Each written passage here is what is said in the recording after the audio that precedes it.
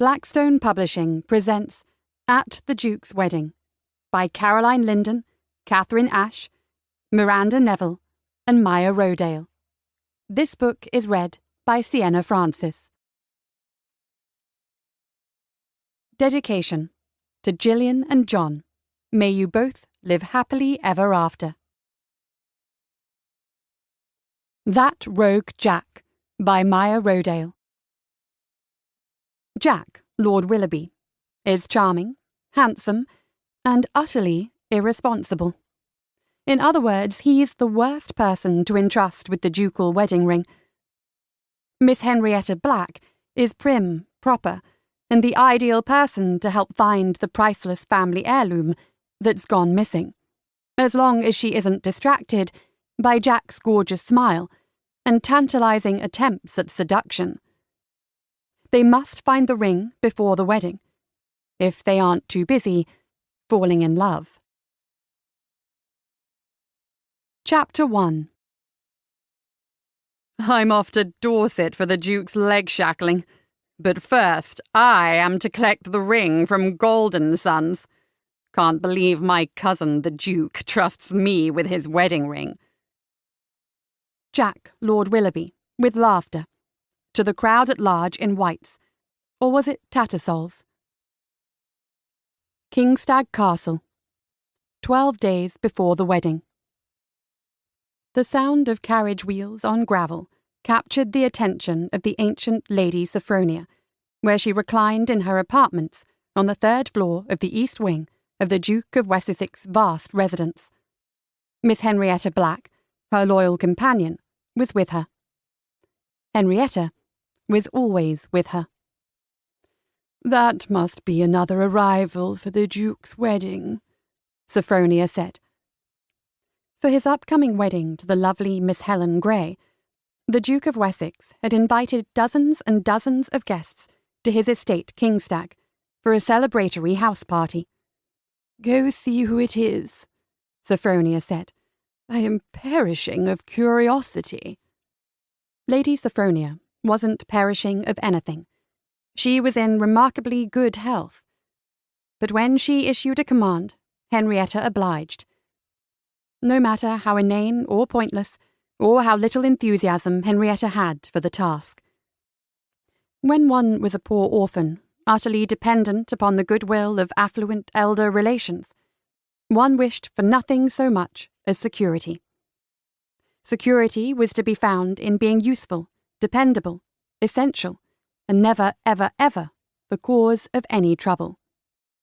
Thus, ever obliging to Sophronia's curiosity, Henrietta crossed the large sitting room and peered out the windows overlooking the drive. She expected many such journeys across the carpet in the coming days.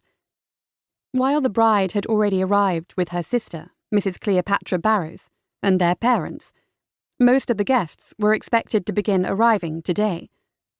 Looking out the window, Henrietta spied the high perch phaeton first. It was painted a glossy black, with wheels in a stunning shade of yellow, like a bee in a bonnet or spiked lemonade at a ball. Or so she presumed, having no first-hand knowledge of bees in bonnets or spiked lemonade at a ball. This phaeton, in the first air of fashion, must surely be a London carriage. Surely it was the leading contender for the most impractical conveyance ever created. It was drawn by a pair of enormous, perfectly matched stallions. Midnight black they were, right from the high tips of their ears down to the hooves pawing impatiently on the gravel drive. Only one man could be the owner of such a flashy carriage. Henrietta had her suspicions, which were confirmed when he stepped down. Black glossy boots, fitted breeches, a bottle green jacket that clung to broad shoulders, tousled hair the colour of wheat, streaked with gold, and that infamous smile. It was none other than Henrietta's least favourite person in Christendom, Jack, Lord Willoughby. Wessex had invited his cousin to be his best man. They were an unlikely pair, for the Duke was steadfast, responsible, and admirable, and Jack was...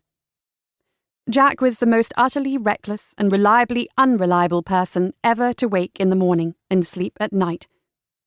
If breathing were a task under his command, Jack would probably forget to draw breath. Should he be responsible for the beating of his heart, the thing would skid to a stop. Distractions were aplenty with Jack. There wasn't a woman, wager, or some manner of trouble that didn't catch his fancy. Every 20 seconds. Henrietta supposed he could not help his devilish nature. From a young age, he'd caused trouble and wreaked havoc that she could ill afford to indulge in, and was obliged to frown upon. Poor orphaned girl children had to earn their keep with excellent behaviour. What made Jack truly despicable was his smile. Perfectly white and straight teeth, a dimple in his left cheek. So rakish. And then his eyes. When he smiled, they sparkled like sapphires in sunlight. It had been said upon more than one occasion that his smile could free a man from the hangman's noose, or seduce a woman in a second. When an apothecary let it be known that his special formulation of smelling salts was inspired by Willoughby's infamous smile, and the swooning ladies left in his wake, sales of Smithson's smelling salts exploded. No lady's reticule was complete without a small bottle. Jack just smiled. Henrietta scowled just thinking about it. "Well, girl, quit your fawning," Lady Sophronia barked. "I can hear your tragically heartfelt sighs from the far side of the room. Before I expire, you might tell me who has arrived, though I dare say I know who it is."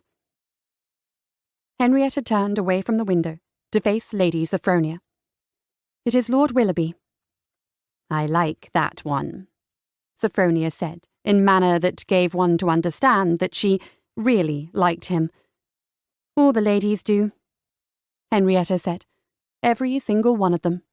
Except me." "He's a tremendous flirt," Sophronia stated the obvious.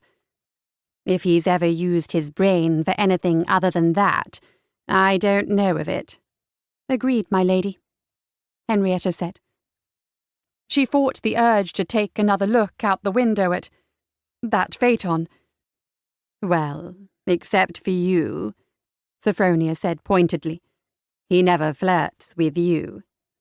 "Because I'm the devoted caretaker to a recluse." "I appreciate the notice you have bestowed upon me," Henrietta replied demurely. "I think he can tell you dislike him. You ought to be nicer." "But I don't like him," Henrietta pointed out.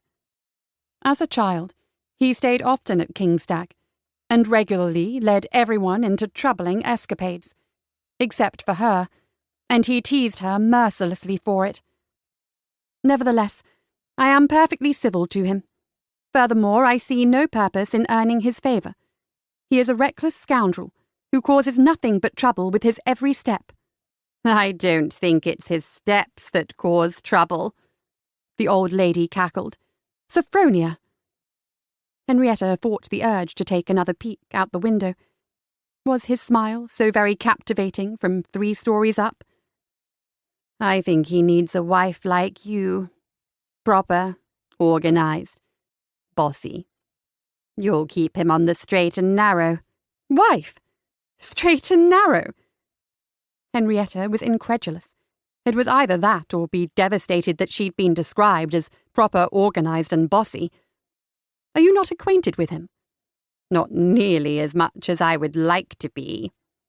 A wicked grin elicited another protest from the proper Henrietta. "Lady Sophronia!" "I'm not dead yet. Neither are you, for that matter." "I do not know the appropriate response to that," Henrietta mumbled. "How about an inappropriate one?" "Definitely not." Poor orphaned relations could not afford to be inappropriate. Sophronia might claim not to mind, but surely the Duke would, especially if his new Duchess took issue with the outspoken old woman and her troublesome companion. No, if they were to keep their place, reliant on the Duke and Duchess's charity, They would have to be no trouble at all, whatsoever. "Oh, my dear Henrietta," Sophronia sighed. "I do fear your youth is wasted on you." "My youth has long since passed." "Nonsense. You are just 24 years of age. As a person of 45 years of age, I may say my youth has passed." 45? Henrietta echoed, and then, because she couldn't restrain herself all the time, she asked, "Do you not mean 75?" "Ah, whatever gave you that idea?" "The birthday candles on your cake gave sufficient light to read by." "I knew you had some spark in you." Henrietta murmured something about fire hazards and ensuring safety first. "Are you going to avoid him the whole week, then?" Sophronia asked. "Who?" "Don't be obtuse." "Alas, I cannot." Henrietta heaved a sigh. She had quite the task before her, but one she hoped would be concluded before nightfall. At the Duke's request, Lord Willoughby brought the wedding ring for Miss Grey down from London after having it reset. "The Duchess has asked that I fetch it from him immediately, for she will be too busy greeting guests. That is, if he has even managed to procure it, and bring it safely. We all know he is completely irresponsible. After that, I hope to have nothing to do with him." "Well, you'd better chase after him," Lady Sophronia said. Then, with a dismissive wave of her hand, she added, "Be off with you. Go get a betrothal ring from that rogue." Henrietta's plans were immediately thwarted. She took a moment to fix her hair, which she kept secured in a bun atop her head, and not in the 2 braids Jack had always delighted in tugging as a child. Then she pinched her cheeks to bring out some colour, and made her way downstairs. But Lord Willoughby had already taken his shiny new phaeton around to the stables. Then she was pressed into performing other duties as more and more guests arrived and had to be entertained. At mealtime, she found herself seated far from Willoughby, and far too occupied with ensuring that Lady Sophronia didn't insult the other guests too badly with her bluntness. Hours passed, increasingly anxious, vexing, and maddening hours, before she had a chance to speak with him. Chapter 2.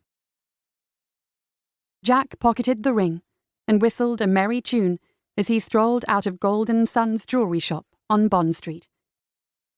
He glanced around to see if there were any beautiful women requiring his flirtations. But no, just bustling pedestrians and one shiftless wretch wearing a vile purple waistcoat skulking in the doorway of the shop next door. His carriage awaited, as did the Duke's wedding. The stables, the following day, 11 days before the wedding. Hippolyta was a beauty. On that, all men agreed. Her curves were so perfectly defined, they just begged for a man's possessive caress. She was smooth to the touch, God so smooth. She was immensely pleasing to the eye. He couldn't wrench his gaze away. Riding her was a pleasure like nothing else. And if he was so inclined, Jack knew Hippolyta wouldn't refuse another man or another woman in addition to him. She was obliging like that. His latest partner in trouble was dangerously tempting, and the envy of everyone who laid eyes on her. Hippolyta was his new phaeton. The new carriage also provided an excellent excuse to avoid the horrors of the house, which began and ended with a plethora of women hysterical over things he could not care less about. Wedding things, dresses and ribbons and bonnets, and something or other. Jack was very, very easily distracted when it came to such matters. A pack of the younger girls, mainly comprising Wessex's sisters, had formed a terrifying mob, a ghastly, ghostly bunch of white dresses, giggles, and the occasional shriek. The white muslin crew, the gents had taken to calling them. They skulked through corridors and lurked around corners. They took to the gardens and drawing rooms. Jack knew for a fact he was not the only man who broke out in a cold sweat when they approached. On the other end of the spectrum, there was that sharp-tongued old harpy, Lady Sophronia, and her uptight companion, Henrietta Black. She was neither old nor sharp-tongued, but the two women were never apart. He'd known her for an age. Even as a child, Henrietta had been far too proper for her own good. He recalled her two braids and how badly he always wanted to pull them. Of course, he gave in to the temptation constantly. One day she'd had enough and walloped him with a china breakfast plate, which had shattered after connecting with his thick skull. Damn, had they both gotten in trouble. Jack's thoughts strayed, as they were wont to do, toward the seduction of a prim miss such as Miss Henrietta Black. Underneath her proper exterior, there was surely a passionate minx. He considered the seduction in exquisite detail. For about 20 seconds. Then Mr. Blair, a very distant cousin and secretary to the Duke, inquired about Hippolyta's speed. Jack obliged him with the information, but was interrupted when a footman refilled his glass, and everyone else's, with more ale, which led to a rousing toast. "To Hippolyta!" "Hear, hear!" the gents called out.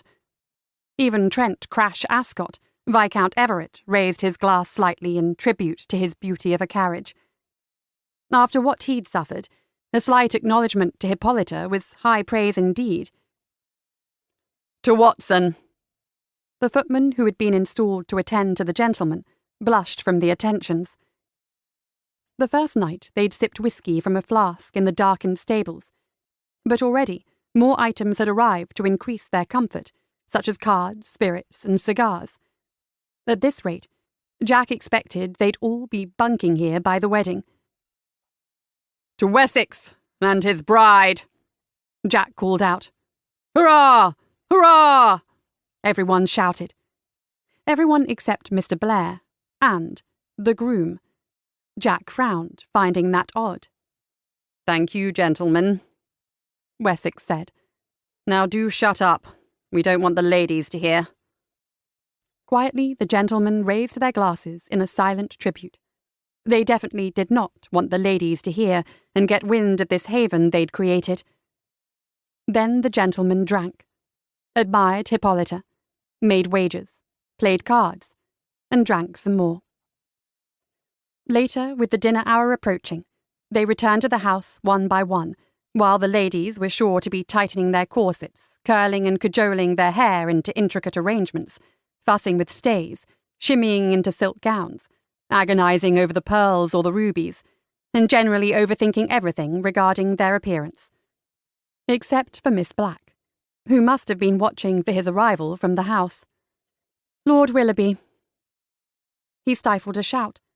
She had surprised him, waiting in the servants' entrance and only making herself known as the door shut behind him. Escape was impossible.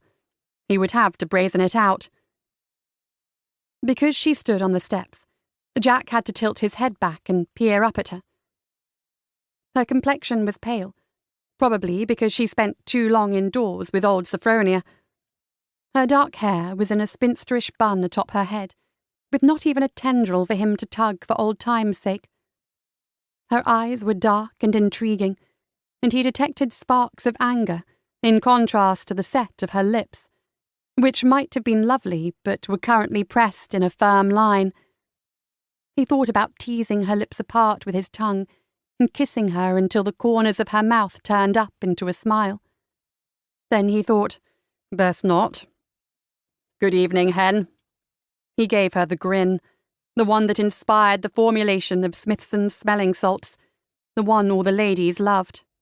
"Miss Black," she corrected. "Good evening, Miss Black," he said, sweeping into a deep bow. The lady remained unmoved. Given the solitude of the servants' stairs and the dim lighting, many women would have thrust their bosom up against him, twined his hair through their fingers, and murmured all sorts of invitations.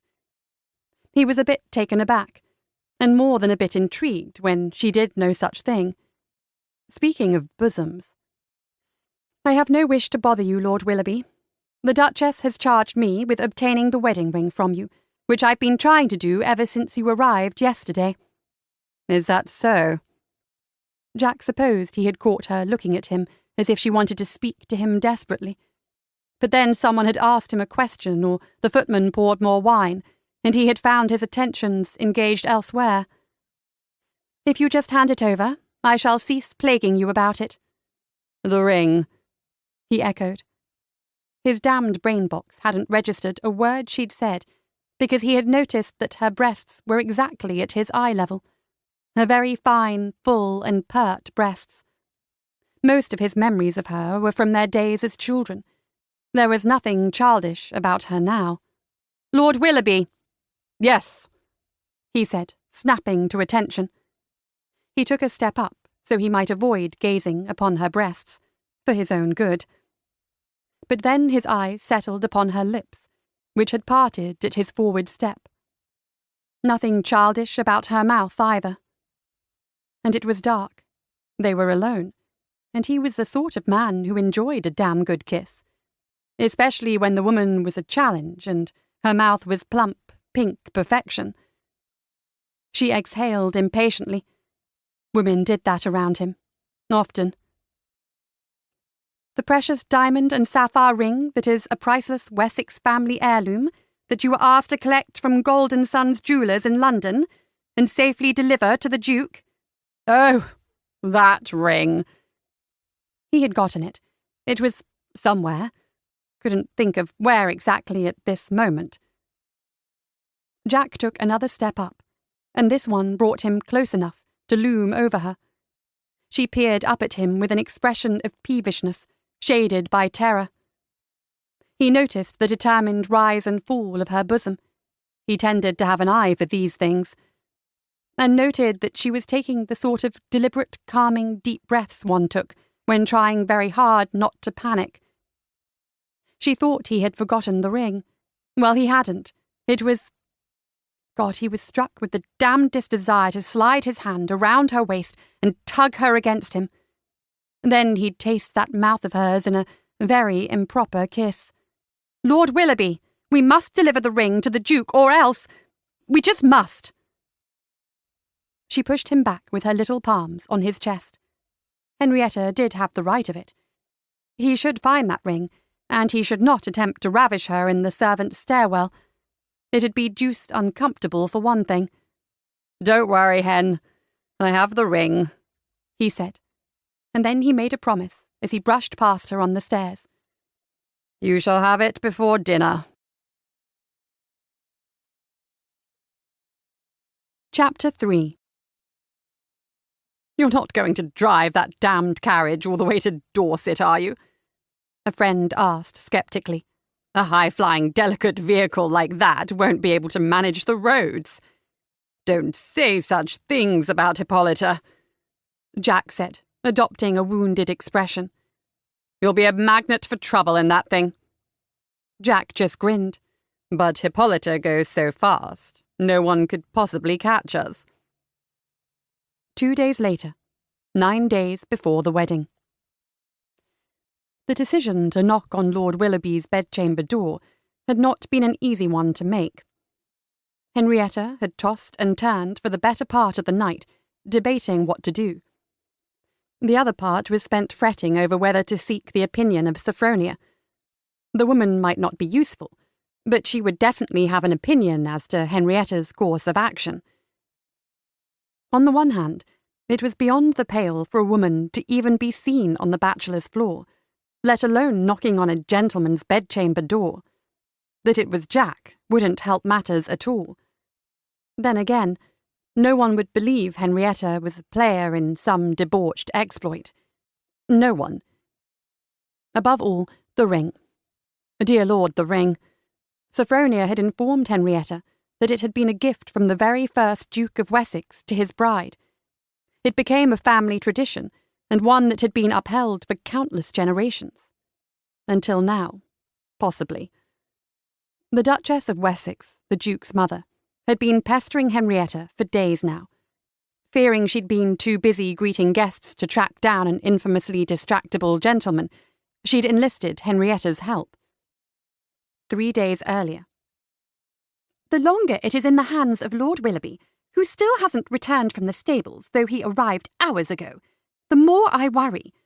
I never should have consented to having him transported, but the Duke insisted.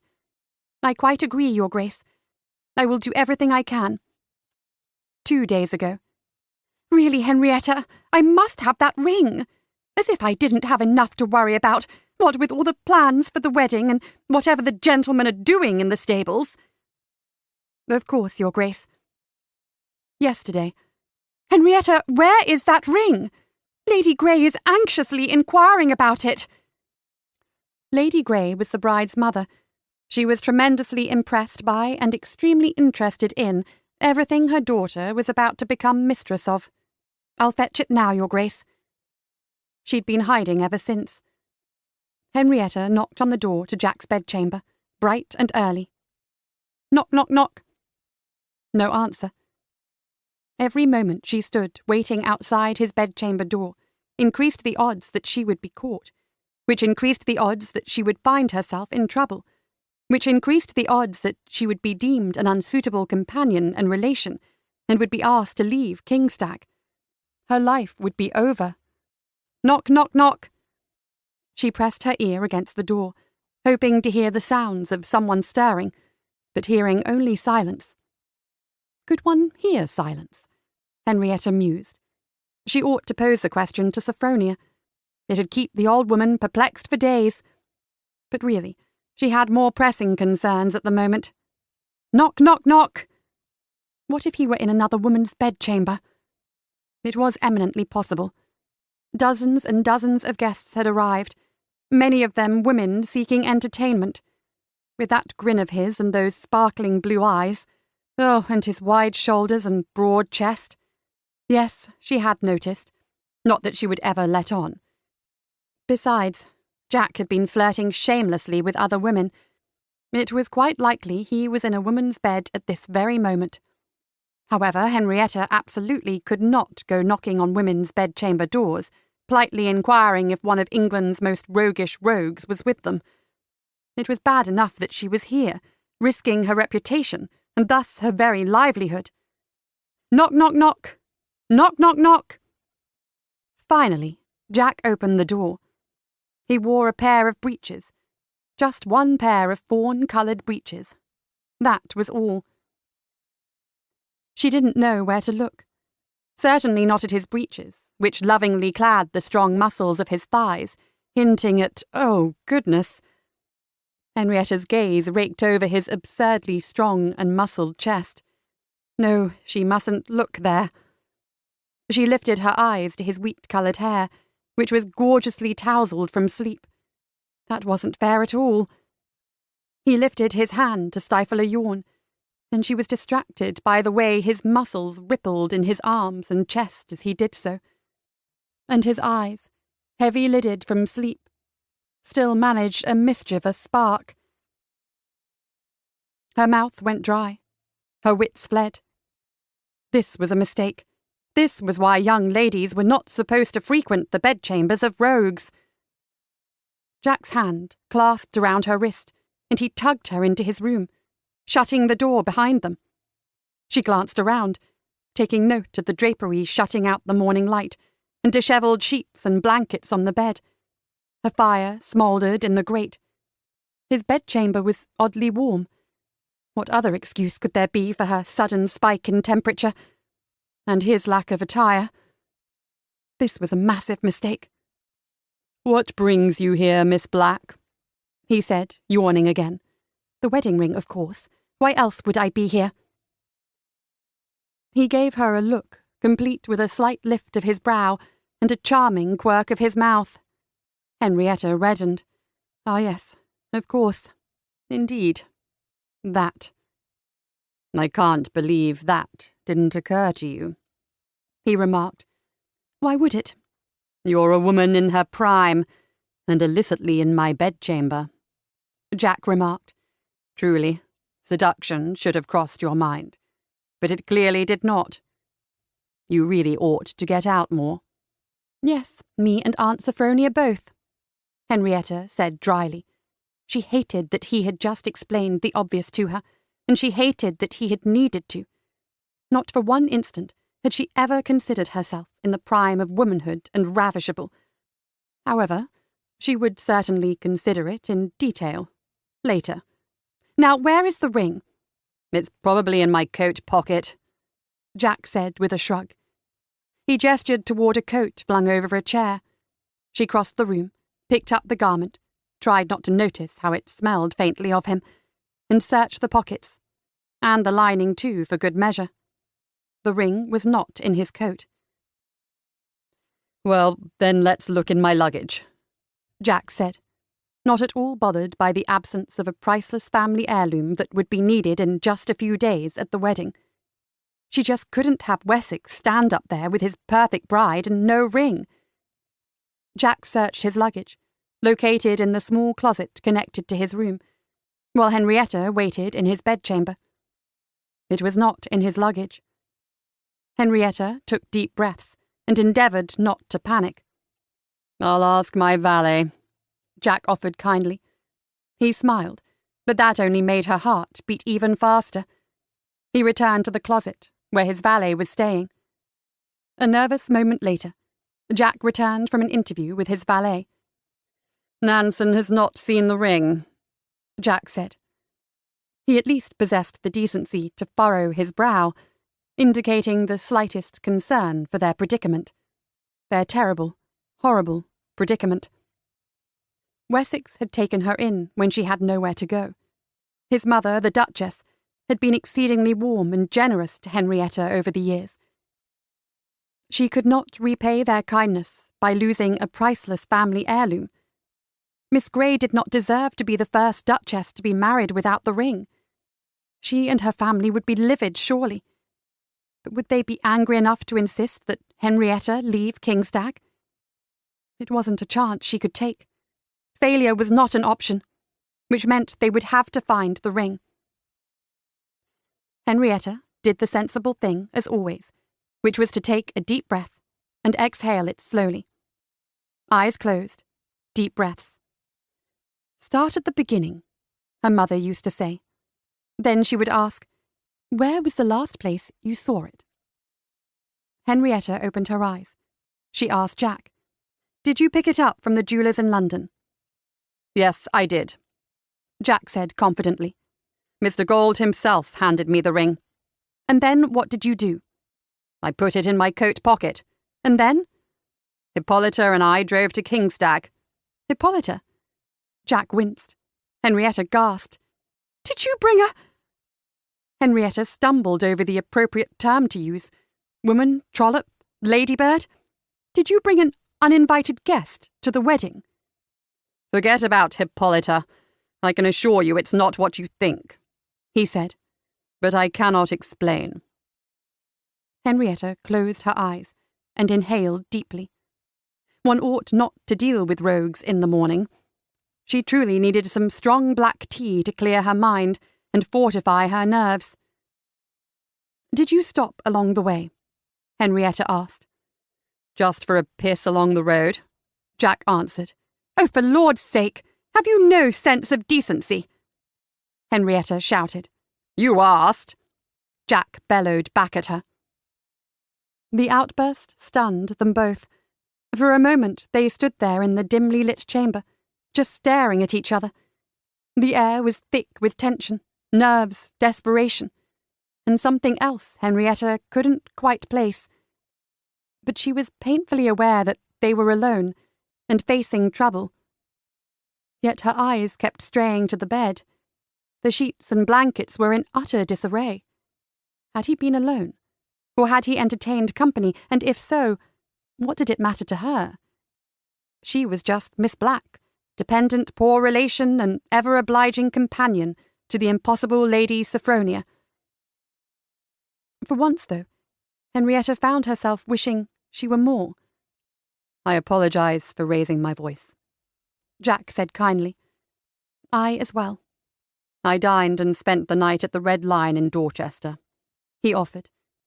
Is there a chance you were victim to a pickpocket? Doubtful. I'm an intimidating bloke. You are obviously wealthy and easily distracted." Henrietta replied, "I'd try to pick your pocket." "Would you now?" Jack gave her another look that suggested he understood her comment to have nothing to do with thievery and everything to do with her hands in his breeches. "It's not like that. It's not what I meant. You rogue!" "Ah, Hen, I'm only teasing," he said with an affectionate smile. That damned smile of his made a girl feel dizzy in the head, weak in the knees, and in great need of the restorative powers of Smithson's smelling salts. "The ring," Henrietta said firmly. Again. She would not forget why she was in this rogue's bedchamber in the first place. "The ring," Jack repeated. "Is lost," Henrietta stated. "It must be somewhere. We have to find it." His gaze locked with hers. Jack's eyes, she noted, were very blue. The seconds ticked by. His gaze never wavered. She felt a surge of heat from deep within. But it was no match for the sheer crash of panic that seemed to attack them both. Jack and Henrietta lunged for the bed, not for a passionate tumble, but in a frantic search for that wayward piece of jewellery. Bedsheets were ripped from the mattress, pillows were fluffed and punched until they exploded in a burst of feathers. Blankets were shaken out. There was no ring. What of the bedside table? Surfaces were swept over, drawers yanked out and discarded on the floor. The armoire was divested of its contents and drawers. Henrietta dropped to her knees so she might better explore the carpet. Jack stood above her, breeches on but nothing else. A maid walked in. Her eyes went wide and round. Henrietta turned a furious shade of red as she imagined what this scene must look like. Jack unclothed, a woman on her knees, the bedding in an outrageous state of disorder. "Nothing to see here," Jack said jovially. "Excuse me," the maid murmured. She stepped out and closed the door behind her. "It's not here," Henrietta said a moment later, her voice rising in panic. "It's not on the carpet or under the carpet. We have searched your room, destroying it in the process. The Duchess will be furious with me. Sophronia and I will have to find somewhere else to live. And she's so particular. This is terrible. My life is over." "Perhaps it is in my phaeton," Jack said softly, consolingly. "Let us go there directly," Henrietta urged. "No. Later," Jack said firmly. "Why not? Oh, say immediately. The sooner we find this ring, the sooner we can relax and enjoy the wedding festivities." "I cannot explain," Jack replied.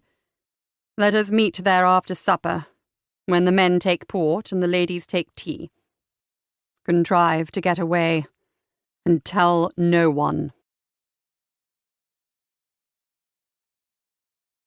Chapter 4. There was nothing more perfect than this. A blue sky, the open road, a bottle of whiskey tucked under the seat. It was a fine day for driving a carriage like Hippolyta through the English countryside. But wait, was that another carriage following him? The dining room, later that night. Mrs. Cleopatra Barrows was sister to the bride, and far too observant. "Is anything the matter, Lord Willoughby?" she inquired. Damn! She had caught Jack drumming his fingers on the table and peering anxiously at his pocket watch. Again. And only the second course had been served. "Everything is just fine. Why ever do you ask?" But it wasn't fine. He'd lost the blasted wedding ring. But they had a week yet to find it. God willing, he'd never have to tell his cousin how he'd lost the Wessex family heirloom. Jack took a long swallow of wine.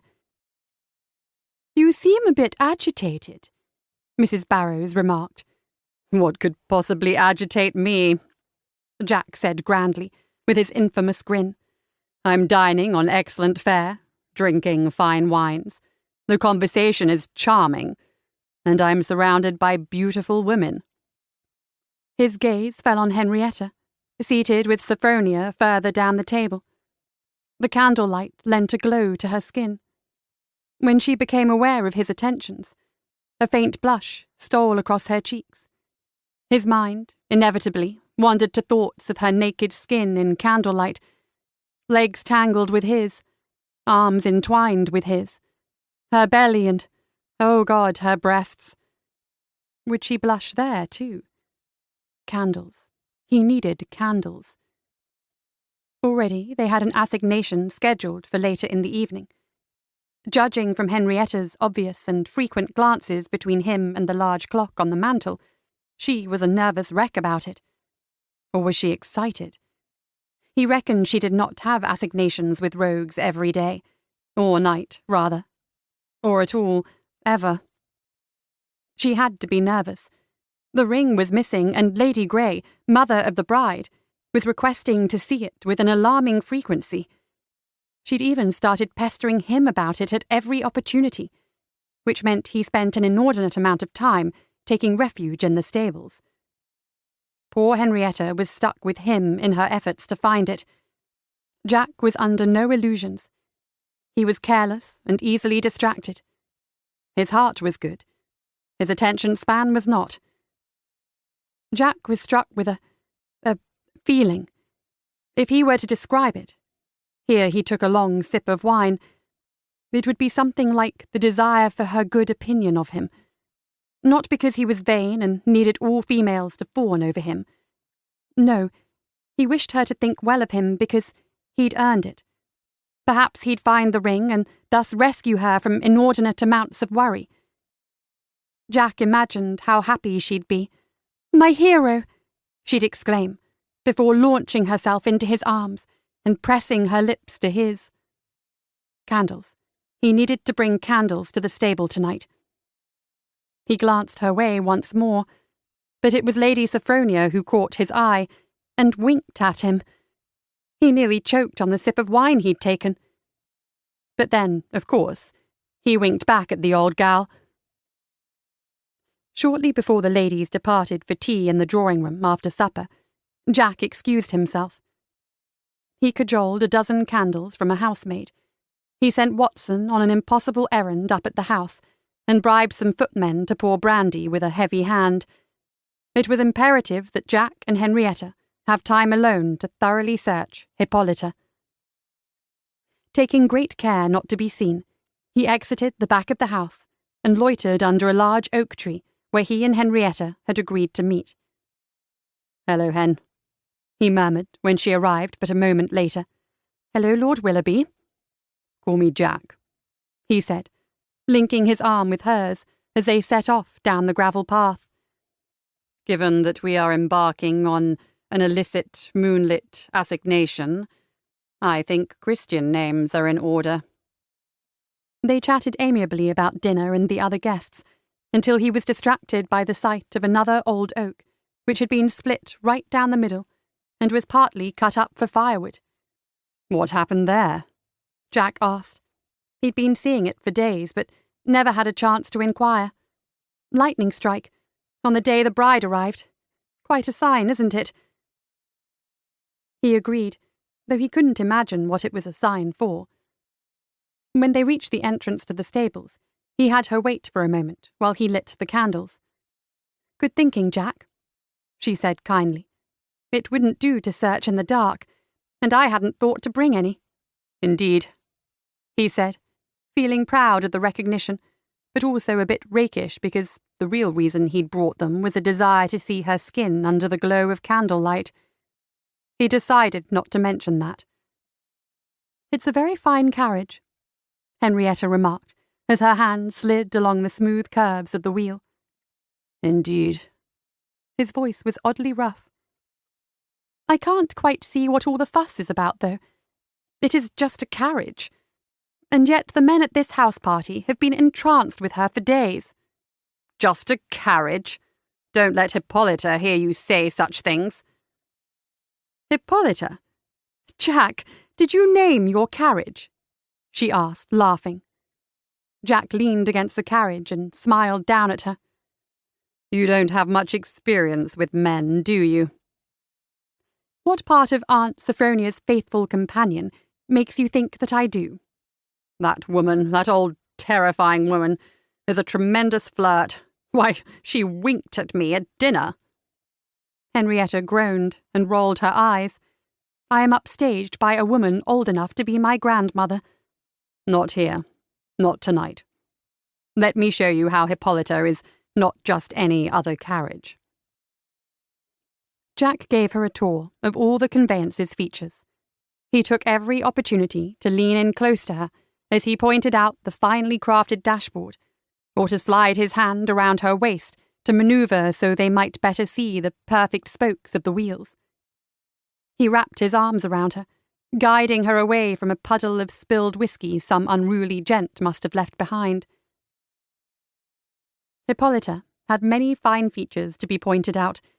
Jack was eternally grateful, because he just couldn't get enough of Henrietta. He breathed her in, ached to taste her skin or thread his fingers through her hair. He wanted to know her. And now, he leapt into the carriage. In one hand, he held a lit candle, so they might search for the ring along the upholstered seat. I suppose you're going to show me how well sprung she is, she retorted. Jack couldn't help a low chuckle. You're incorrigible. Come on, Hen, Jack said, extending his hand. She hesitated. He gave her that grin. Henrietta placed her small, soft hand in his. Perfect fit. His intentions were to gently help pull her onto the seat beside him, but that didn't happen. Jack used a little too much of his strength. She was rather light, and Henrietta tumbled against him. Instinctively, he wrapped his arms around her. Unfortunately, he dropped the lit candle to do so. Disastrously, it landed in the puddle of whiskey. There was a sudden burst of flame, which dissipated as quickly as it had come. Henrietta screamed. She clutched his shirt with her delicate little hands and buried her face in the crook of his neck and shoulder. He could feel her breasts pressed up against his chest. He did not like it. He did not like it. He did not like it. He liked it. Of course he bloody liked it. He was a man, with a pulse, and she was Miss Henrietta Black, a chronically well-behaved child, who had grown into a terminally proper woman. Or so he had thought. Facts forced him to reconsider. She had broken at least 19 different rules when she knocked on his bedchamber door before breakfast. At the moment, she ought to be taking tea and gossiping with the ladies. Instead, she was here, warm and luscious, in his arms. Plus, they were embarked upon a high-stakes quest together. Jack revised his previous opinion.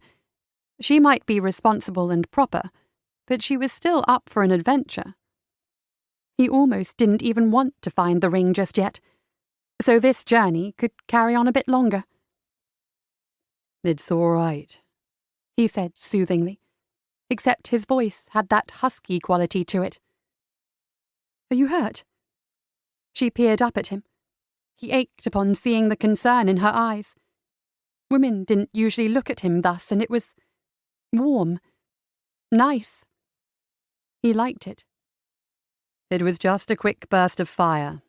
Nothing to worry about. You're not even concerned about Hippolyta, Henrietta pointed out. His beloved carriage's welfare hadn't even occurred to him. Another detail he had overlooked. He and Henrietta were still locked in an embrace. That must mean something. Hen, Jack said, his voice rough. Desire thrummed through his veins, and he had no intention of stopping it. Especially not when Henrietta was still in his arms. What is it? She whispered. This, he murmured before claiming her mouth with his.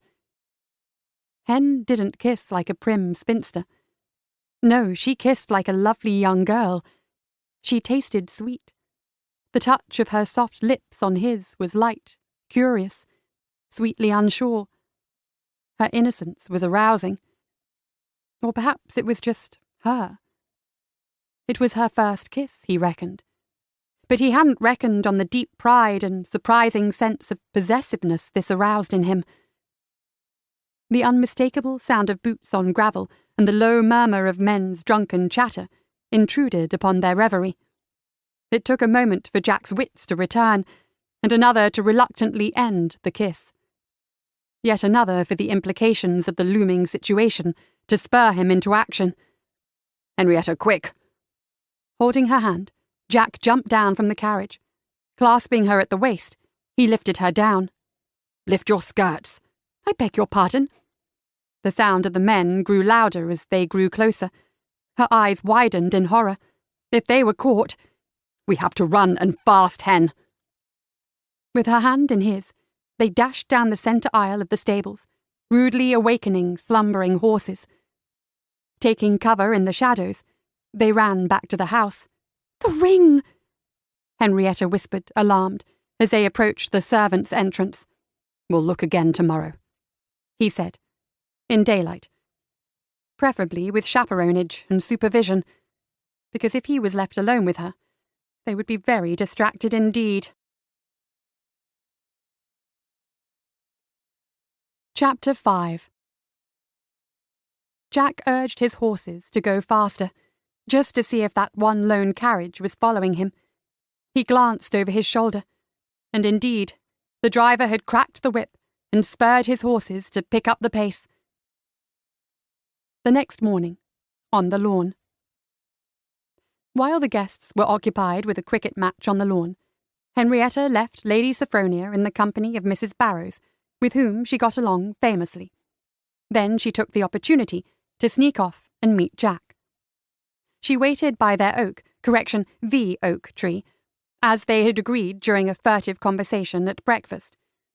Taking advantage of the distance, she indulged in a long, lingering look at him. "Oh, lad, Jack looks so handsome," she thought as he strolled across the lawn toward her. His wheat-coloured hair seemed nearly golden in the sunlight, and it was slightly ruffled by a caress of wind.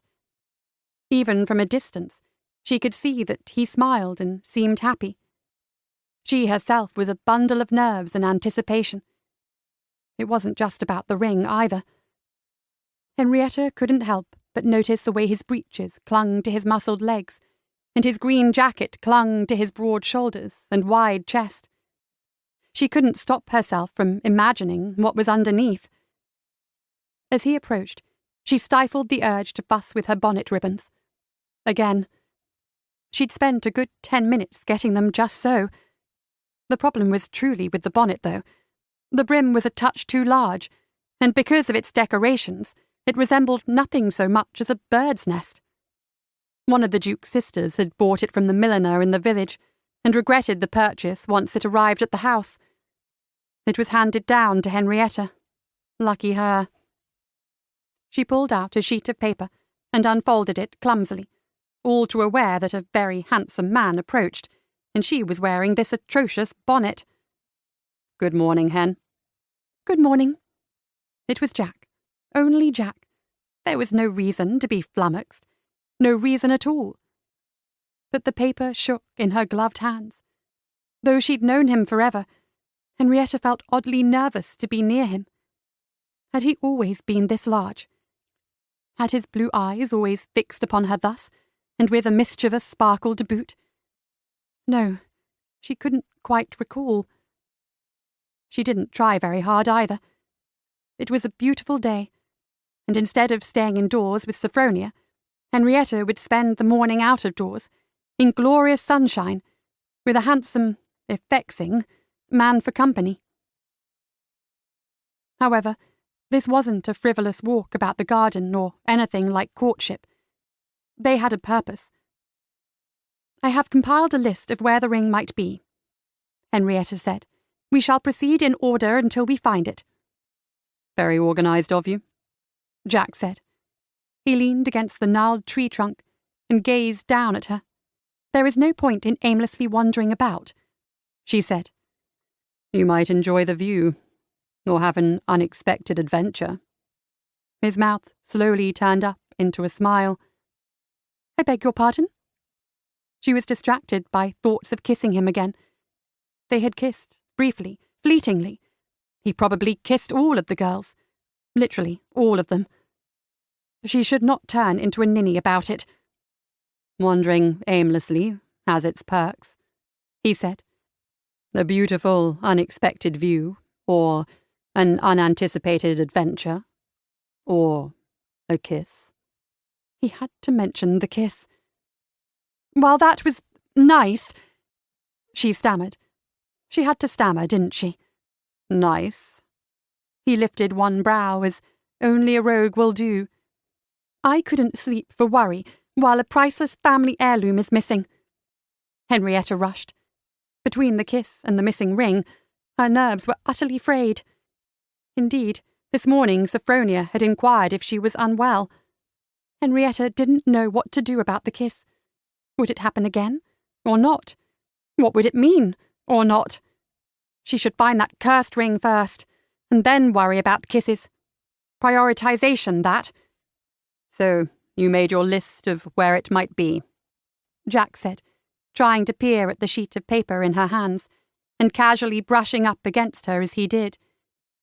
She experienced a tingle of anticipation from the touch. Yes, precisely. Do tell, my lady. I thought we might carefully review the pathway between the stables. Perhaps the ring was in your pocket and it fell out. Excellent thinking. Shall we? Jack offered his arm. Henrietta looked at him warily, curiously. If all those people watching the cricket match should see us wandering about arm in arm, and our heads bowed together, they will think we are having a romantic stroll. If they see us pacing furiously between the stables and the house with our heads down, and otherwise ignoring each other, they will be curious. Eventually someone will do the math and determine that we are responsible for the ring, that it is missing, and thus that we are looking for it. You are not so foolish after all, she replied. Her heart twinged at the faint smile he gave her, as if he was sad and tired to always be thought of thusly. Not knowing what to say, Henrietta slipped her arm in his and strolled alongside him. Henrietta wasn't the only one to think him a fool. Jack knew the opinion was shared by most who encountered him. He'd never been able to focus on his lessons. Latin, botany, and ancient history just didn't captivate him. Forget about the preacher's sermons or most conversations. Even most women couldn't hold his interest with their twittering and harping on this and that. Horse races he liked. They were fast and fascinating, and then over. He enjoyed sports. Carriages intrigued him, particularly the design and construction of them. And Henrietta, she had caught his interest, and he didn't want her to think him a fool. Slow down a bit, Hen, he said to the woman stomping along at a clip beside him. He peered down at her and could see little other than her atrocious bonnet, which seemed to resemble some sort of shrubbery. Remember, we are lovers, indulging in a morning stroll through the gardens. You're right, she said, though she kept her gaze firmly fixed upon the grass and gravel underfoot. We are not two people who are increasingly panicked at the absence of a priceless family heirloom. You're right. It must be somewhere, she said firmly. Hen peered up at him expectantly. His heart sank. He had been the damned fool to misplace the thing. On the one hand, this mistake was a disaster. On the other hand, this disaster was allowing for time with Henrietta, which he was finding quite enjoyable. Perhaps it was even more enjoyable than drinking in the stables and accepting compliments on Hippolyta. But Henrietta thought him a fool for misplacing it, which he had done, probably while drinking and talking about Hippolyta. Jack sighed hopelessly. They had to find the ring. Up and down the gravel path they strolled, leisurely once, then twice, then thrice. What did the ring look like, anyway? She asked. I don't think the Duchess has worn it since Wessex's father died years ago. Jack racked the recesses of his brain, trying to recall what the jeweller had handed him. It was a dark stone, flanked with some shiny white ones, in a gold band, he said finally. Or was it silver? Also, there may have been rubies. You are hopeless. I'm a man. I'm not supposed to have an eye for jewellery. Well, there goes my plan to have someone in the village try to make a forgery in a few days' time, Henrietta muttered. With all the diamonds, rubies, and sapphires lying around. If you knew the names of the stones, Henrietta said slowly, why didn't you just say so? And then, just to vex her, he said, it could have been an emerald. Jack glanced down at her with a grin. Her eyes were flashing, and her cheeks were pink. Blazing mad she was. You are quite adorable when you make those sounds of strangled frustration.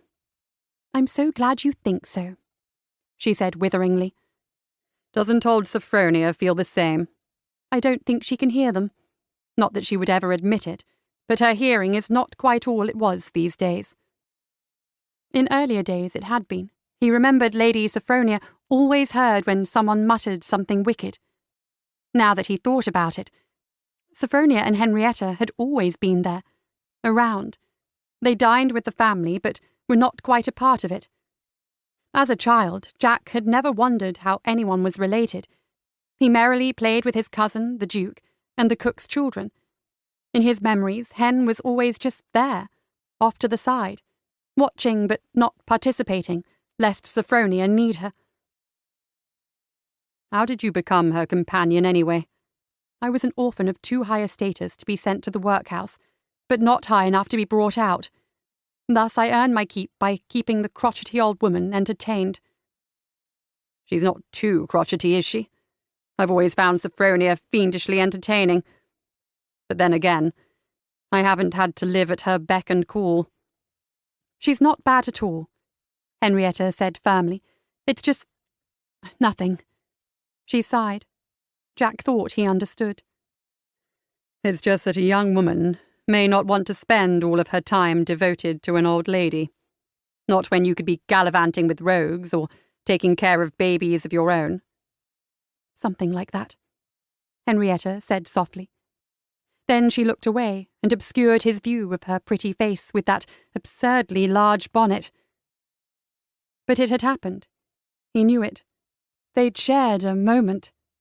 Wessex says she came with the house, Jack said, lightening the conversation. I'm given to understand that, along with lands and houses, titles also come with an assortment of dependent relations, she remarked. I didn't get any, he said. There were some cousins in the Outer Hebrides, but other than Wessex, the rest of Jack's family was long gone. No pesky sisters or brothers. No mad old aunts and their lovely young companions. Lucky you, Hen said. It's a bit lonely, Jack replied, not untruthfully. Is that why you keep so much company with so many women? Speaking of, he murmured as a flash of white caught his eyes. Then another. Quick, hide! They'd been having a moment. Henrietta was dismayed when it ended abruptly, with Jack tugging her under the cover of one of the large, gnarled old oak trees that shadowed the path. But then she wasn't dismayed at all. The large branches hung low, and created a sort of cocoon where they'd be hidden from whatever they were hiding from. She found her back up against the tree. Jack's body protectively covered hers. He slyly peered around the thick trunk, trying to see if they had escaped. As he did, his hand strayed from the tree trunk to her hip. Henrietta sucked in her breath. That felt too perfectly wonderful. His hand, casually, possessively on her hip. It's a white muslin crew, he muttered. I say, they are a plague among men. I beg your pardon? It's the name the gents have given to Wessex's sisters and the other young women who have banded together to stalk the men at this house party. Henrietta's lips quirked into a smile. She supposed the Duke's sisters and other young female guests had been rather forthcoming with their interest in all the young, handsome male guests in attendance. The ladies were too occupied with wedding matters to rein in the flighty girls. Oh, they can't be so bad. They are just excited for the wedding. They are uncivilized harpies with an unquenchable taste for male flesh. I haven't had a moment's peace since they set eyes upon me. Vanity, thy name is Jack, she murmured. But it was true. They divided their attentions between Jack and Lord Bruton, an aloof aristocrat whose wicked scar inspired all manner of outlandish speculation. I truly fear for my life, he said, gazing down at her. Your bachelor life, you mean? She replied flippantly. Of course, exactly. Have not the wedding activities and all the romance softened your heart? Do you not wish to wed? Thus far I have been chased to and fro by a terrifying pack of marriage-minded young women, all the while searching for the blasted wedding ring for the bride. I've noticed that Wessex seems awfully morose about the whole affair. My conclusion is that marriage and women are a tremendous amount of bother. It should go without saying that I'd rather not endure a tremendous amount of bother. None of that sounds very romantic, Henrietta murmured. Not very romantic at all, he murmured. For a moment, she wondered if he might kiss her. It's not very sunny under the shade of this tree, he remarked, and she tried not to cry. Was he truly initiating a conversation about the weather when they were in a secluded place having a moment? Since we are shaded, perhaps you want to remove your bonnet.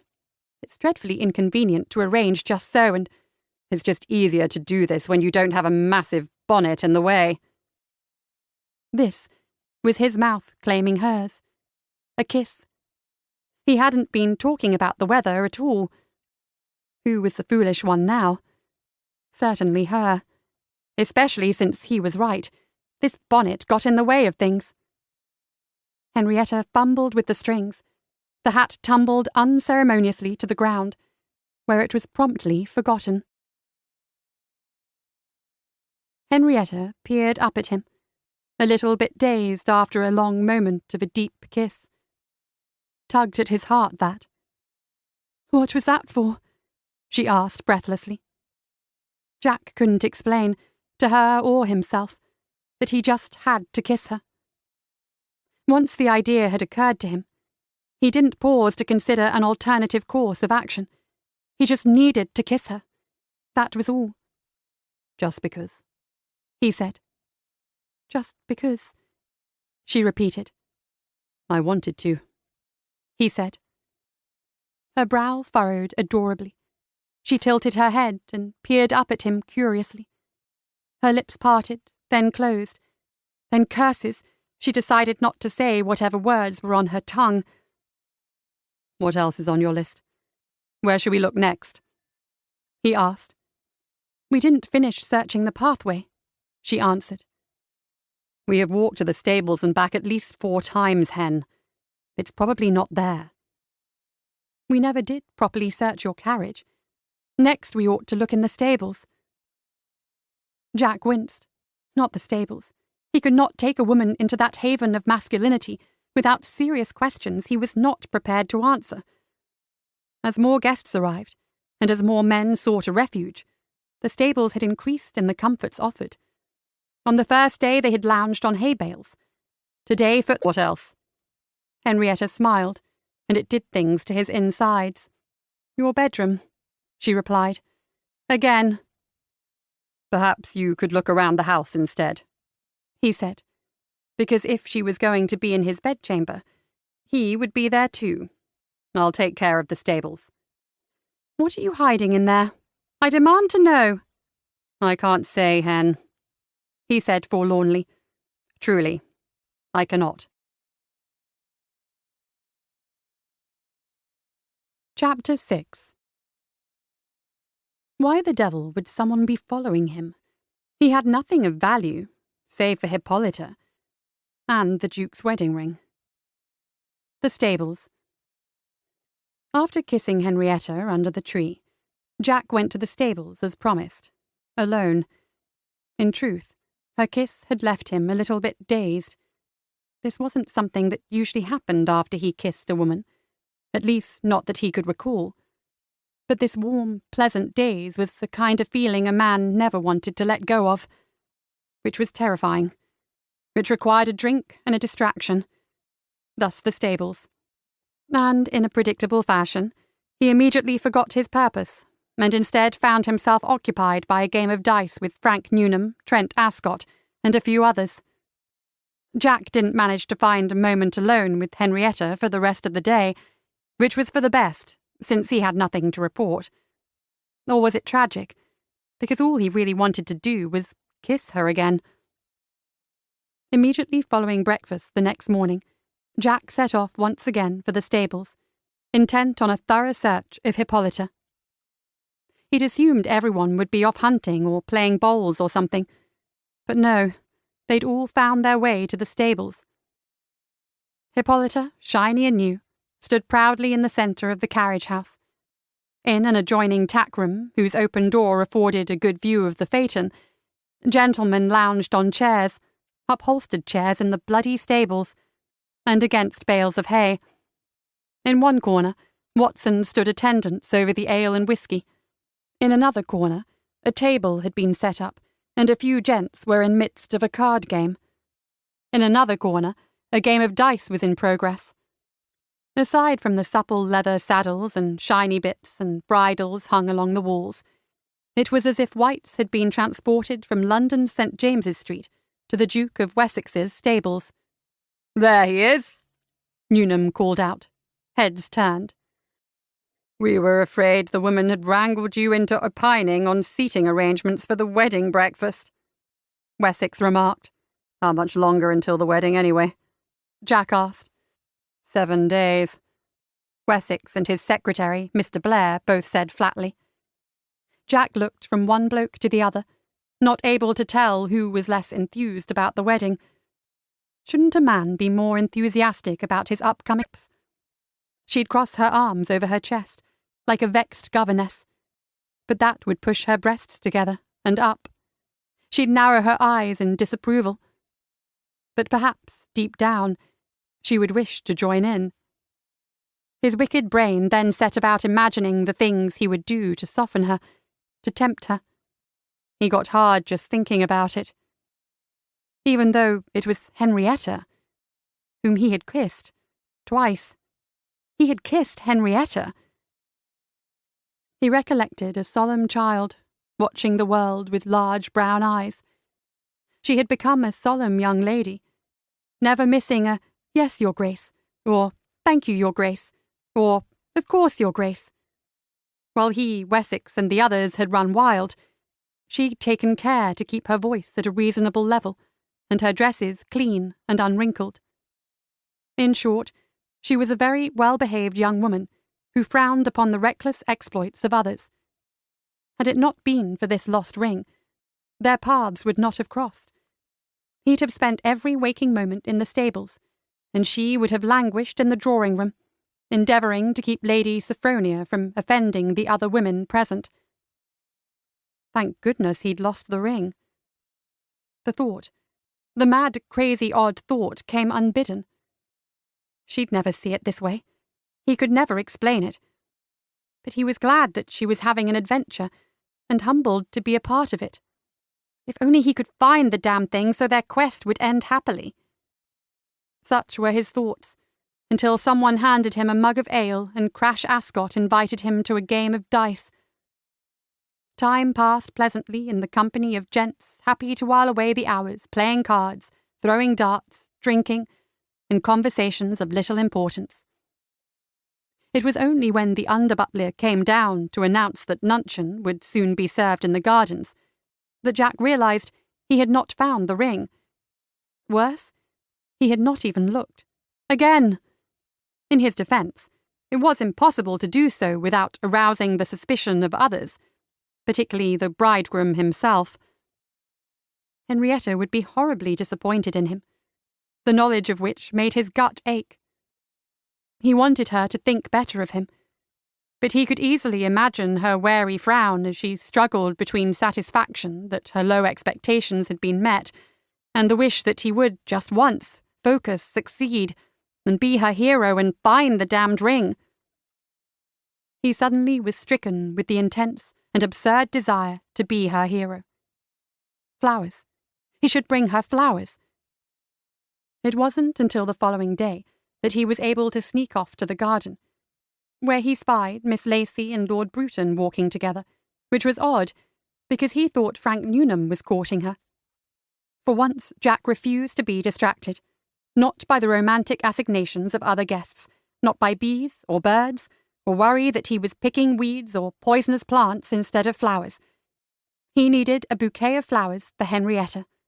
By God, he was going to get them. The corridor. Later, with flowers. When Jack presented her with a bouquet of freshly picked flowers outside of the dining room after luncheon, Henrietta fought the urge to turn around in search of the woman he really meant to give them to. Perhaps one of the Misses Lacy, or even Miss Cowdrey, a young woman who had arrived mysteriously the other day. But there was no one else. Just her, and Jack, and flowers. From Jack, for her. The flowers were extraordinary, and extraordinarily large, proving to be quite the armful as he handed them to her. The bouquet was a massive riot of plump red roses, soft pink peonies, and some deep purple irises. There were also some branches, possibly a bit of shrubbery, and an assortment of unidentifiable greenery. A fat little bumblebee floated out from being stuck inside a blossom, and lazily buzzed off down the corridor. "Did you pick these yourself, Jack?"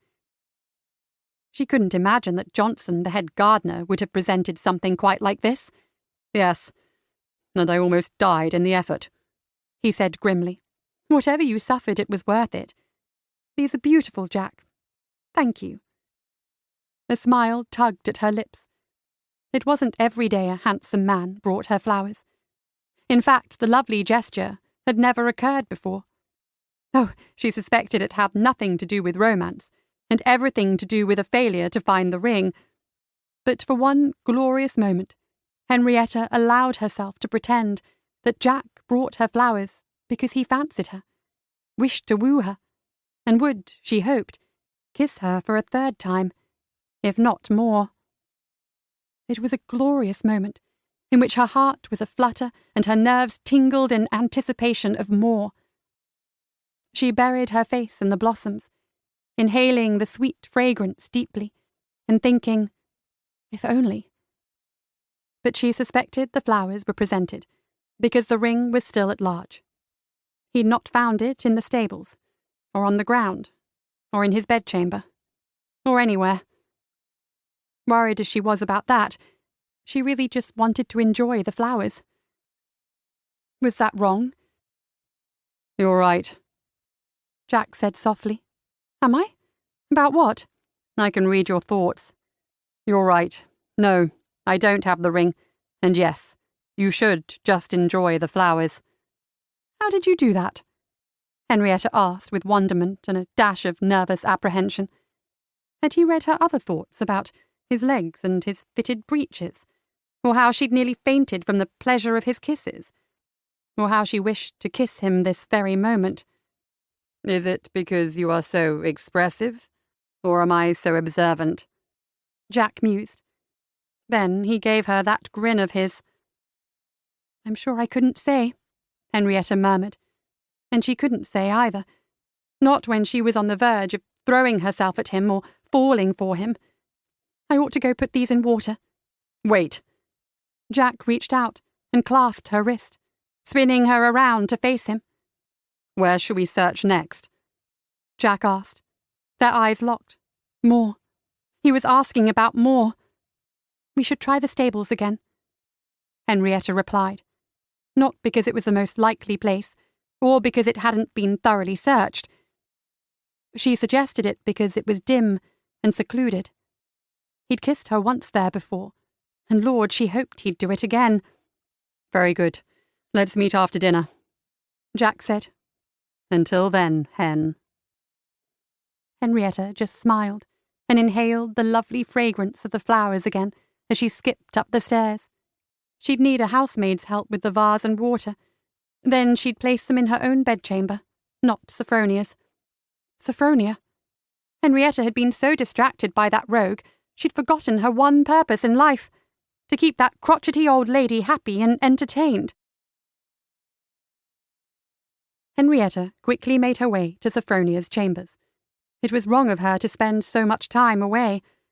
After all, Henrietta's sole purpose in the world was to be the old lady's companion, and she'd hardly done that while off with Jack, searching for the ring, or daydreaming about Jack, and kissing Jack. Henrietta couldn't completely regret that she'd been remiss in her duties. His kiss had made her feel young, lovely, and alive for the first time in her life. His kiss made her feel tingly and magical. She just couldn't be too negligent and risk losing her employment. But then she had to find that ring or else, and it certainly wasn't lost in Sophronia's chambers. "Well, look who has deigned to remember a poor, neglected old woman," Sophronia remarked from her favourite upholstered chair as Henrietta slipped into the room. "You are hardly poor," Henrietta pointed out, "or neglected. You have dozens of housemaids and footmen at your disposal." "I'm not old, either," Sophronia said witheringly. Henrietta murmured, while fluffing pillows and arranging the blanket on Sophronia's lap just so. "I suppose I can guess where you have been all this time," Sophronia said. "Wedding plans," Henrietta replied. "You've been cavorting with that rogue Jack." "You mean Lord Willoughby," Henrietta replied. She was oddly delighted to have been thought cavorting with a rogue. "He's a handsome one," Sophronia said, with a very wicked gleam in her eye. "I suppose," Henrietta replied lightly. She turned away to hide the blush on her cheeks that revealed just how handsome she really found him. "You ought to see a doctor about that," Sophronia said. "Must be something wrong with your vision or, well, never mind that. Suffice it to say he's a handsome rogue, no doubt about it." Of that Henrietta was well aware, achingly aware, constantly aware. But to confess to that was to confess to not being completely committed to being Sophronia's companion. What if she were let go? She didn't think Jack was the marrying kind. A subject change was in order. "How have you been, Sophronia? I'm sorry I haven't been so attentive, as I have been helping the Duchess with plans for the big day." "Oh, I've been just fine, enjoying all the hysteria around the wedding," Sophronia said. "I've also made the acquaintance of a charming young woman. The American girl, Miss Cowdrey. Have you met her?" "I'm not sure that I have," Henrietta replied. Not when she had spent half her time with Jack. "Well, she's a delight. Much less fussy than English girls." "Is that so?" "She's got spirit, that Miss Cowdrey," Sophronia said, smiling fondly, and Henrietta felt her insides tie up in knots. Was she too proper, organised, and bossy for Lady Sophronia? Would she lose her position to a girl with much more spirit? Dear Lord above, was Henrietta boring? And why was she more afraid that Jack would find her so? Sophronia carried on. "I have decided to invite Miss Cowdrey to stay with us here." "How generous of you," Henrietta murmured, finding her insides even more knotted up. "We shall rename these rooms Lady Sophronia's Refuge, for young ladies pining for rogues." "I don't know what you are talking about," Henrietta replied. "I have been busy with wedding things."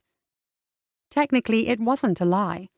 Do those wedding plans include flowers from a handsome rogue?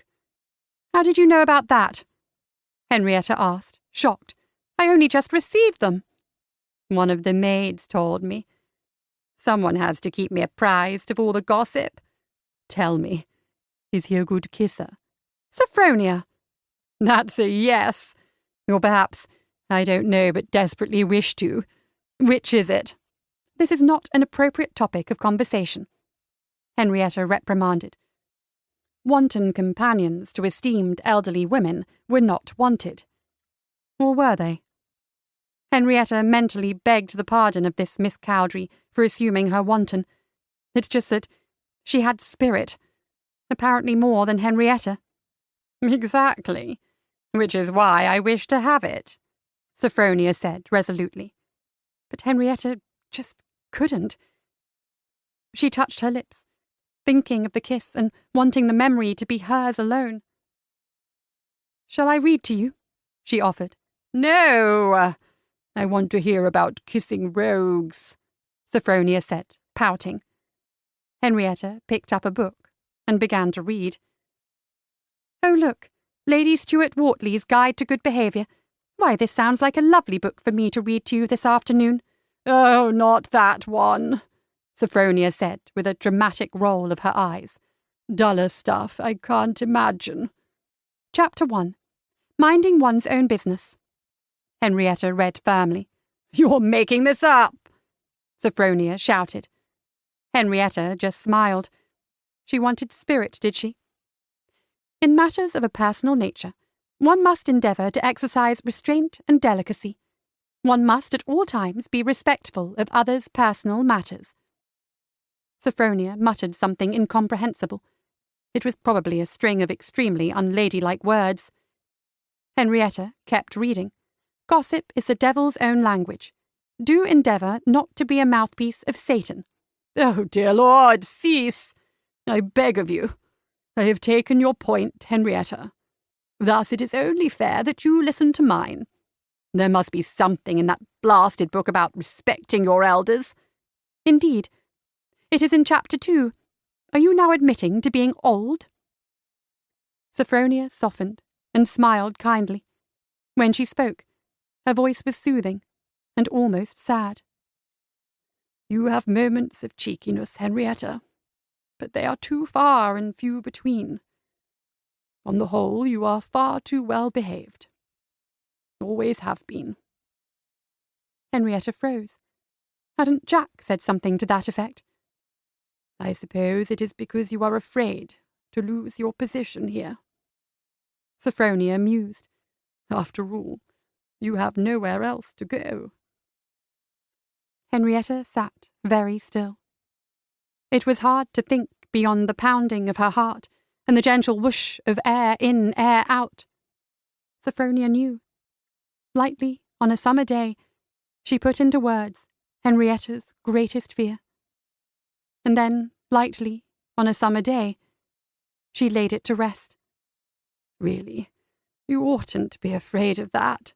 Honestly, who else would put up with me? We both know there isn't anyone else up to the task. I wouldn't say that, Henrietta croaked. What of this Miss Cowdrey? My point, Henrietta, is that you have security simply because no one else will take it. And when I'm gone, because I won't live forever, much to my dismay, I have ensured that you will be taken care of. Henrietta remained very still, save for one thick, salty tear that slid down her cheek. She would be taken care of. A weight lifted from her shoulders. It meant she was free to search for the ring, and that her livelihood perhaps wasn't at stake if it weren't found. It meant she was free to kiss Jack again. She could live just a little more than she'd been doing. Thank you, Sophronia. Henrietta whispered the words. I don't know how to express my gratitude. But only on the condition that you do your job, which is to entertain me. And I'd be far more entertained by stories of flirtation and courtship with that rogue Jack by Lady Stuart Bormy's book on proper behaviour. Henrietta cracked a smile, even as there were still tears in her eyes. Now be off with you, Sophronia said with a dismissive wave of her hand. If you haven't kissed him already, do so by nightfall. The deuced wedding is just days away, and rogues have very little reason to visit Dorset. Chapter 7. Jack cracked the whip, urging his horses to run faster. Inconvenient as it was to be followed, it did give him a chance to see just what glorious speeds Hippolyta was capable of. 5 days before the wedding. Instead of an assignation with that rogue Jack, Henrietta found herself among the other wedding guests, seeking shade under awnings while watching games of bowls. She wished to be off with Jack, kissing, searching for the ring. But instead she was prevented from even fetching cakes for Lady Sophronia by the inane conversation of Miss Jane Howell. While Miss Howell went on and on, Henrietta spied Sophronia in conversation with the Duke and his mother, and— oh dear. It seemed Lady Sophronia had brought her weaponry, despite Henrietta's protests that they would have no need to defend their virtue at a game of bowls. Henrietta excused herself. If she wasn't going to be kissing, searching for the ring with Jack, then she at least wanted to find and make the acquaintance of this Miss Cowdray, who possessed much more spirit. At the very least, she should keep Lady Sophronia from terrifying the other guests. Having failed on all counts, finding the ring, finding Jack, finding Miss Cowdray, and keeping Sophronia out of trouble, Henrietta determined to seize the first opportunity to be alone with Jack. The moment required her to be bold. It happened in the drawing-room later that evening, after dinner, when a cluster of young ladies took turns playing the pianoforte and singing songs for the guests. At the conclusion of one song, she excused herself and made her way through the seats to the terrace. On the way, Henrietta found Jack, who was conversing with Wessex. "Notice me, notice me, notice me." Jack caught her eye, his lips upturned into a smile. Her heart fluttered. Then, remembering her plan, she gave him a look that was meant to convey, "I need to speak with you urgently on the terrace, and then when we're done speaking, I'd like to not speak at all." A moment later, Jack and Henrietta were alone on the terrace. "I don't suppose you found the ring?" she said. "No," he said softly. Strangely, she bit back the words, "I'm glad." She truly wanted to find the ring, save the wedding, and keep her place with Lady Sophronia. But she also wanted more moments like these with Jack. Would they end when they found the ring, or when the wedding concluded and he returned to London? She bit her lip, not wanting to plague him with such questions and ruin the moment. Not that she had the ability to speak when he was gazing at her so intently. "What is it?" she asked. "You're wearing your hair differently," he said. He'd noticed. Instead of her usual practical and spinsterish style, she'd had one of the maids do one of those elaborate arrangements with ribbons and curls that the other ladies wore. It required an hour's time, hot irons, and 20 minutes debating the exact shade of ribbon to use with Sophronia. But it had been worth it, if Jack noticed. Jack reached out and gave one of the curls a gentle tug. "You rogue," she protested faintly. "Just like old times, Hen," he said, grinning. "If it were just like old times, I would bash you on the head with a china breakfast plate," she replied. "We can forego that part of it," he said, and then in a low, husky voice he asked, "So tell me, Hen, why did you beckon me out onto the terrace?" "I think we should send a footman to search for the ring," she said, the words coming out in a rush because the sooner they had this very important conversation about the ring, the sooner they could proceed to the kissing. "Excellent idea," he murmured, leaning in close enough to brush his lips against hers. "Is that all?" "We need someone to search the road," she murmured. "Of course," he whispered. Their lips met slightly, briefly. "All the way from here to London," she added softly. Jack pulled back and looked at her curiously. Yes, it was a ridiculous errand, but what choice did they have? "Jack, we only have 4 more days before the wedding. Neither of us can go missing for that long. Sophronia is already commenting about my absences." "I'll speak to one of the footmen," Jack said. "Thank you.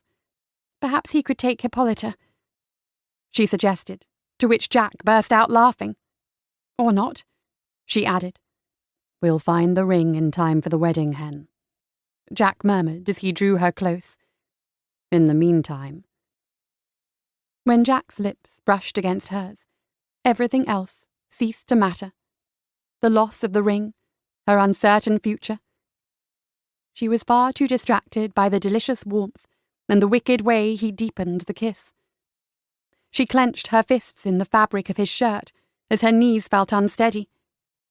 Jack wrapped his arms around her, pulling her against him. She'd never felt so wanted, so desired, and so utterly, wonderfully reckless. Just when she was about to discover how reckless Jack inspired her to be, the sound of voices intruded. Reluctantly, Henrietta turned to see who was ruining this perfect moment for her. "Oh, goodness, it's Jane Howell," she whispered. "We must go, immediately."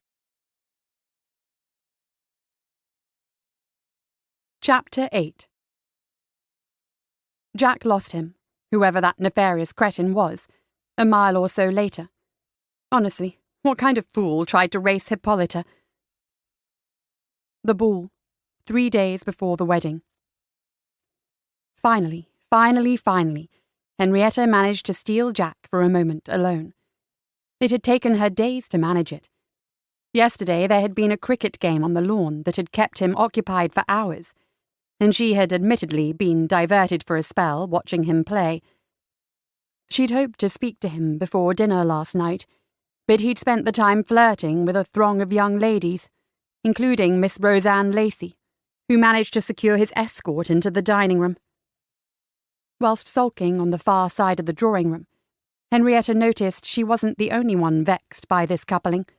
It seemed Lord Bruton and Mr. Newnham were too. At the ball, she finally managed to find Jack and pull him aside. They lingered in the foyer outside of the double doors, leading into the ballroom, where all the guests were celebrating.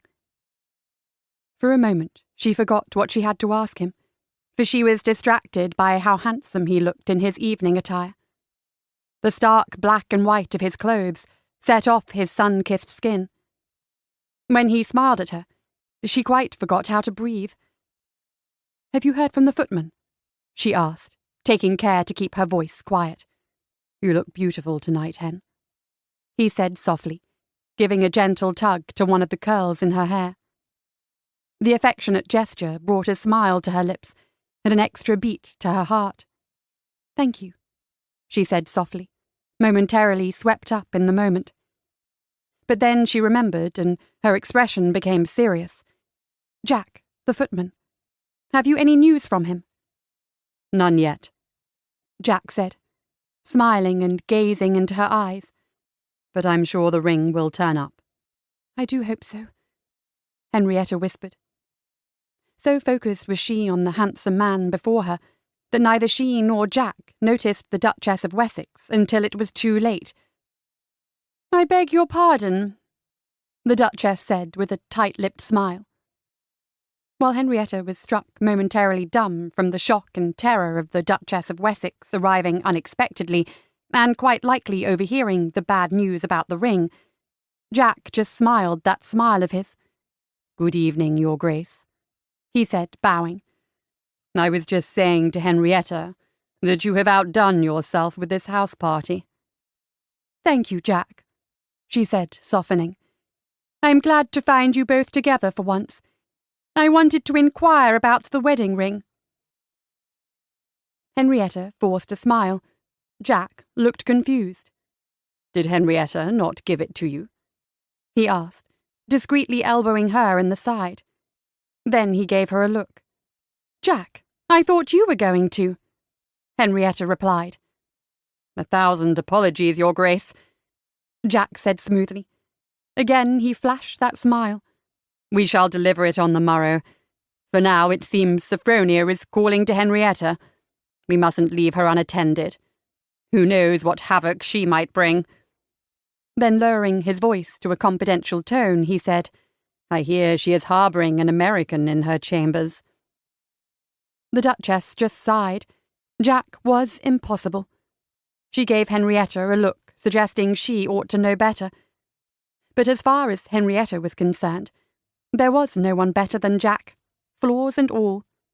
"Enjoy the ball," she said, "and please bring the ring to me first thing in the morning." After the Duchess turned and walked away, Jack and Henrietta held serious expressions for as long as they were able. Admittedly, it was not very long, before bursting into laughter, even though nothing about this situation was funny, at all. They'd but 3 days to find the ring, or else. Seeming to sense her distress, Jack linked his arm in hers. "That was quite nearly a disaster," Henrietta said. "She must know we do not have it." "We do have it," he said confidently. "We just don't know where we have it." It took a moment for Henrietta to puzzle over that. Then she just gave up. "I have an idea," he said, with a wicked gleam in his eye. She tilted her head curiously. "Let's waltz." "I like this idea," Henrietta said with a smile. She didn't say that her heartbeat raced faster at just the thought. "And then let's waltz out onto the terrace and down to the stables," Jack added as they strolled into the ballroom, arm in arm. "Even better." "We shall search Hippolyta while everyone is enjoying the ball," he said, pulling her into his arms for the waltz. "I'd love that." And then Henrietta couldn't say much else, between trying to recall the steps and simply marvelling at the loveliness of this moment.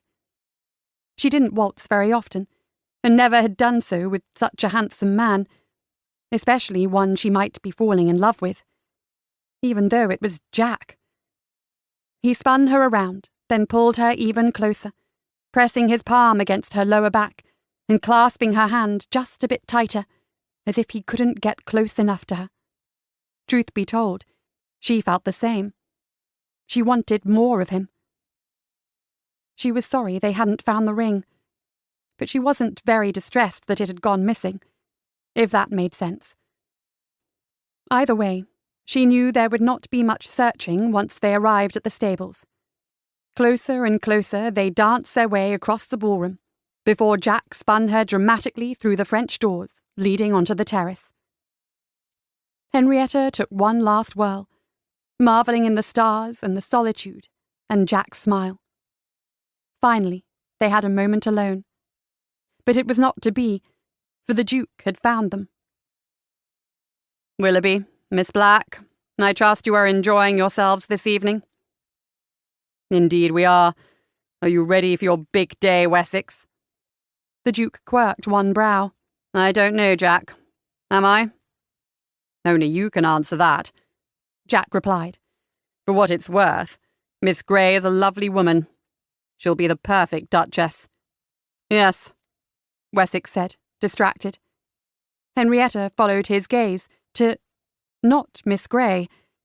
Turning back to them, he said, "Mother wanted me to inquire with you about the ring."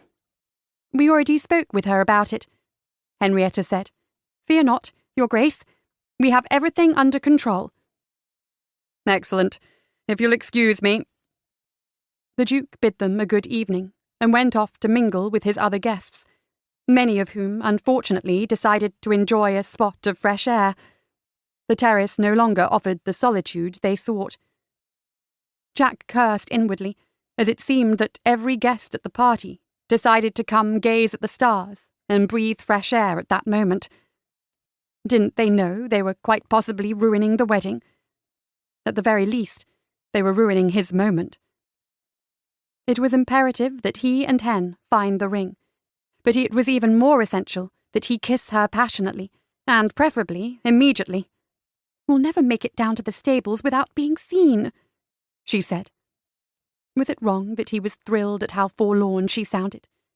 It meant that she was possibly of the same mind as he. "Let's wait a moment," he said, entwining their fingers and hiding the affectionate gesture behind the folds of her skirts.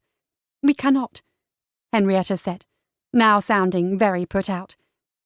"Lady Grey is coming this way. She has been pestering me about the ring, and Kingstag, and everything her daughter will soon become mistress of." "Then we'd better be off," Jack said gallantly. Tugging Hen along, he guided them through the guests on the terrace, through the ballroom, and into the refreshments room where he spied an opportunity. There was a door to a small chamber that was too small and intimate to be opened up during a ball. However, it had been the perfect place to hide as children. He suspected it would be the perfect spot to steal a moment alone with Hen. Jack, thinking wicked thoughts, opened the door. There was a burst of candlelight, and he quickly shut the door. He wasn't the only one seeking a moment alone with a woman. What was that? Henrietta asked, peering around him. Who was that is more like it, he murmured, linking his arm with Hen's and leading her away. Where are we going? She asked. Where else should we search? He replied, lifting his brow questioningly. He had an idea, but it was definitely ungentlemanly of him to suggest it. But if it were her idea, well, a gentleman ought to oblige a lady. We've done everything, I think, Henrietta said, furrowing her brow. Any place we should search for a second time? He asked. Ridiculously, his heart was thudding hard. Fortunately, no one would hear it, especially not over the din of the ballroom. It was just anticipation of Henrietta, whom he was definitely falling for. Well, if not the stables, your bedroom? She said this softly, and an adorable blush suffused her cheeks. We did not search there very thoroughly at first, he replied evenly. No, we did not, she replied. We just took a cursory glance, really. He glanced at her. She glanced back with a sly smile on her lips. It wouldn't do to ruin Wessex's wedding, he added. Absolutely not, she said. I could never live with myself. Well, in that case. They had reached the doors of the ballroom, leading into the foyer. Wait a moment. Jack held her back, while Lord Bruton, who seemed to have been brooding against the wall all evening, gave up and retired. While waiting for Lord Bruton to ascend the stairs and return to his bedchamber, Jack and Hen were interrupted. Again. This time it was Lady Sophronia. He winked at her. She only smiled wanly back at him. Sorry, Willoughby, not tonight. I have a headache, Sophronia replied. Henrietta, I do hate to spoil whatever scandalous antics you two were about to engage in, but my head is absolutely pounding. Would you escort me back to our rooms? Of course, Henrietta said, immediately concerned and linking her arm with Sophronia's. Jack was sad to lose her for the evening, but there was something about seeing how she cared for others that made him fall for her even more. Willoughby, the gents in the card room were asking for you. Chapter 9. It seemed safe to answer nature's call, or so Jack had thought. That carriage caught up with him, and slowed down, and... The following evening, 2 days before the wedding. The footman dispatched to search the entire road from London to Kingstag in search of the ring had not yet returned, and Henrietta was growing increasingly anxious. Logic and good sense dictated that they continue to search for the ring, just in case it was lying about somewhere. Henrietta always adhered to logic and good sense, especially when it dictated that she should team up with Jack to search Hippolyta once more. She had a feeling their attentions would stray, at least she desperately hoped so. There'd been a growing heat in her belly and sensitivity on her skin whenever she thought of him and whenever she daydreamed of kissing him, both of which she had begun to do with an alarming regularity. He had brought her the most stunning and lovely bouquet of flowers. He had arranged all manner of assignations and rendezvous. Best of all, he brought out a side of her she'd never known she possessed. For the first time, she felt like a happy, beautiful, carefree girl. She didn't want it to end. She'd known that rogue Jack forever. She'd always envied his easy manner, his enthusiasm for everything, and his charming grin. Lucky her for finally being able to enjoy it. As long as she didn't forget the purpose of their rendezvous tonight, finding the ring. But could she help it if she felt a shiver of excitement as she made her way to the stables? Or was it just a shiver from the chill in the night air, because she had deliberately left her shawl behind. For once, Henrietta would try to stifle her practical and proper nature for a possibly romantic encounter. Her shawl would be just one more frustrating layer in between his bare skin and hers. That thought brought on another shiver of anticipation, and she quickened her steps to get there sooner. The hour was late. It was a starlit evening. The house was aglow, full of guests celebrating the upcoming wedding. There was champagne and laughter. But an even lovelier night awaited her in the stables. The stables. The hour wasn't that late. Everyone was still socializing in the drawing-room. In London at this hour, he'd only just be dressing on his way out for the evening. Things were different in the country, and things were different with Henrietta. Good old Henrietta. Miss Henrietta Black. When he thought of her now, she was just Hen, his partner in crime, his constant companion, his girl. Jack felt his heartbeat quicken in anticipation of meeting Henrietta secretly at this hour. They had a mission, a purpose, a noble quest. Ravishment was not it.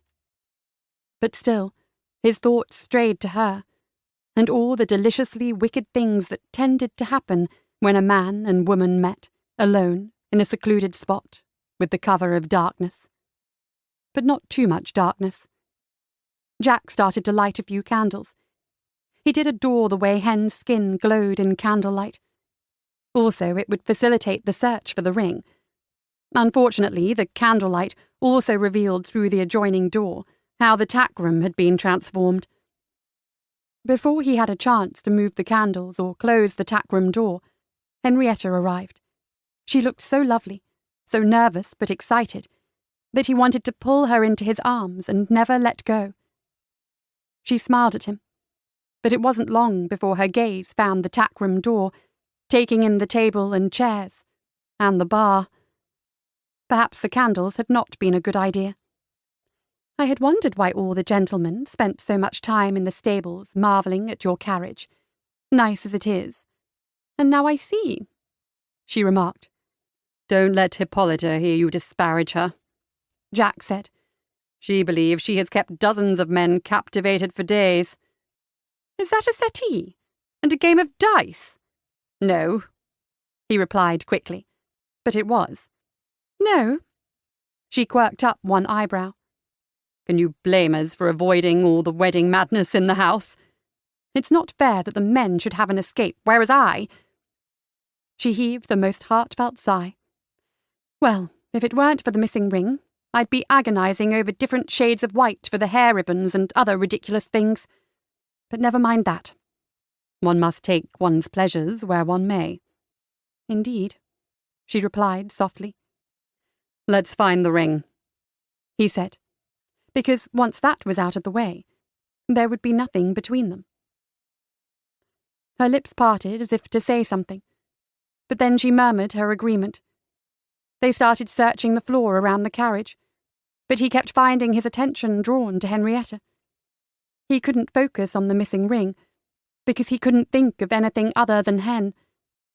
When it was clear that the ring had not fallen to the stable floors and been brushed aside, Jack suggested searching the carriage once more. He helped her up and climbed in after her. It's not in some crevice in the upholstery, Henrietta muttered. Nor did I place it in the secret compartment, Jack said after checking it. It doesn't seem to be here at all. It doesn't seem to be anywhere, she said, her voice rising in panic. We've been searching for an hour at least, for a week now. What do we do now, Hen? He didn't know. He wished he knew. The only thing he was sure of was that Henrietta would know. We probably ought to go back before anyone notices we are missing. Then we should confess to the Duke. You're right. We probably ought to go back, Jack murmured. But he really didn't want to. He had another idea instead. Or we could... Yes? Hen whispered. She peered up at him, lips slightly parted. We could do this, he murmured, before claiming her mouth for the sort of kiss that made a man forget about everything, even the need to breathe. He had no idea how much time passed, only that he hadn't yet spent enough time kissing Henrietta. Her delicate, artless sighs and moans were driving him mad. Her touch, tentative at first but becoming bolder with his encouragement, was driving him wild. He wanted to remove all the infernal layers of clothing, separating them from true satisfaction. He wanted to make love to her, desperately. However, Jack made an unpleasant discovery. While phaetons were excellent for many things, racing along at a reckless pace, impressing women, inciting the jealousy of other men, and generally showing off, they were not very comfortable for making love. In spite of being a well-sprung carriage, Hippolyta creaked. Every move caused a loud, squeaky, creaky noise that was hardly the stuff of romance. The seat was not large enough to recline, and the back was far too upright. The damned carriage was deuced uncomfortable. None of these were sufficient deterrents to Jack. He had started to discover Henrietta, and he would not, could not, rest until he knew the exact softness of the skin of her belly and a million other deeply intimate details. Other things that ought to have been deterrents, oddly, were not. Henrietta was an unmarried woman. He had rules about that sort of thing, especially since he was not the marrying kind. He didn't have the attention span, for one thing. They had other matters on which they ought to fix their attentions. That deuced ring, or concocting an excellent excuse for why he didn't have it. They should be celebrating the impending nuptials with the other guests. Henrietta sighed and leaned in more. The kiss deepened. His pleasure intensified. No, there was nothing else they ought to be doing. Nothing compared to the softness of Henrietta's lips, or how sweet she tasted. With just one touch and just one taste, Jack forgot all else. In most things, he had an admittedly short attention span, but he could spend hours, days, entire fortnights kissing her, making love to her, bringing her to heights of pleasure neither of them had ever known before. He'd wager on it. If he could tear himself away. Jack! Henrietta murmured his name. She thought she heard the sound of people coming, but she couldn't be sure, for her every nerve and all of her senses were attuned to Jack and the mad pleasure she experienced from his every touch. Hen.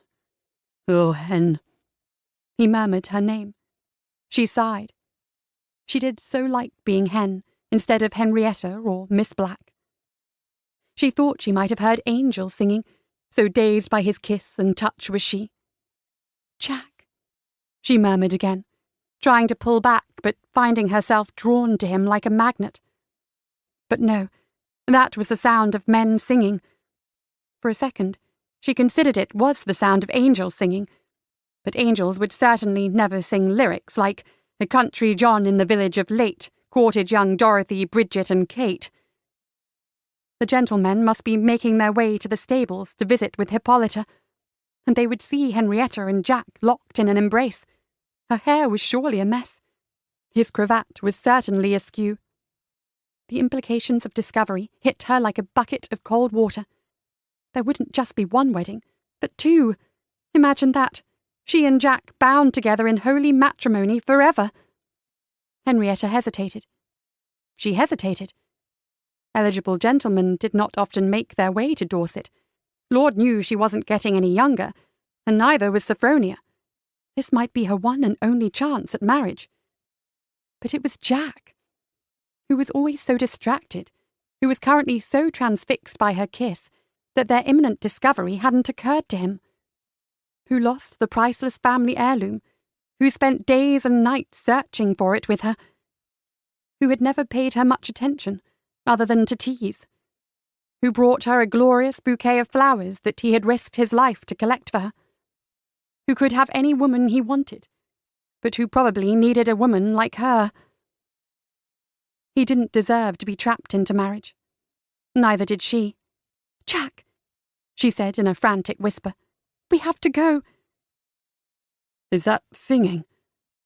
Finally, he seemed to realize they were about to be caught in a very compromising position by a very loud, drunken chorus of men. "We have to go, Jack, now!" Hand in hand, they dashed toward the other exit of the stables. But Jack had another idea. He stopped before a ladder leading up to the loft. "Climb," he said. "Are you mad?" "I am mad with desire for you and want to finish what we started." Henrietta climbed the ladder, promptly. Jack swiftly followed.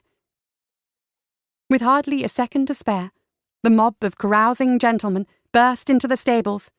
"Hippolyta!" they cried. Now, where were we?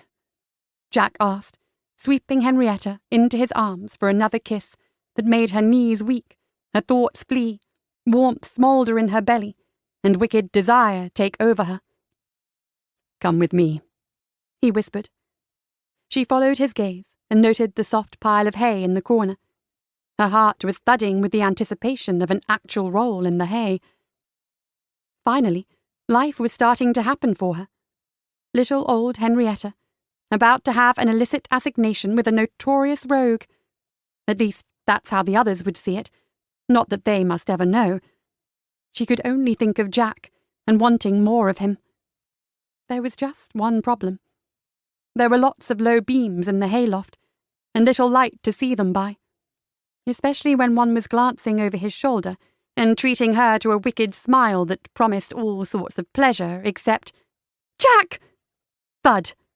"Oh my God, Jack!" Henrietta fell over his body. After hitting his head, he had fallen to the ground. His eyes were closed. She could not tell if he was breathing or if his heart was beating. Did he live? Or had she just discovered love, only to lose it so soon? Love. She loved him. And he lay dying in her arms, in a hayloft. Oh, goodness.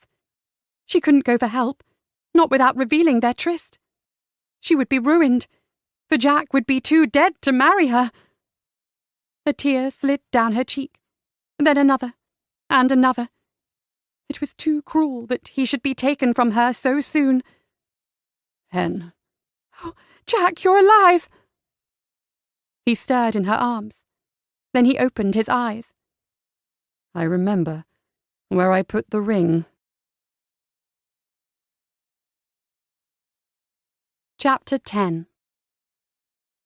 And that damned carriage happened to reappear at the Red Lion when Jack arrived later that night, intent on an ale and a bed. He felt in his pocket for the ring. Safe. Somewhere on the road to Dorchester, at dawn.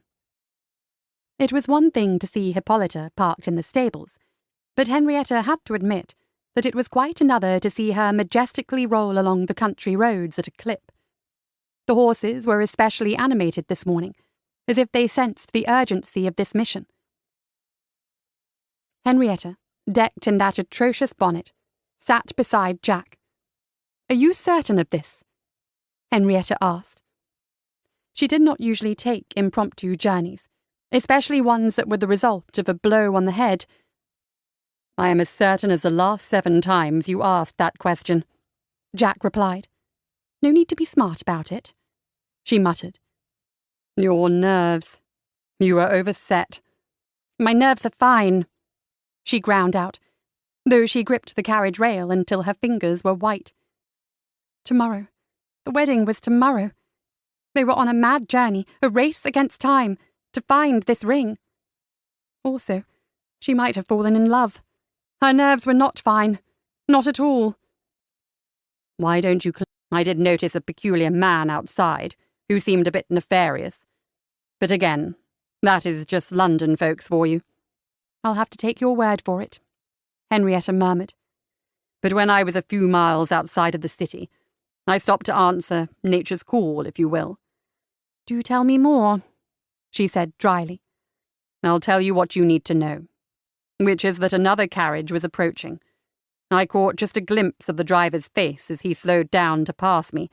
Mind you, I was facing away from the road, staring off at the lovely countryside, and I noticed he wore a ridiculous purple waistcoat." "Who was it?" "I wasn't sure. The fellow seemed vaguely familiar. and I didn't think much of it until supper at the Red Lion. Was he there?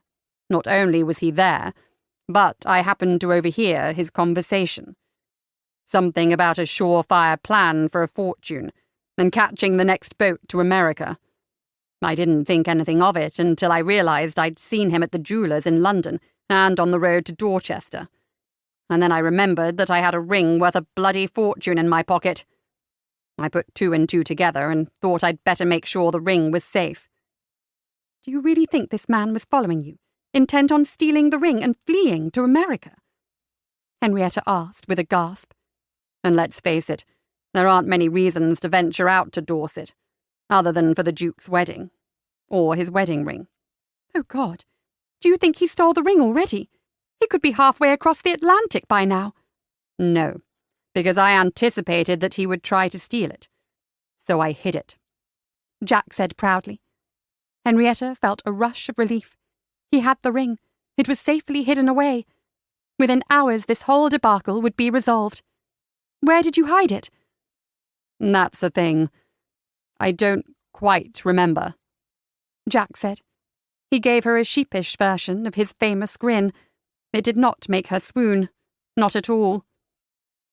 I'm going to close my eyes, take a deep breath, count backward from 10, and ask that question again. I hope to have a better answer. Please, Jack? I may have had a few, so I'm not sure exactly. But I think I stuck it in a low beam in my room at the inn. The good news is, I don't think he stole it. One hopes.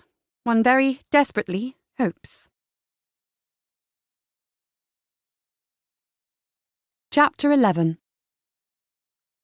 Marriage is an abhorrent institution that stifles the liberty of man, Jack cried out. A pub full of drunk blokes cried out in agreement. Hear, hear! Don't tell the Duke I said that, Jack mumbled. Annie just rolled her eyes. Not that Jack noticed. He'd been looking at her breasts. On the way to the Duke's wedding, are you? Jack turned and looked at a small man who had taken the seat beside him. What business is it to you? Jack slurred. The Duke's wedding. Has a ring to it, the man said, flashing a grin that would not sell a single bottle of Smithson's smelling salts. Say, I heard a rumour about the ring. The Red Lion Inn. They arrived at the inn around midday, far later than expected after some wrong turns and some bickering over asking for directions. Their nerves were frayed. This time tomorrow, the wedding would be taking place. Jack didn't even want to think about what would happen if the ring was not here. The Red Lion was just as Jack vaguely remembered it. There was a large parlour with tables and chairs, a very well-endowed maid serving mugs of warm ale, and a very short, very rotund, and very bald innkeeper. Welcome back, my lord. The innkeeper, who went by the name of Jenkins, greeted him warmly, which gave Jack an uneasy impression that he'd spent far too much money on his last visit, which meant he'd had far too much to drink. My wife and I would like a room, Jack told him. Your wife? Jenkins burst into such uproarious laughter, his face reddened to a shade akin to a bottle of Bordeaux. Wife? Henrietta asked as she tilted her head curiously.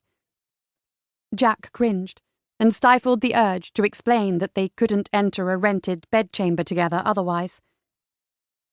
Were you not here the other night, declaring that marriage was an abhorrent institution that stifled the liberty of free men? Though it was likely true on both counts, Jack said smoothly, You must have me confused with someone else.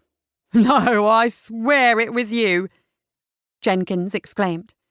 On the way to the Duke's wedding you were. It's coming back to me now. You said that a man's leg wasn't the only thing getting shackled. Whatever? Henrietta had questions. Jack had a rising temper. What if Henrietta really was his wife? Then this old, pudgy, small-town innkeeper, was likely ruining their holy union. Henrietta deserved so much better. She did not deserve to be a part of this scene. Neither did Jack, and he did not want to describe his comment on leg-shackling to Hen. "I insist that you are mistaken," Jack said forcefully. But damn, he felt ridiculous arguing with a man who was probably only half as tall. "Then you led the whole barroom in singing that old ballad, 'I hope I die a bachelor.'" Then, calling out to the buxom barmaid, Jenkins called, "Remember that, Annie?"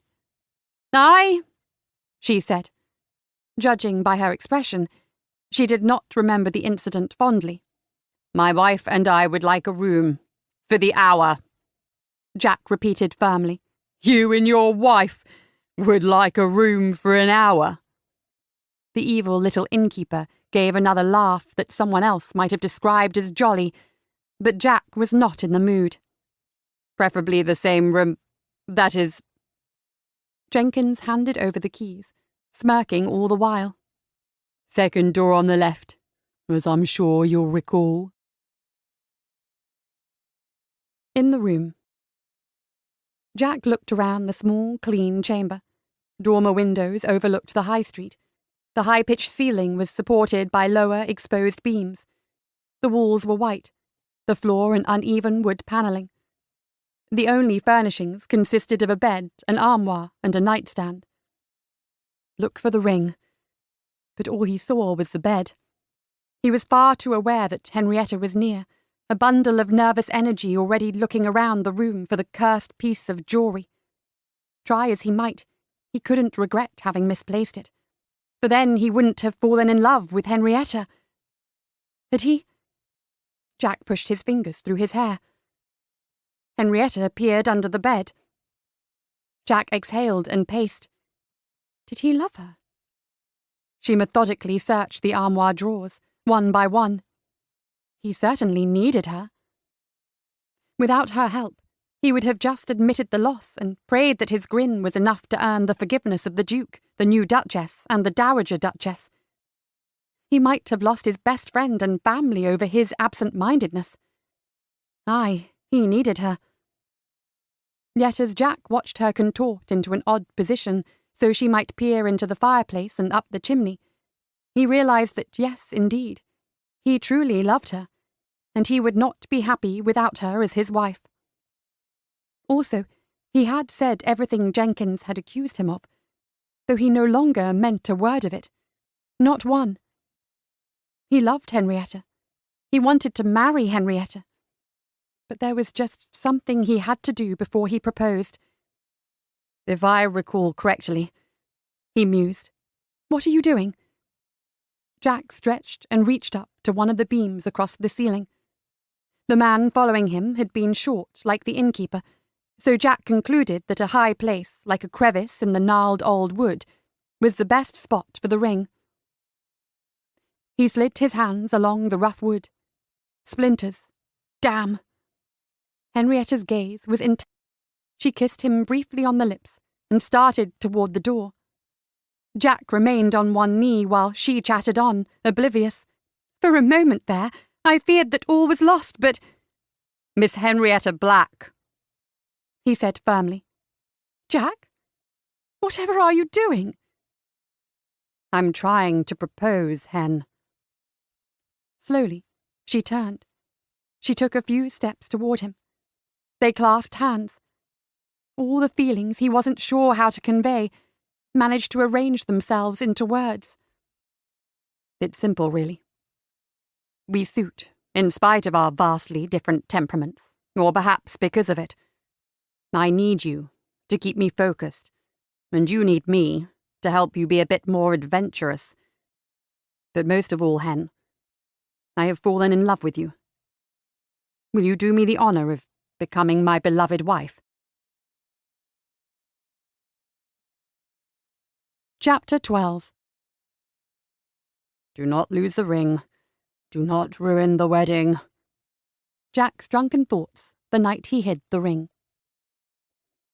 Henrietta was quite simply speechless. She had never imagined anyone would propose to her, let alone a man like Jack. He was handsome, kind, made her heart wildly skip beats, and lud the way that man kissed a girl. But what of Sophronia? She relied on Henrietta, and even though she'd given her blessing to indulge with a rogue, she hadn't said anything about marrying one, and leaving her, alone, in her old age. And they had to get back to the house soon. Dinner would be in a few hours, and everyone probably noticed she had gone missing, and... Actually, they probably hadn't noticed her absence at all. Henrietta spent most of her life in Sophronia's apartments, keeping the old lady company and generally keeping out of the way of the Duke and his family. No one really paid much attention to her. Except that rogue Jack, who had caused her tremendous amounts of trouble, yet he'd also given her tremendous amounts of pleasure. Jack, Lord Willoughby, was proposing marriage to her. Any second now, her heart would resume beating, and she would remember how to breathe. Then her brain could work, and she could reply. "Yes," she said breathlessly. "Yes, I'll marry you." He swept her into his arms, and Henrietta knew this was the right thing to do. Sophronia would understand Henrietta wanting love and a family of her own. Or perhaps they could have a long engagement, or perhaps... Later. Henrietta would worry about that later. Right now, she was being thoroughly kissed and loved by this rogue. Just a moment after that, her clothes were finding their way to the floor, one layer at a time. It wasn't long before she was once again treated to the glorious sight of Jack in very little clothing. And a moment after that, Henrietta discovered that, in some things, Jack's attention span did not waver at all. He kissed her deeply as they lay on the bed, and she surrendered to the great pleasure of his hot, bare skin against hers. She threaded her fingers through his hair and held him close, never wanting to let him go. Exquisite moments passed while he lavished attention on her breasts, his strong, warm hands, and his hot mouth doing things that had her gasping in pleasure. Jack then explored her belly, the curve of her hips, and the outrageous sensitivity of the soft skin of her inner thighs. He glanced up at her, his eyes darkened, focused, determined. She sighed. And then, with his mouth and his hands, he did wicked things, such that she'd never imagined. He touched her there, stroking until she was wet, and teasing her until she was writhing and quite nearly begging for something she instinctively craved. "Wait for me, Hen," he whispered as he lay above her, settling his weight on hers and enveloping her in tremendous warmth. He found her hands, interlacing their fingers together. She held on tight as she felt him at her entrance. There was so much she didn't know, but there was so much more she wanted. And above all, she trusted Jack not to hurt her. She just had no idea how much pleasure he'd bring to her. "I want you," she whispered, gazing into his darkened eyes. He claimed her mouth for a kiss as he slowly thrust into her. Her breath caught in her throat at this strange, new, wildly pleasurable sensation of him inside of her. And then he began to move in a steady rhythm that seemed designed to drive her mad with desire. Jack, too. She felt his hands grip hers, and she heard him groan in pleasure. She heard him gasp, and it only made her want him more. They moved together, a tangle of limbs. She wasn't sure where she ended and he began. When he drove into her harder, she bucked her hips to meet his because... He reached down between them and stroked her there. It took but a moment before she cried out in a pleasure she'd never dreamt of. Jack, too, seemed to hit the same dizzying heights, calling her name as he reached his climax. Through it all, he never let her go. Chapter 13. Ring, check. Beautiful and beloved betrothed, check. What could possibly go wrong? Jack's innermost thoughts on the drive back to Kingstag. Jack and Henrietta were jolted from their lovely reverie by church bells ringing, indicating the hour had grown late. Quickly and haphazardly, they helped each other dress. It became quite plain that, while Jack might have a future as a lady's maid, Henrietta would never be hired as a valet. She could not tie a cravat if her life depended on it. But there was no time to bother. They needed to hurry back to Kingstag. "Just an hour? With your wife?" Jenkins called out after them. Jack stifled a devilishly long string of curses. "We will not be honeymooning at the Red Lion in Dorchester," he muttered. Honeymoon? Married? Henrietta was in a bit of a daze. Still, she remembered to check that yes, the ring was snug on her finger. The gorgeous, sparkling diamond and sapphire heirloom was impossibly beautiful. The new Duchess, Miss Grey, was one lucky woman, or she would be, once they returned safely to the house with the ring in their possession. Hippolyta was brought round, and they climbed in and drove off. It wasn't long before they left the town and were all alone on an open country road. "Do you think we'll make it back in time for supper?" she asked. "As long as nothing goes wrong," Jack replied. "We know the route now." "And we have the ring." Again she held out her hand to admire the way it sparkled in the late afternoon sun. "The horses have rested," Jack added. Indeed, the beasts were animated and eager to run. "And we're in Hippolyta, the most terrifyingly fast carriage in England," Henrietta said, with a death grip on the rail, and on Jack too, for good measure. "What could possibly go wrong?" Jack mused, gazing down lovingly at Hen, before guiding the horses through a curve in the road. "That!" Henrietta shrieked, and pointed to a carriage stopped ahead. "Whoa!" Jack pulled hard on the horses, urging them to slow. "Stand and deliver!" A man stood in the carriage parked in the centre of the road. It would be too dangerous to attempt to drive around him, especially since he brandished 2 pistols. Henrietta shrieked. Again. "You!" Jack seethed, recognising the man who'd followed him all the way down from London. It was the hideous purple waistcoat that gave him away. "The ring, if you please." "No!" Jack shouted. The man aimed his guns at Jack. "No!" Henrietta shouted. The man trained his pistols on Henrietta, on his betrothed, on the love of his life. Jack felt his heart stop for a moment. What could possibly go wrong? Why did he have to say that? He couldn't breathe. He couldn't think. His heart was lodged in his throat. Now that he'd found Henrietta, he couldn't lose her. "Give him the ring, Hen," Jack said. Wessex would understand, surely. The magistrate would recover it later. It was just a stupid piece of jewellery. It paled in comparison to his lovely Henrietta.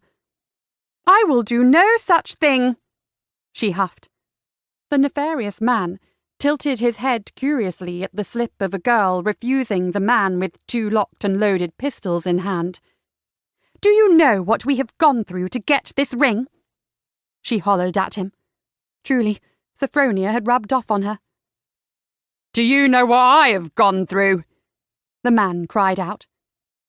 "But it belongs to us," Henrietta said. "You probably shouldn't argue with the man with the pistols," Jack urged. "You probably want to listen to your companion," the man said. Then he trained his pistols on Jack. Henrietta's eyes went wide, and she gasped. "Very well. You can have the ring," Henrietta said. "Come and get it." Keeping the guns pointed at Jack, the man jumped down from his carriage. He ambled over, as if he had all the time in the world. "Hold on, Hen," Jack said under his breath, and then, with a crack of his whip, the horses shot off at a gallop.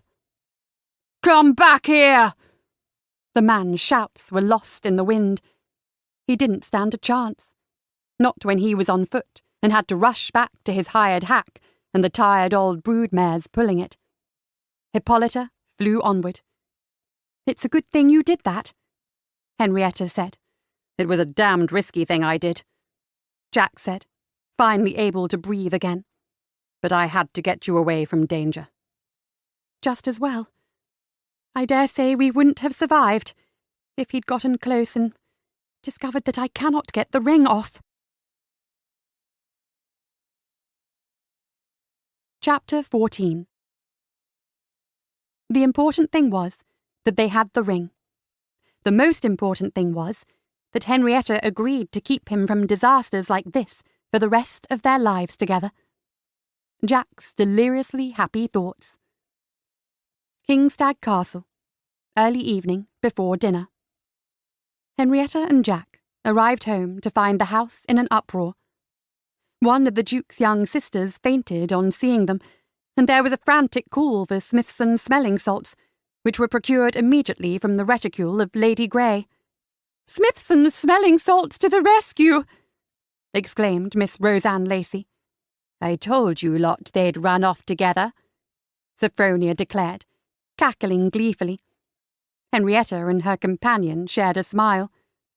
"She has not needed smelling salts," said the younger Miss Lacey. "Where have you two been?" the Duke queried.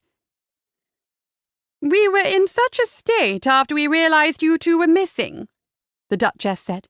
"Wherever did you go, and why?" "The important thing is that we have the ring," Jack said. "Please keep that in mind."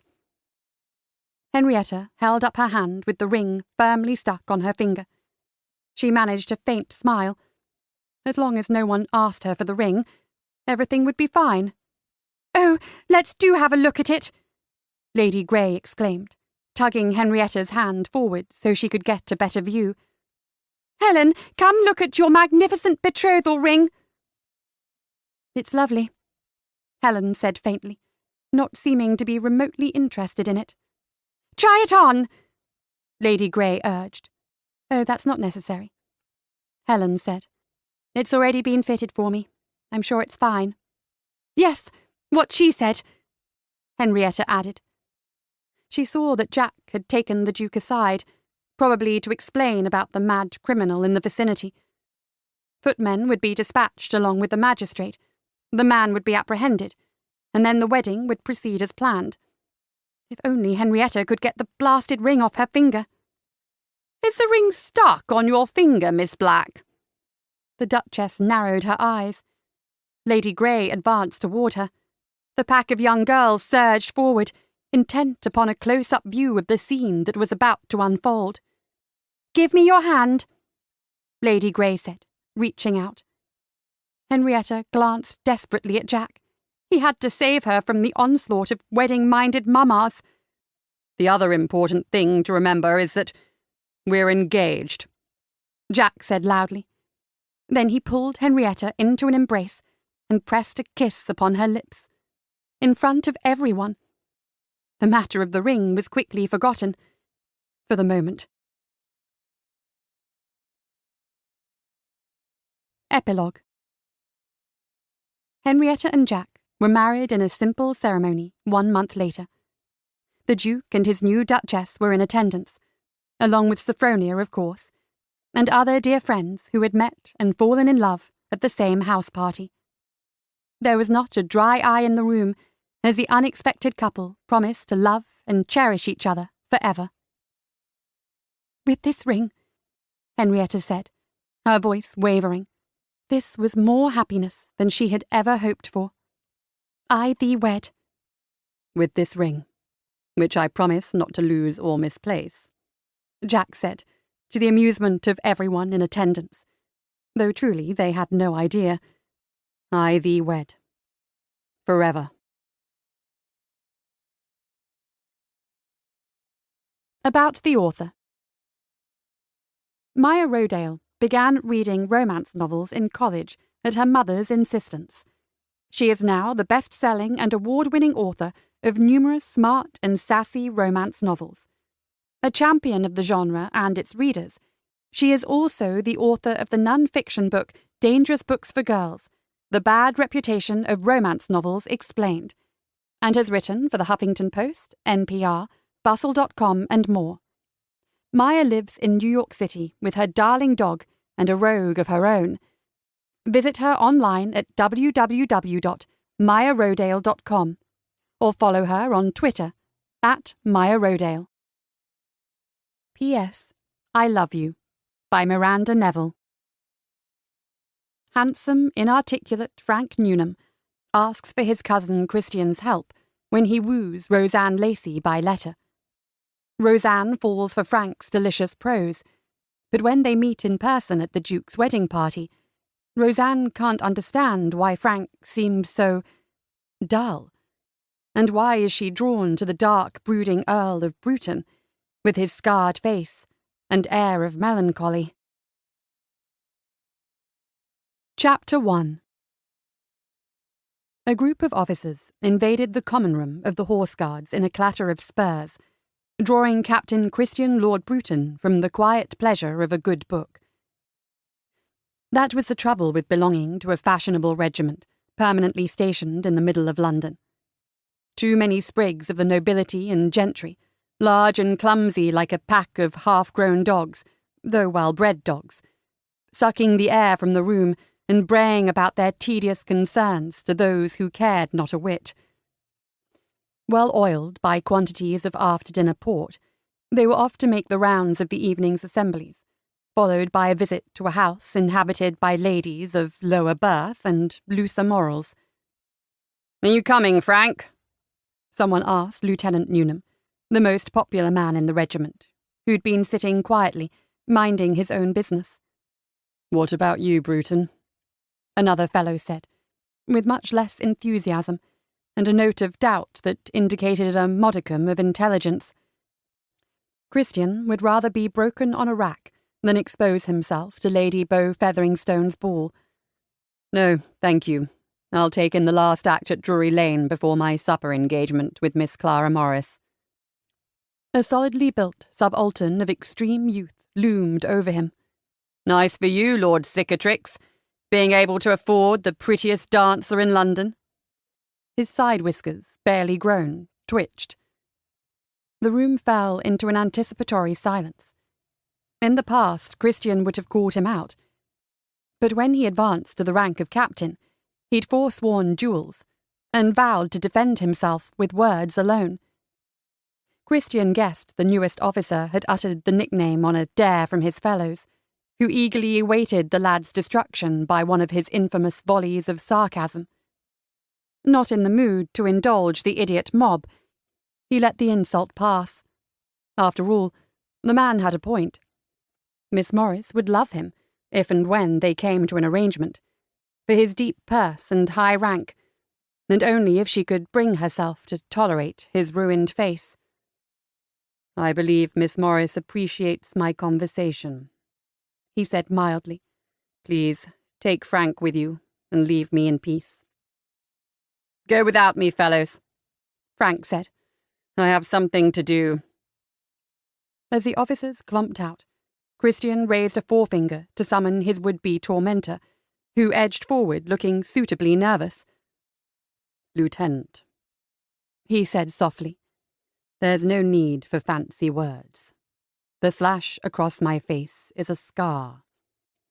A simple, descriptive, unambiguous word. A scar. If you would like one of your own to mar the softness of your downy cheeks, I would be happy to oblige." The youngster appeared likely to soil himself.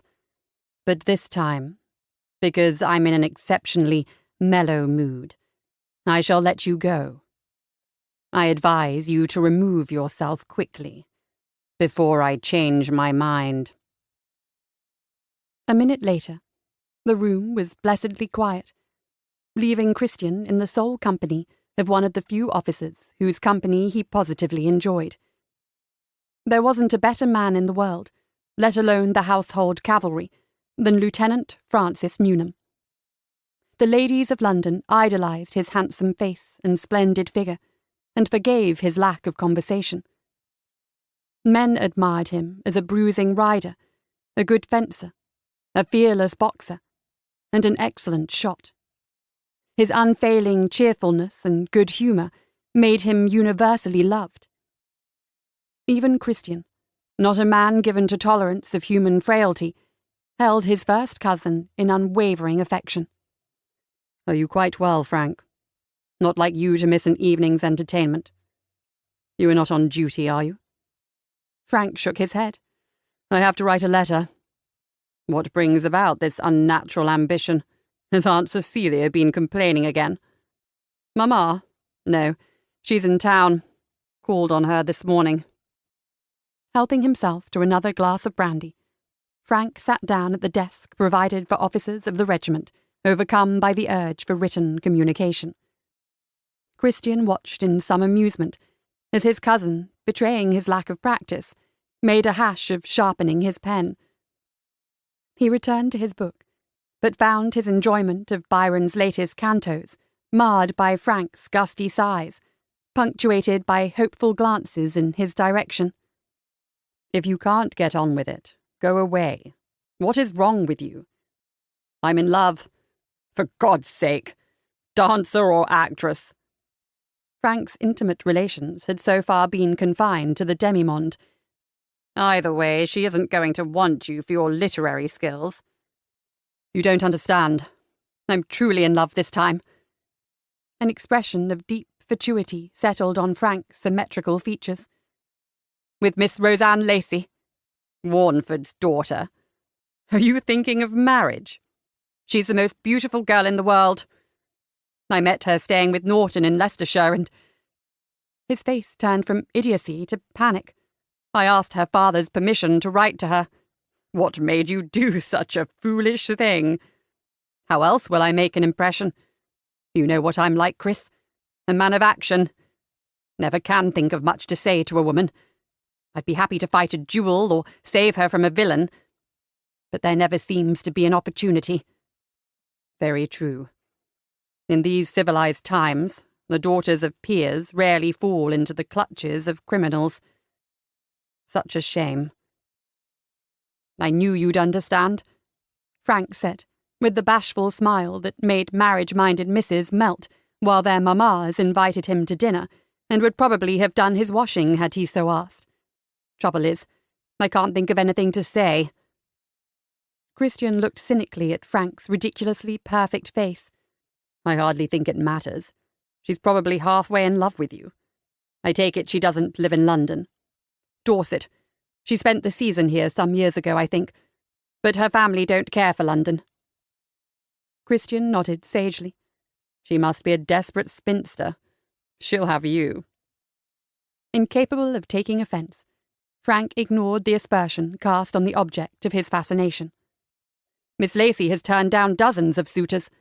I told you she's a beauty. Clever, too. I'm a fool to think she'll accept me." One of Frank's virtues was an astonishing lack of vanity.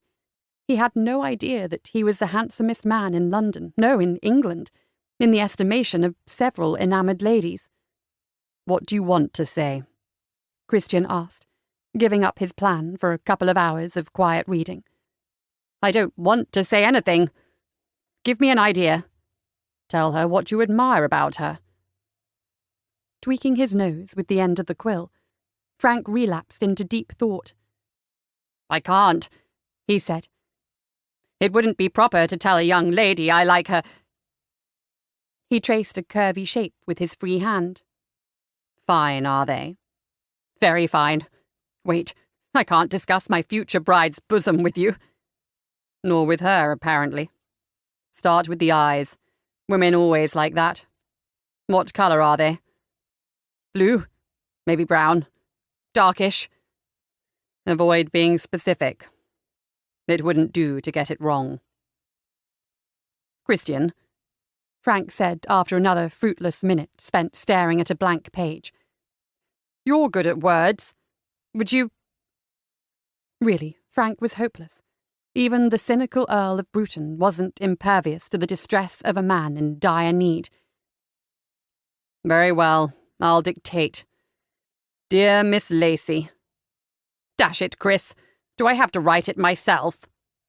"You intend to marry the girl, right?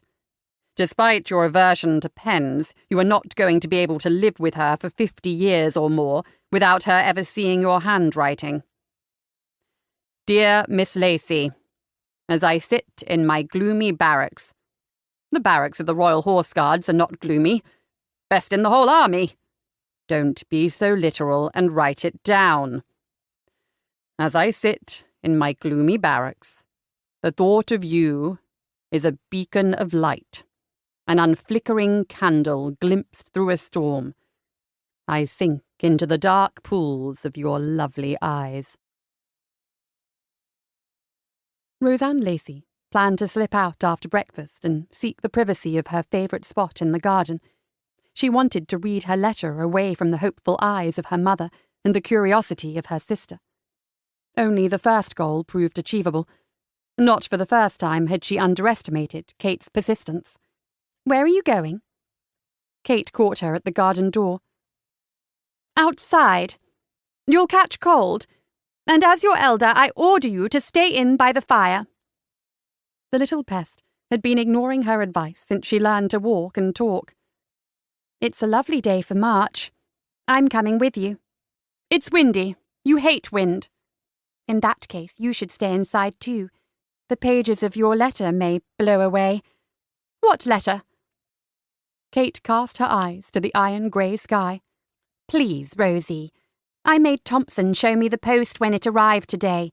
You have a letter from him. Already."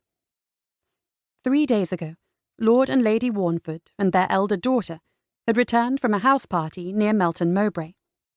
17-year-old Kate, bored at being left at home, must have detected the whiff of excitement in their mamma and wormed the truth out of her. "Yes," Roseanne said, "I have a letter from Mr. Newnham. Papa gave him permission to write to me." She stepped firmly out onto the terrace, with Kate at her heels. Giving up the fruitless effort to shake off her sister, she examined the unopened letter. He must have written soon after he reached London. If he is so enamoured, why did he leave Melton before you? He has his military duties to attend to. That speaks well of him, I think. It would be better if, desperate with love, he disobeyed the orders of his commanding officer and pursued you to the ends of the earth, or at least to Little Mickleden. He might be court-martialed and disgraced.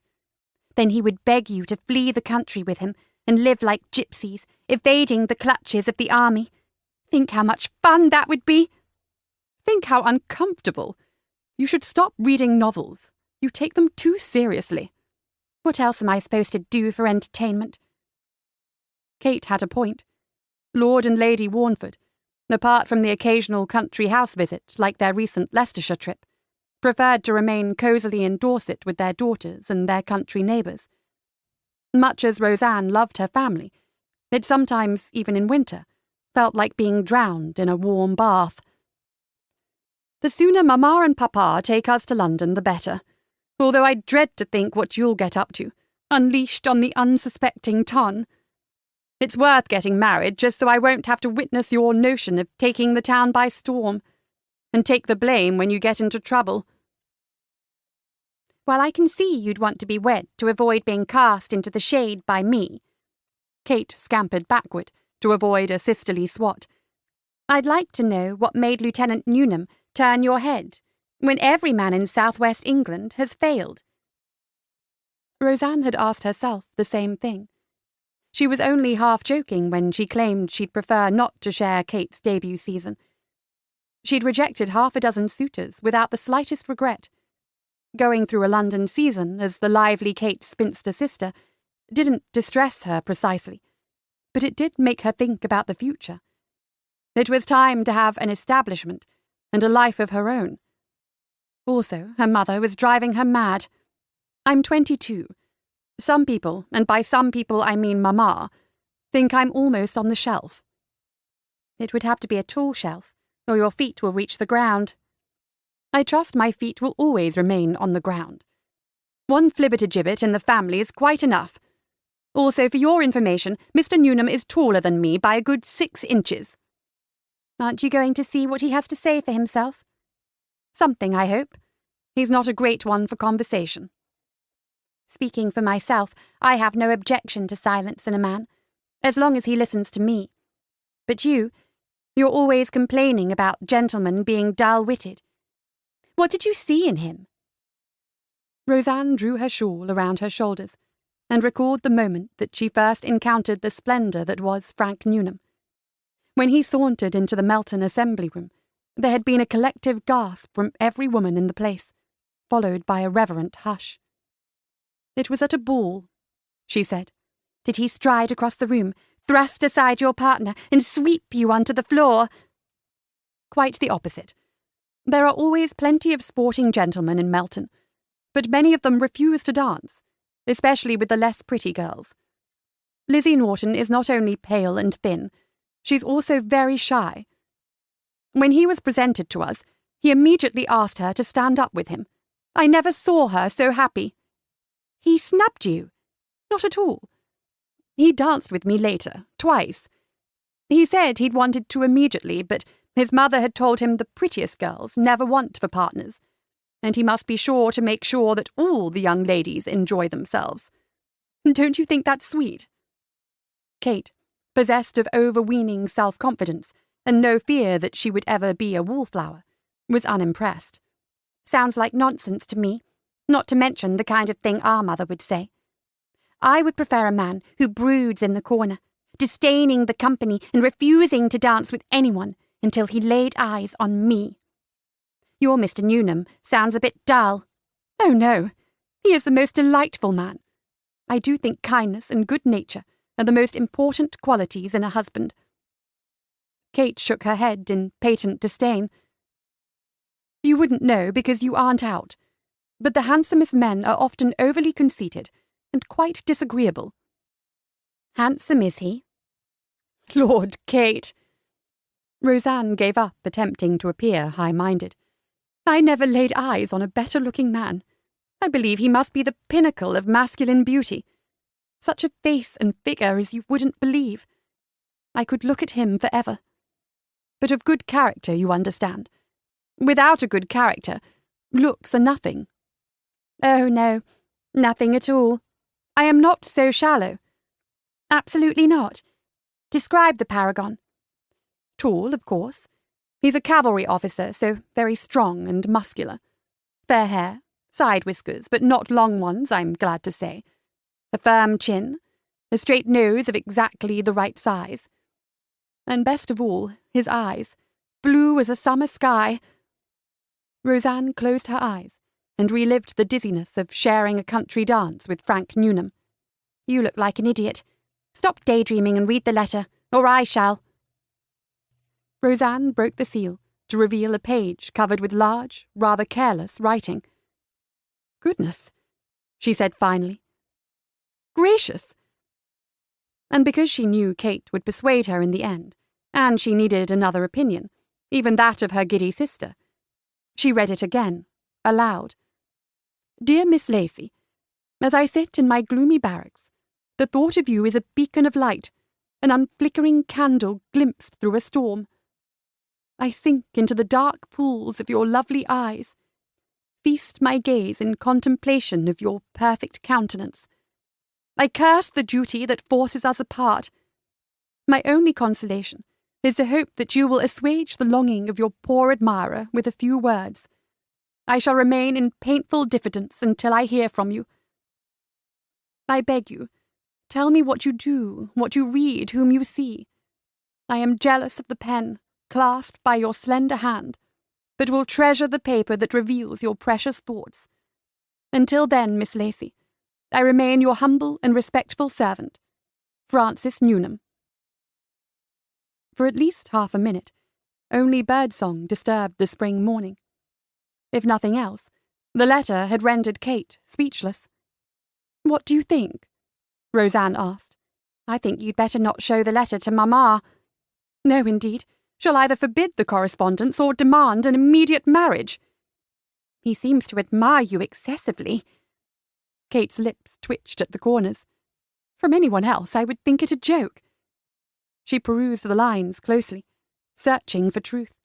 Mr. Newnham did not seem the sort of man to make a jest of me. Yet I wouldn't have expected he would express himself in such florid language. A vision of the author, splendid in scarlet regimentals, danced in her brain.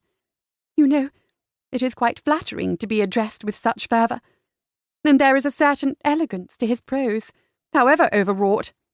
If you say so. Perhaps he was nervous. That was it. I'm sure he was. What shall you do? I shall write back, of course. Why the frown? Christian asked. Frank had been reading the letter for a good quarter of an hour. Do you need help deciphering the mysteries of your lady love's thoughts? I think she may not have liked your letter. Your letter, my boy. Your letter. And it was a fine letter, designed to flatter and cajole, therefore bound to appeal to any female. Listen to this. I confess to no little astonishment at being addressed in such terms so early in our acquaintance. If she's so easily shocked, you're better off without her. I cannot make out the next bit, Frank said, his noble brow forming perfect ridges. I'm also both worried and confused about your claim to sink into the dark pools of my eyes. Firstly, because my eyes are a light grey. Secondly, if you are under water, you cannot see my countenance. What can she mean? Having previously regarded Frank's infatuation and his own assistance with the letter as an insignificant joke, Christian discovered a glimmer of interest in Miss Lacy. Either she has a very literal mind or a sense of humour. Perhaps both. By God, she chides me for my metaphors, and she has a point. What else does she have to say? Frank handed him the letter. Read it yourself. Miss Lacy wrote in evenly formed characters, with an elegant forward slant. In answer to your questions, I am enjoying the charms of Little Mickledon Hall.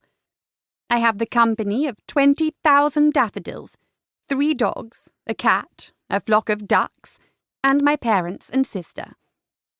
The former you met, the latter did not accompany us to Leicestershire quantities of books, because I am a firm believer that reading improves the mind.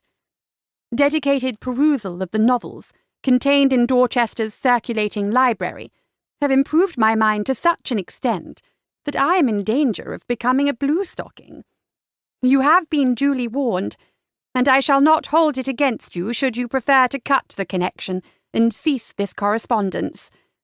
If you reply, I would be interested in hearing how you undertake mental improvement. Yours sincerely, Roseanne Lacy. Blurring the sheet, Christian felt a rare grin stretch the scar on his cheek. You must marry this girl, Frank. She will brighten up our family gatherings. I knew you'd like her. How shall I reply? His voice held a note of panic. About the mental improvement thing. She wants to know what kind of books you like. Frank shifted uneasily. Not a great reader, as you know, Chris. I often take a look at the Morning Post, avoiding the political reports, of course. And the sporting calendar. Lots of useful stuff in there. That's a good start. Then we'll burnish your credentials a little. Dear Miss Lacy, beauty is in the eye of the beholder. This beholder drowns in your eyes day and night, and at night the pool is dark. I concede that, under those circumstances, your countenance may not be easily regarded, not to mention that a remarkable contortion would be needed to see your face while swimming around in your eyes. Your criticism of my prose was well deserved, and I have saved you the trouble of finishing the job. The fact that you will not soon be travelling to London distresses me so much that I have been forced to take solace in much-needed mental improvement. Having exhausted the charms of the sporting calendar and the Morning Post, I resort to poetry. Your crowd of daffodils directed me to Wordsworth, yet somehow the joy of your letter put me in a less contemplative mood. The adventures of the Giaour have enlivened my dull existence these past days. If you have not yet had this work, I assume you, like every lady of my acquaintance, have sighed over Childe Harold. I will send it to you. What do you think of Byron? To my mind. Dear Mr. Newnham, will you despise me if I admit that I am no great lover of poetry? I like Byron more for his wit than his lyricism. I prefer my reading without rhymes. If I cannot find a work that offers believable and amiable characters and a story that ends well, such works are rarer than I would wish. I happily devour the narrative excesses of Minerva Press novels. But please lend me the Giaour, because I would enjoy discussing it with you. Dear Miss Lacey, I take the liberty of enclosing a newly published work by a lady. I believe it satisfies your requirements. Dear Mr. Newnham, I apologize for my delay in writing, but I could not put the book down, and as soon as I finished, I read it again. Pride and Prejudice is the best thing I ever encountered. Please tell me that the author has written 100 such works. 2 months and 16 letters later. Dear Mr. Newnham, the weather has reduced me to banality, so I will say only that this uncommonly wet and cold spring makes me more grateful for your letters. I have never regretted so much that my father refuses to go to London for the season. How can life at Little Mickleden compare with the diversions of the capital? You describe the performance of Kean and Othello, and all I have to amuse you is the performance of a fox who broke into the hen-house 2 nights ago and rendered us short of eggs. My father's distress at the loss of his morning omelette is certainly histrionic, but doesn't carry the same dramatic force as the unfortunate Moor possessed by the green-eyed monster. Neither can the parade in the Little Mickleden churchyard. I shall spare you an account of the bonnet, since I know gentlemen have little patience for such important matters, compare to the trooping of your regiment. How I should like to see it! You must look splendid on your horse, galloping with sabre brandished, ready to repel invaders. Frank stopped reading and chuckled. Miss Lacey has quite the wrong idea about the household cavalry. Wouldn't like to hear what the colonel would say if I galloped around London with a drawn sword. Besides, Boney's on the run, not likely to turn up now. Do you think we should explain? I could be mistaken, Christian said, but I believe she is being mildly ironic. Is that a good thing? I think so. Frank grinned. Glad you approve. Remind me, Frank, why you fell in love with her. Apart from her physical perfections, that is. I don't know, really. The moment I saw her, I knew she was the one for me. That sounds unwise. She might have turned out to be beautiful but stupid, or ill-tempered, or cruel. But she didn't, did she? Roseanne is the cleverest and kindest lady in the world, as well as the most beautiful. Christian couldn't argue, though not able to opine on Miss Lacey's appearance. Her letters suggested that she was in every other way worthy of his cousin. While Frank read the remainder of the letter, he wondered if his cousin was worthy of her. He didn't think Frank appreciated her letters on the same level that Christian did. But if Frank wanted her, Christian owed him every assistance. He pushed him over to the desk and handed him a pen that he had sharpened himself. Do you think we could keep the letters shorter? Frank said. Damn it, Chris. My wrist gets tired when you make me write page after page. Nonsense. Miss Lacey is not a young lady to be impressed by slim platitudes. Chin up, man. It's time to move forward a step. Dear Roseanne, I am presumptuous, I know, but Roseanne is how I think of you. Beautiful Roseanne. Roseanne of the kind words and clever wit. Roseanne of my heart.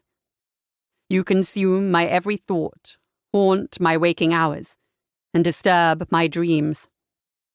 There, I have challenged propriety, and said what I should not, but I cannot help it. I must speak. Slow down, Frank scribbled frantically. Speak. There, I knew I was right to have you compose the letters. I could never come up with anything so fine on my own. This is exactly how I feel. What next? Christian cleared his throat. For weeks, your letters have been my only comfort, but they no longer suffice. I wish to see you, hear you, dare I say it, touch you. I yearn for your presence. In a month I have leave from the regiment, and I hope you will receive me kindly if I should happen to be in the neighbourhood of Dorset." Frank put down his pen and shook his wrist. "Do I have leave?" "I spoke to the Colonel today. We both have the month of June free. You must have noticed her hints that she would like to see you. I don't believe Edmund Kean is the only reason she wishes she were in London. I want to see her too. I'm going to Wessex's wedding, and Little Mickleden's only 20 miles or so from Kingstag. I could do it. Sooner you than me. I intend to decline my invitation, but I grant that the timing is fortuitous for you."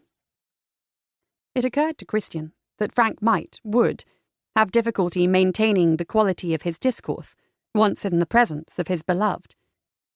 He'd just have to bowl her over with the potency of his physical presence. When confronted with the glory of his person, Roseanne would be too befuddled to notice his lack of wit. Women never did, Christian thought, absent-mindedly fingering the livid scar that slashed down his cheek and disappeared into his collar. Roseanne tore through the topiary walk to her secret place, the stone bench next to the ornamental pond, well out of sight of the house. She was in no state to deal with Kate's mischievous nonsense, her mother's determined cheerfulness, or, heaven forbid, her father in any mood. How could he? How could her mother bear it? She had been brought up to suppress any hint of temper as unsuitable for a lady. A lady must be calm. A lady must refrain from embarrassing herself and distressing others with unseemly displays of emotion. A lady must be happy, because then those around her would be happy too. At moments like this, Roseanne feared she was no lady. A recent discovery made her want to scream very loudly indeed. Since this might attract the attention of the gardener, she seized a handful of gravel from the path and flung it into the water. The stones were too small to make a satisfying splash, and succeeded only in alarming the carp that lived in the pond. The fact that letting her anger harm the innocent, albeit only fish, supported her mother's precepts didn't make her feel better. She wished she were 100 miles away from Little Mickleden, and anyone by the name of Lacey. A new letter from Frank, her obvious means of escape, rested in her pocket. But he was all breezy good humour, although his letters often displayed an ironic edge that she'd never detected in the few days they'd spent together. Today she didn't want affability. She'd rather read something dark and dreadful and filled with passion. Perching on the bench, she unfolded a single sheet. A shorter letter than usual, but a wonderful one. Not dark and dreadful, but the passion was there. Frank loved her. He didn't say it in so many words, but surely that was what he meant. Roseanne of my heart. Her own heart soared, and her pain receded, to be replaced with a new and raw emotion. He loved her, and she had an overwhelming desire to see him, to feel his arms around her. She read the letter again, relishing every word. Did he linger over each sentence? She rather thought not. It was more like the dashing cavalry officer to attack the business of composition with impetuous zest. She imagined the words pouring from brain to pen. Tracing the careless trails of ink with her forefinger, she felt a physical connection to their author and a shivery excitement. I wish to touch you. In recent weeks, curiosity about the intimate side of marriage and a kind of yearning had possessed her. It was another reason to put an end to spinsterhood. Closing her eyes and envisioning Frank Newnham's handsome face and magnificent figure, she longed for it.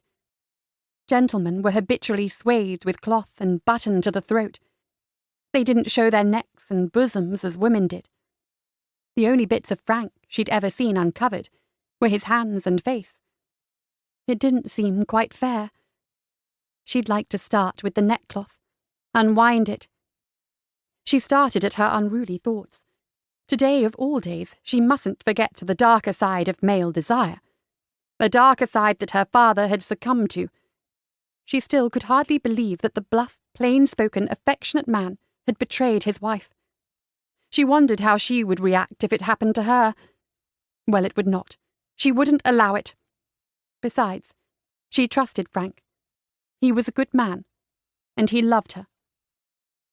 Only by trusting him with the feelings she couldn't share with her own family might she elicit the reassurance she needed. Christian experienced an unusual attack of nerves when the reply came from Roseanne. Had he advised his cousin badly? Would he, Frank, be answered with disdain for his bold declaration? Forcing his arms to his sides when he wanted to throttle Frank and tell him to hurry up, he hid his anxiety as Frank fumbled with the seal. "My word, listen to how the letter opens," Frank said. "Dear Mr. Newnham, Frank. Yes, Frank, for that is how I think of you. How about that? Go on." This was splendid news, just the response they'd hoped for. The sinking in Christian's stomach was merely relief. "I write today in an agitation of spirits, for I learned something dreadful. Oh, Frank, in the months we have exchanged letters, I have come to feel such affection and friendship for you that now I can confide a most distressing secret. I don't have to tell you that these words are for your eyes alone and must go no further." "You shouldn't be reading this." Christian and Frank spoke in unison. Then the latter goggled at his cousin. "It's addressed to me," Frank said. "As a gentleman, I can't go blabbing what she tells me in confidence. Don't be an arse. I'm a gentleman too, and I'll keep Roseanne's confidence to the death. But I wrote those letters, and I have a right to know what she says." Frank was as unhappy as Christian had ever seen him. "I don't think you should call Miss Lacey Roseanne," he said stiffly. "How are we going to answer the letter if you won't tell me what it says?" "Go on, Frank, tell me to go to hell and you'll write your own damn letter." That's what he ought to say, but Christian hoped he wouldn't. He wanted to know what had upset her. Perhaps there was something he could do to help. "Come on, Frank. We're like brothers. You can trust me as well as she can trust you. You're right, Chris. I'm sorry to doubt you. No apology needed. Now, let's find out what Miss Lacey has to say." "I have 2 sisters. Kate, of course, as you know from my letters, but also another. I fear I have begun the story at the end, so let me arrange my disordered thoughts. For several years a Miss Mary Birch, who is now 10 years old, has visited us for a month every summer. She's a sweet child, and I enjoy her visits. We were always told that she was a daughter of a friend of my father, and came to us for country air while her widowed mother enjoyed a holiday. Now that I know the truth, I see how absurd the story is. She and her mother live in Dorchester, a mere 10 miles from Little Mickleden, and scarcely a smoke-filled metropolis. Today, as a result of unintentional eavesdropping, I learned that Mary is my father's natural daughter. Oh, Frank, now that I know, I see signs of our kinship. She has light brown curls like me, Kate's blue eyes, and my father's smile. Like me, she enjoys stories, and I have often read fairy tales to her in the nursery. I now understand my mother's air of disapproval whenever I mention little Mary. I should not burden you with these unsavoury family affairs, but you are the only one I feel I can tell. Thank you for reading this.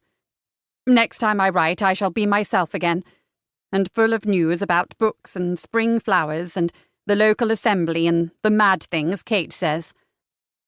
For now, my dearest friend, I offer only a sad adieu. P.S. I do not blame little Mary. She is innocent in the whole affair. She will always be my sister, even if forever unacknowledged. Frank's voice cracked as he read the last sentence. What a decent girl she is, my Roseanne. Not many ladies would be so kind. Christian agreed. He also wanted to pummel Roseanne's father into the ground. You have to answer her at once, he said. You must set her mind at rest. I don't understand you. Miss Lacey fears that you would behave like her father. She doesn't say so, does she?" Frank peered at the letter. "Women do not always say what they mean." "I don't see it, but I expect you are right. You would know better than I how she'd feel in this case. Of course, I wouldn't ever look at another woman if I were lucky enough to win Roseanne. How shall I tell her? Seems a bit awkward to bring it up." "Subtly, my dear boy. Now write." As Christian dictated the reply, he felt a twinge of regret that the recipient would never know how much it came from his own heart. "My dear Roseanne, I am honoured that you shared your trouble with me. Your generosity of spirit touches me, and I have no doubt that you bring your little sister as much joy as you bring me with every word you write. But Roseanne, my dear, I feel for your unhappiness at discovering your father's behaviour. Common enough, I fear, but distressing to a man's family and abhorrent to me that a man should so betray his vows. I'll say no more, but if you wish for a sympathetic ear, I am here." Roseanne's reply arrived by return of post. Frank was on duty all day, and the missive sat in his box in the officers' quarters. It was all Christian could do not to rip it open. Their last letter worried him. Frank, as usual, had taken dictation like a lamb, never questioning his cousin's words. Pressing her to speak further of her father's sins was bold, indelicate even. Christian had his reasons for thinking Roseanne might want to talk about it. Suppose he was wrong and she was insulted. Suppose she broke off the correspondence. Frank would be devastated.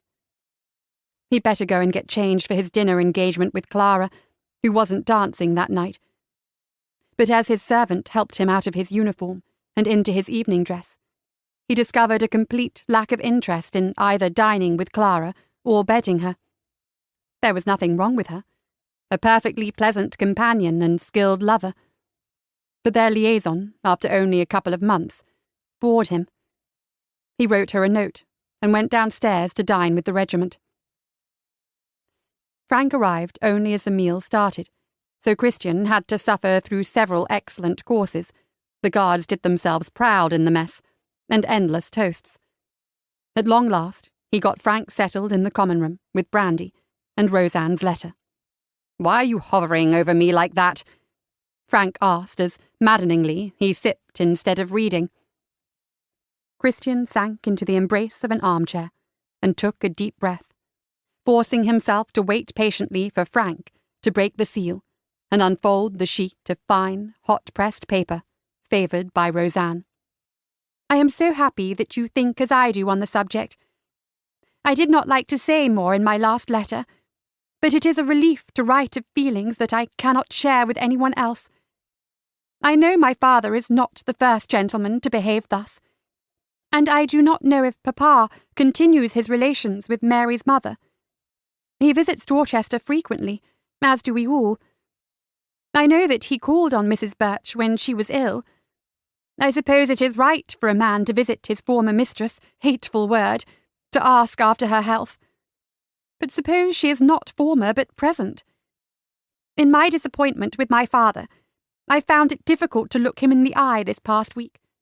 I honour him for looking after his child, but I cannot understand why my mother tolerates her visits.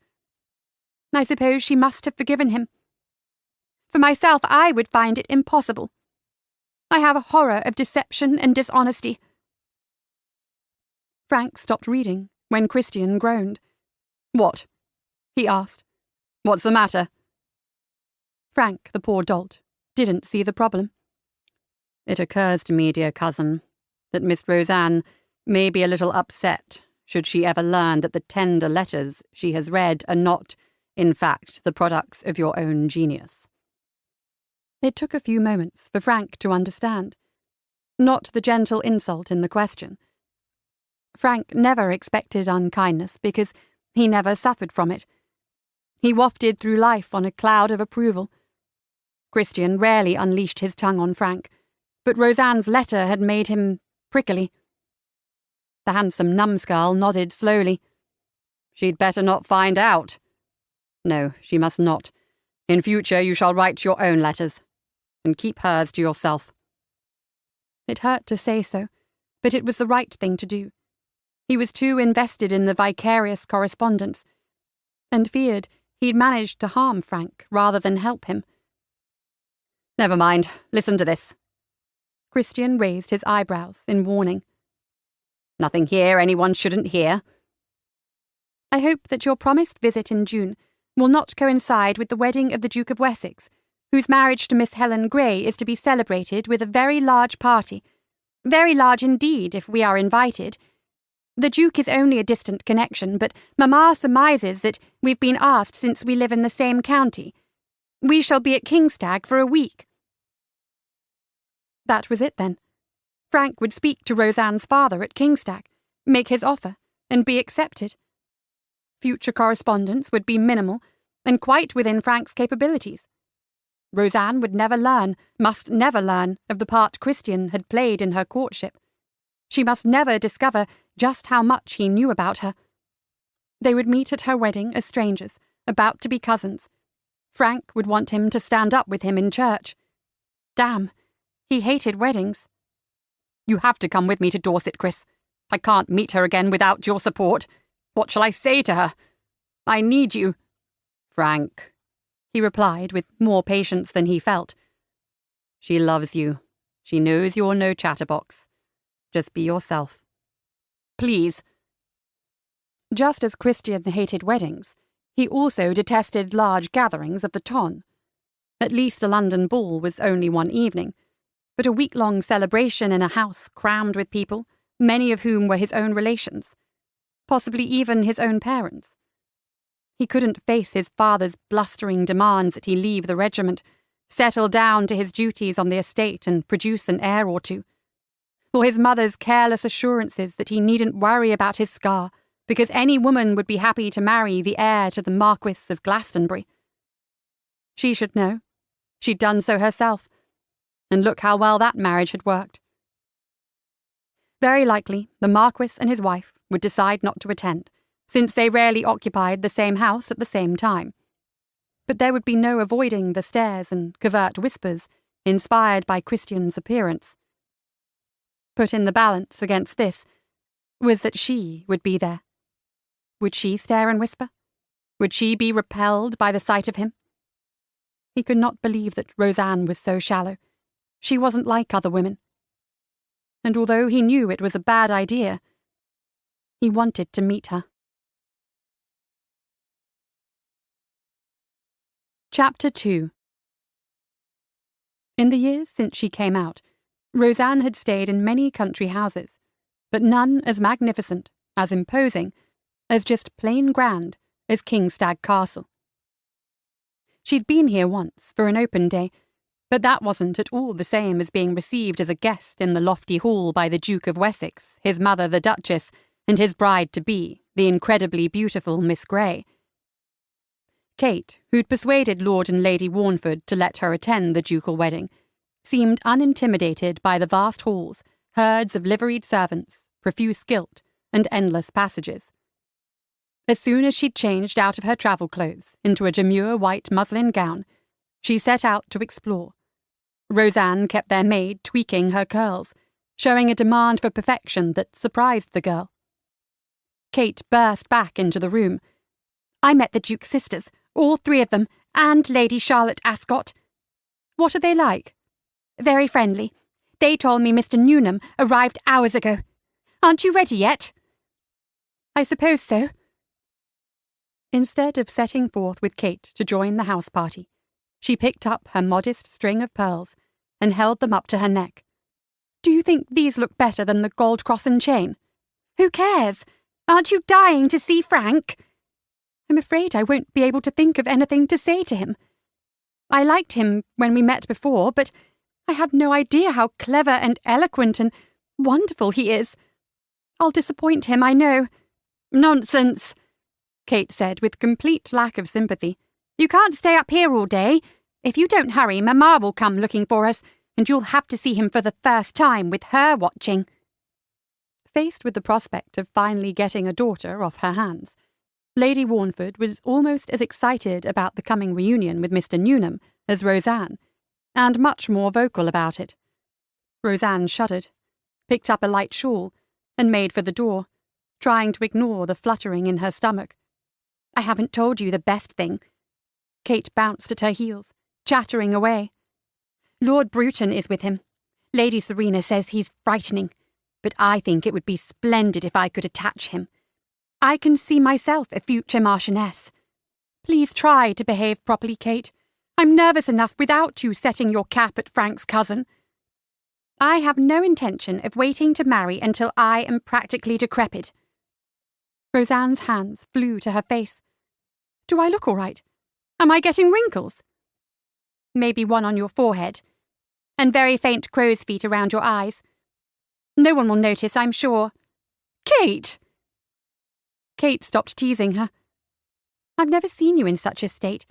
Mr. Newnham admired you a few months ago, and you haven't changed. You are still beautiful, and he wouldn't have kept writing so many letters if he didn't love you." This was no comfort, but rather the source of her unease.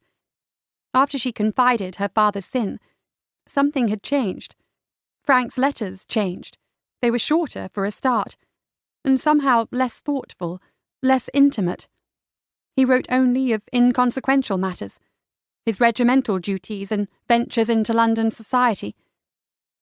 While she couldn't believe he would blame her for Lord Warnford's behaviour, she feared her indelicacy in mentioning it had disgusted him. He had been so kind to her over the matter, but... She set down the pearls, checked the mirror once more, no crow's feet, and walked smartly to the door.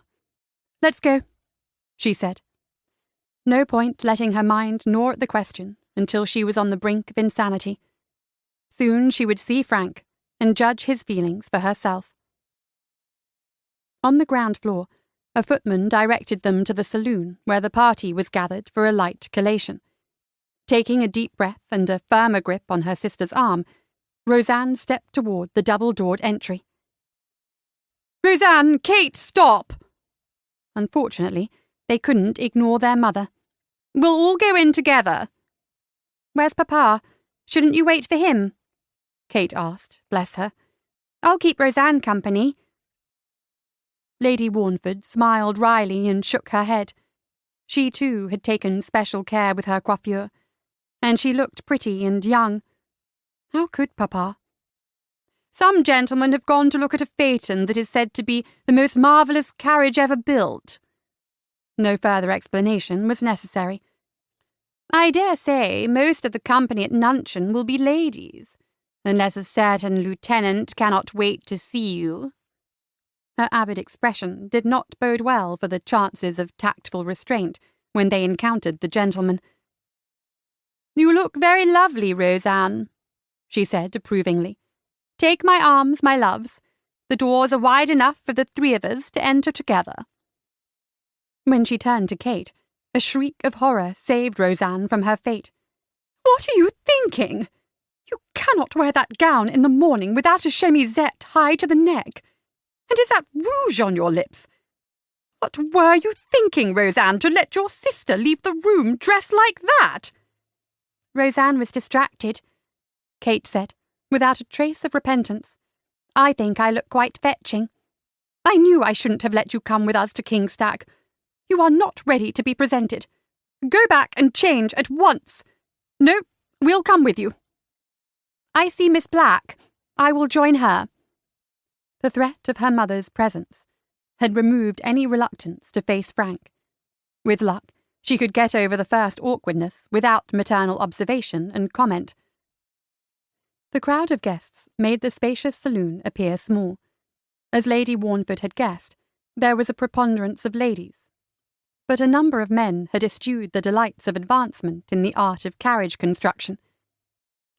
Trying not to appear too obvious about it, Roseanne picked her way through chattering groups, craning her neck for a glimpse of one tall gentleman who would stand out as the handsomest, most distinguished man in the room. "Hey, gal, are you looking for someone?" An extraordinary old lady, dressed in the style of her youth with an abundance of very improbable red hair, stood in her way. Roseanne recognised Lady Sophronia from her previous visit to Kingstag, when the old eccentric had berated the open-day crowds as ignorant gawkers, before being tactfully led away by her companion, Miss Henrietta Black. "My lady," she said, dropping a polite curtsy, "I wondered if Lieutenant Frank Newnham was in the room." "He's an idiot. All the Newnhams are. Take after their father." "Mr. Newnham is very clever," Roseanne said. "It is unfair to demean a man's brain just because he is handsome." Judging by her cackle, the old woman took no offence at being contradicted. "He's pretty enough, I'll grant you that. If that's sufficient for you, I won't argue. And why not? Marriage lasts a long time, and one may as well have something nice to look at when conversation pals." Lady Sophronia. A pretty, rather harassed young woman joined them. "Miss Lacey, isn't it?" "A pleasure to see you again, Miss Black. Now, if you'll excuse me." Roseanne managed to escape, but 2 uneasy circuits of the vast room failed to reveal Frank's presence. Apprehension turned to a touch of pique that he wasn't waiting anxiously to see her. But perhaps he was looking for her in the same way, and they missed each other milling around. In a spot near a window, she had a good view of the room, with the advantage that a monstrous baroque stand, crowned with a massive floral arrangement, offered shelter from the eyes of her mother, who would be looking for her once she dealt with Kate's wardrobe transgression. 3 ladies and a gentleman, none of them known to her, were gathered a few feet away. The man presented a striking profile: inky black hair, a prominent but perfectly straight nose, and slashing cheekbones that set off a wide mouth curved into a derisive twist.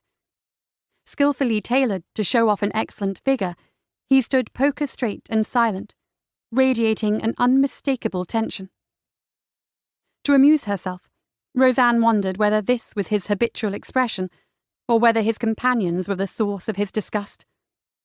As she strained her ears to distinguish the group's conversation through the ambient buzz, he turned his head to reveal that his other cheek was marred by a jagged scar, a puckered puce line that descended from just below his eye, over his chin, and all the way down into the frothy folds of his neckcloth.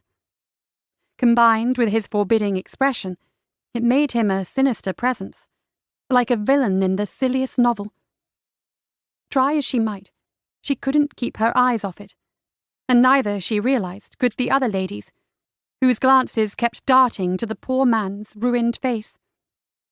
How horrid it must be to be the object of vulgar curiosity, not to mention the pain that must have accompanied such a grievous wound. Thinking about it made her cringe. Christian had no idea how he'd managed to get himself manoeuvred into a conversation with as inane a group of women as he'd ever encountered. He could have gone to look at the phaeton with Frank, but he'd seen that design at the carriage maker's when he ordered a new curricle. And whom was he fooling? He was dying to lay eyes on Roseanne Lacey. The trouble was, he had little idea what she looked like, aside from grey eyes and a well-endowed bosom. Frank was as inarticulate in the description of his lady-love as he was at writing to her. Christian allowed himself to be introduced to what felt like every female in the room, and promptly forgot their names once he learned they weren't called Lacey. They would remember him all right. Their reactions were all the same. A moment of pleasure at meeting the heir to the Marquis of Glastonbury, followed by intakes of shocked breath, some better disguised than others, at his monstrous face. Then the continual stolen glances. Why was a scar so fascinating anyway? He should never have come to this damnable event. The silly creatures were talking about the wedding, of course. Women were all enthralled by marriage. "Miss Grey will make the most beautiful bride." "She is very pretty," agreed the youngest of them. "I wonder what she will wear for the ceremony. Her sister, Mrs. Barrows, dresses strikingly. The quality of her cloth and trimmings is very fine, though the colours are too bold. Still, I should like to know where she found that canary silk twill." "My dear, don't you know that Mrs. Barrows owns a shop?" Christian let the ill-natured gossip float over his head. He was wondering how long he had to put up with this nightmare, when his opinion was sought, not, thank God, on the question of silk twill. "What do you think, Lord Bruton? Don't you think every man should marry?" "Certainly," he said. Even he wasn't rude enough to ignore a direct question. "I agree with Socrates. If you get a good wife, you'll be happy. And if you get a bad one, you'll become a philosopher. I have always aspired to be a philosopher." The girl wrinkled her sweet little forehead, not sure how to take it. "How interesting," she murmured. "I do like quotations." "You should embroider that one on a sampler," he said. "Or how about this? Marriage is a desperate thing. Or, if you prefer the highest authority, O curse of marriage, that we call these delicate creatures ours." "Is that from the Bible?" Before he could say something cutting, one of the older ladies, perhaps the ingenue's mother, claimed to see an acquaintance across the room with whom they needed to speak immediately. The trio scurried off in a swish of petticoats. Having scared off the flock of nervous hens, he folded his arms and glared, daring anyone else to approach him. Then he heard a voice, a musical voice, low and lush with a lilt of laughter. "Let me not to the marriage of true minds admit impediments." He swiveled to discover a young woman peering at him from behind a vase of flowers. A very beautiful young woman. "I beg your pardon." "If you're going to quote Shakespeare as your authority on marriage, I don't think it's fair to use Othello. I present a different point of view. You insulted that poor young lady, you know." "By quoting poetry?" "No, by suggesting she sew a sampler. Only schoolgirls do that. She is undoubtedly out." "I don't pretend to comprehend the subtleties of female education, or the female mind." "That explains why you were standing alone and scowling instead of mingling with the company." Quite a bold piece she was, and apparently unalarmed by his repellent appearance and demeanour. "I don't see you doing much mingling yourself, hiding behind those flowers. Are you shy or merely avoiding someone?" Why was he bandying words with this girl? He never bandied, especially not with women, even pretty ones. She was smiling at him, a big, generous smile. Perhaps she hadn't noticed the scar. He turned to squarely present the ruined left side of his face, so there could be no mistake. His reward was a discernible flinch. "I'm not avoiding anyone except my mother," she said, recovering quickly from the horrible sight. "A good decision. I always avoid mine." "Not that I'm not fond of her, but I have a particular reason at the moment. I'm also looking for someone. Do you know Lieutenant Newnham?" It couldn't be. It must be. "Are you Miss Lacey, by any chance? Miss Roseanne Lacey?" Frank was an idiot. Her eyes weren't dark at all. They were a smoky blue, with darker circles about the edges. And he, Christian, had been unwittingly right. A man could drown in them. "I am," she said with obvious surprise. "I thought you didn't much care for poetry." Those fabulous eyes widened. "Shakespeare doesn't count. He's in a category of his own." "But how did you know?" "Frank told me. He is my cousin." "You must be Lord Bruton, then. I had no idea." She flushed, a faint tinge of rose on creamy cheeks, and he knew why. She hadn't expected the scar. "Frank has written so warmly of you. He says you are the very best of men, a true friend whom he can rely upon to the end." That must have been in one of the recent letters, after Christian resigned as his alter ego. He was rather touched to have inspired his cousin, with his scores of friends and intimates, to such praise. Christian hadn't thought he held the same place in Frank's regard as Frank did in his. "I've heard about you, too," he said, "and I must say that Frank is no hand when it comes to describing a person." He hadn't expected her tall, slender grace, the fine features beneath shining brown curls, the eyes.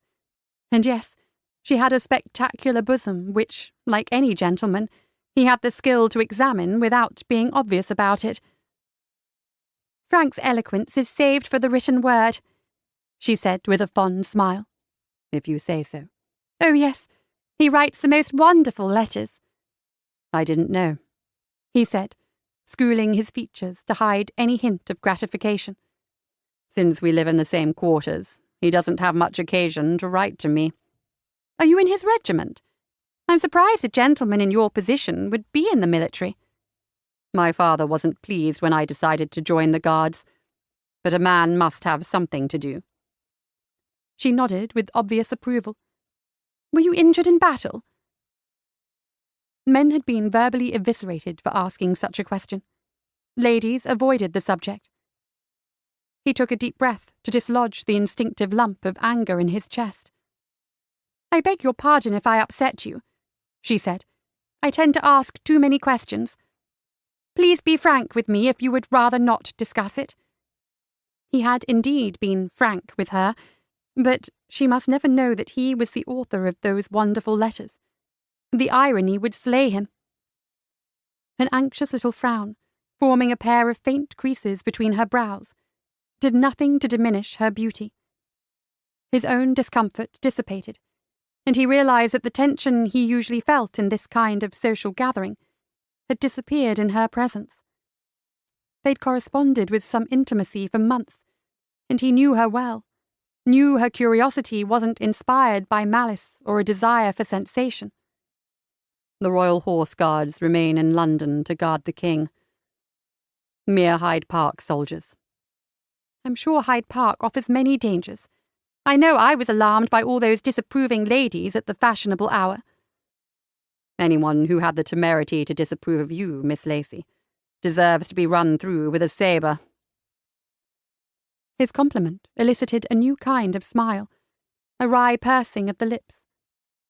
Riveted, he stared at the generous mouth and thought about kissing her. A startling idea and one that could never be acted on. You were kind, Lord Bruton, to offer to slay my dragons. Frank will do that for you, he said firmly, before he got any ideas about protecting her from mythical monsters or more mundane perils. He had no right. Where is Frank? A group of men went to the stables to look at Willoughby's new phaeton. Oh, I thought he would be here. He lied to spare her disappointment. He believed you hadn't arrived yet. He'll be devastated to miss even a few minutes of your company. It doesn't matter. He'll be here soon. Her eyes roamed hungrily about the saloon. Look at me, he wanted to say. Give me your attention for a little longer before my handsome cousin usurps me. Oh, look! There he is! And there he was, tall and fair, exuding good-humoured confidence as he strode across the room. A dozen people, men and women, spoke to him, and he gave each a smile and a word or two before continuing his determined progress toward them. Frank might not be articulate, but he possessed the social ease and popularity Christian lacked. Roseanne observed his approach with adoring eagerness, and radiated joy as she held out her hand. It was impossible to imagine a handsomer or better matched pair. Christian backed away a step. His grotesque face and dark mind had no place in such luminous company. I'm so glad to see you, she said, without a hint of missish restraint. She wore her heart on her sleeve. I've been waiting for you for ages. I see you've met Chris. Chris? Oh, Lord Bruton, yes. I was happy to meet your cousin, and even happier now that you are here. Splendid, Frank said. You look splendid. He flushed, opened his mouth, then closed it again. Did you have a good journey? Splendid. How was the phaeton? She asked after a silence that was only a few seconds short of awkward. Splendid. Apparently, months of correspondence hadn't rendered Frank any less mute in the presence of the adored one. He darted a panicked look at Christian, who offered only a lift of the eyebrows. Perhaps realizing his cousin could hardly speak for him in the flesh as he did on paper, Frank made a visible cogitative effort and found inspiration. I saw your father at the stable. Spoke to him. He touched a forefinger to his nose. If you know what I mean. Christian did, and so did Roseanne. She blushed becomingly, and made no effort to disguise her satisfaction at the imminent proposal of marriage. The besotted pair stood and gazed at each other. Perhaps it didn't matter if they couldn't speak. Christian had enjoyed satisfactory, though temporary, liaisons with mistresses in which conversation was the lesser component of the relationship by a long way. His own parents rarely exchanged more than a few words in passing, when they happened to run into each other at the huge London house, in the even more expansive spread of Bruton Hall. Not that they were exactly pattern cards of wedded bliss. Still, he could imagine a marriage that was both happy and largely silent. Unlike the Marquis, Frank was a good man, and would never give his bride reason to doubt him. He adored Roseanne, and would do anything for her.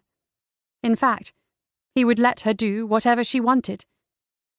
Yet he would have expected Roseanne to expect more.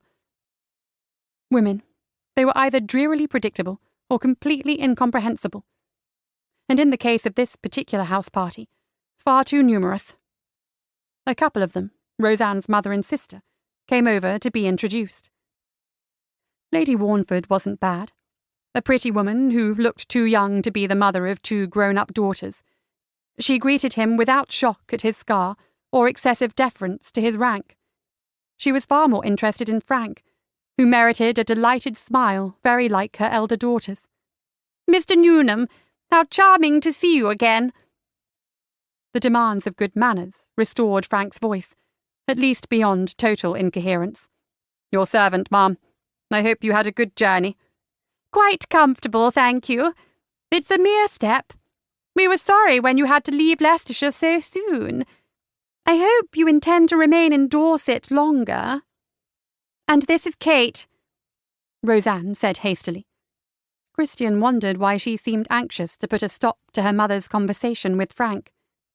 "I've heard a lot about you, Miss Kate," Frank said.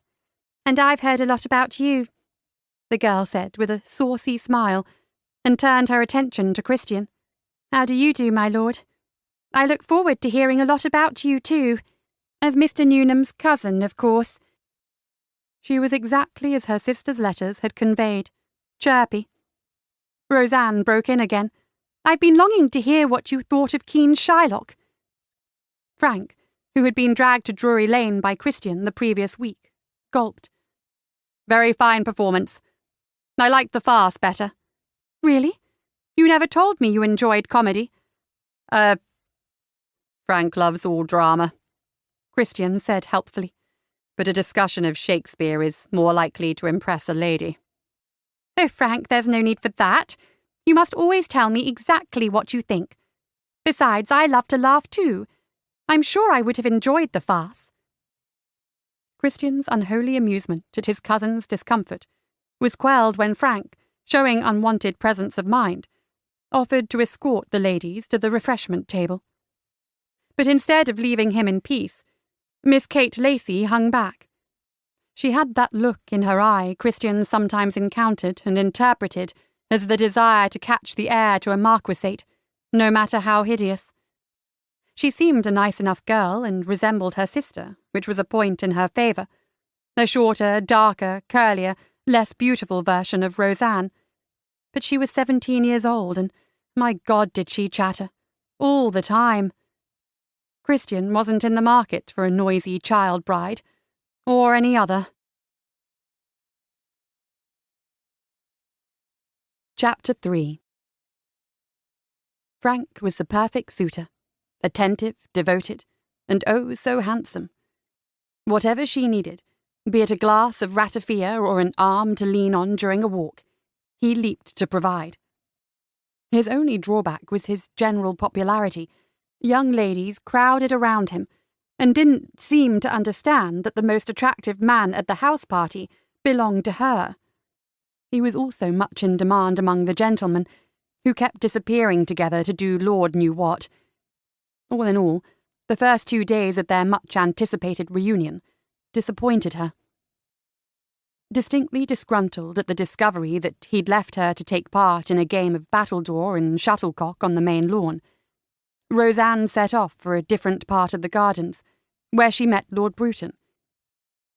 He was often alone, appearing to regard the entire wedding and its attendant festivities with a dismissive scorn demonstrated by a sinister curl of the lip. She had spent quite a bit of time in his company. Frank always invited his cousin to join their group, and Kate, not easily repelled, tagged along too, chattering.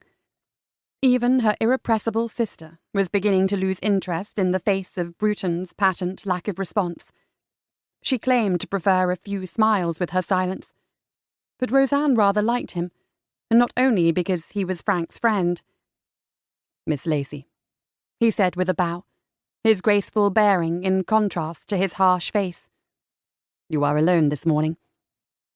He looked warily at the path behind her. "Kate has become great friends with the Duke's sisters," she said. "She is busy with them." "Oh, good.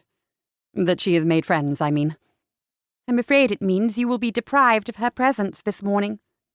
"I am devastated," he said gravely, but his lips twitched. She liked the fact that she could make him smile. "Will you walk with me?" "I warn you I won't be good company.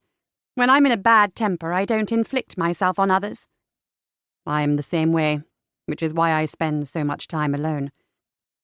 You can either join me in taciturn discontent, or I'll let you go on your way." "That's an invitation I can't resist," she said, taking his arm. "How pleasant to meet someone who understands me. There's nothing more tiresome than making polite conversation when one isn't in the mood." "I'm rarely in the mood." They set forth along a tree-lined path that meandered toward the lake, and in 10 minutes of brisk walking, she felt her irritation slip away. She was wondering whether it would be intrusive to break their companionable silence when an unusual sight caught her eye. A gentleman attempting to manage a huge armful of flowers while warding off an attack by a bee. "Why are you laughing?" Bruton asked. "I don't often see gentlemen gathering their own bouquets." Bruton shielded his eyes from the sun and frowned. "It's Willoughby."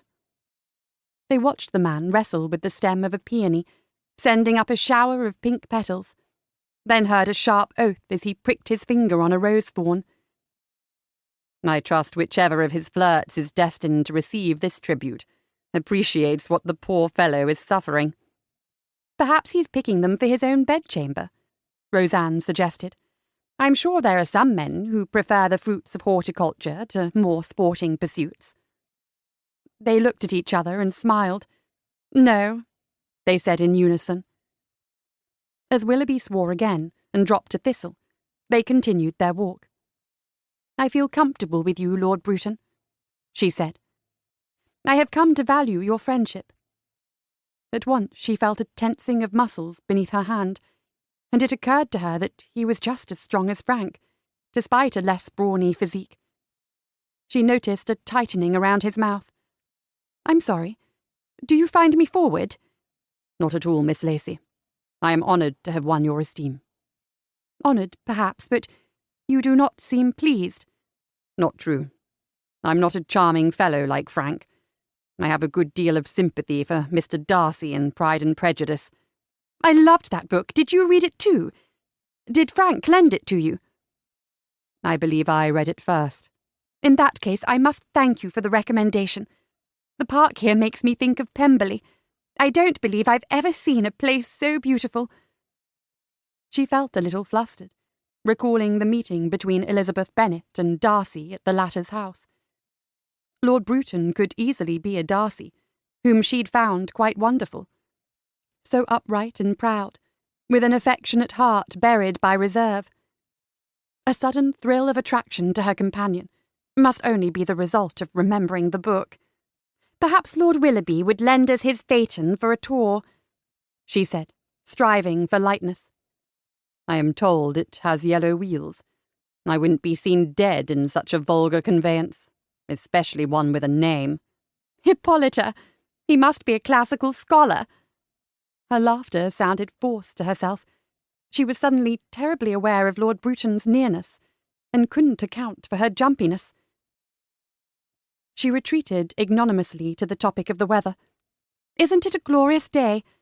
I'm feeling rather warm, even though I am wearing muslin. You poor gentlemen must feel the heat badly. Wouldn't you like to strip off and dive into the lake?" Oh God, had she really said that? What would he think? "Another time, Miss Lacey."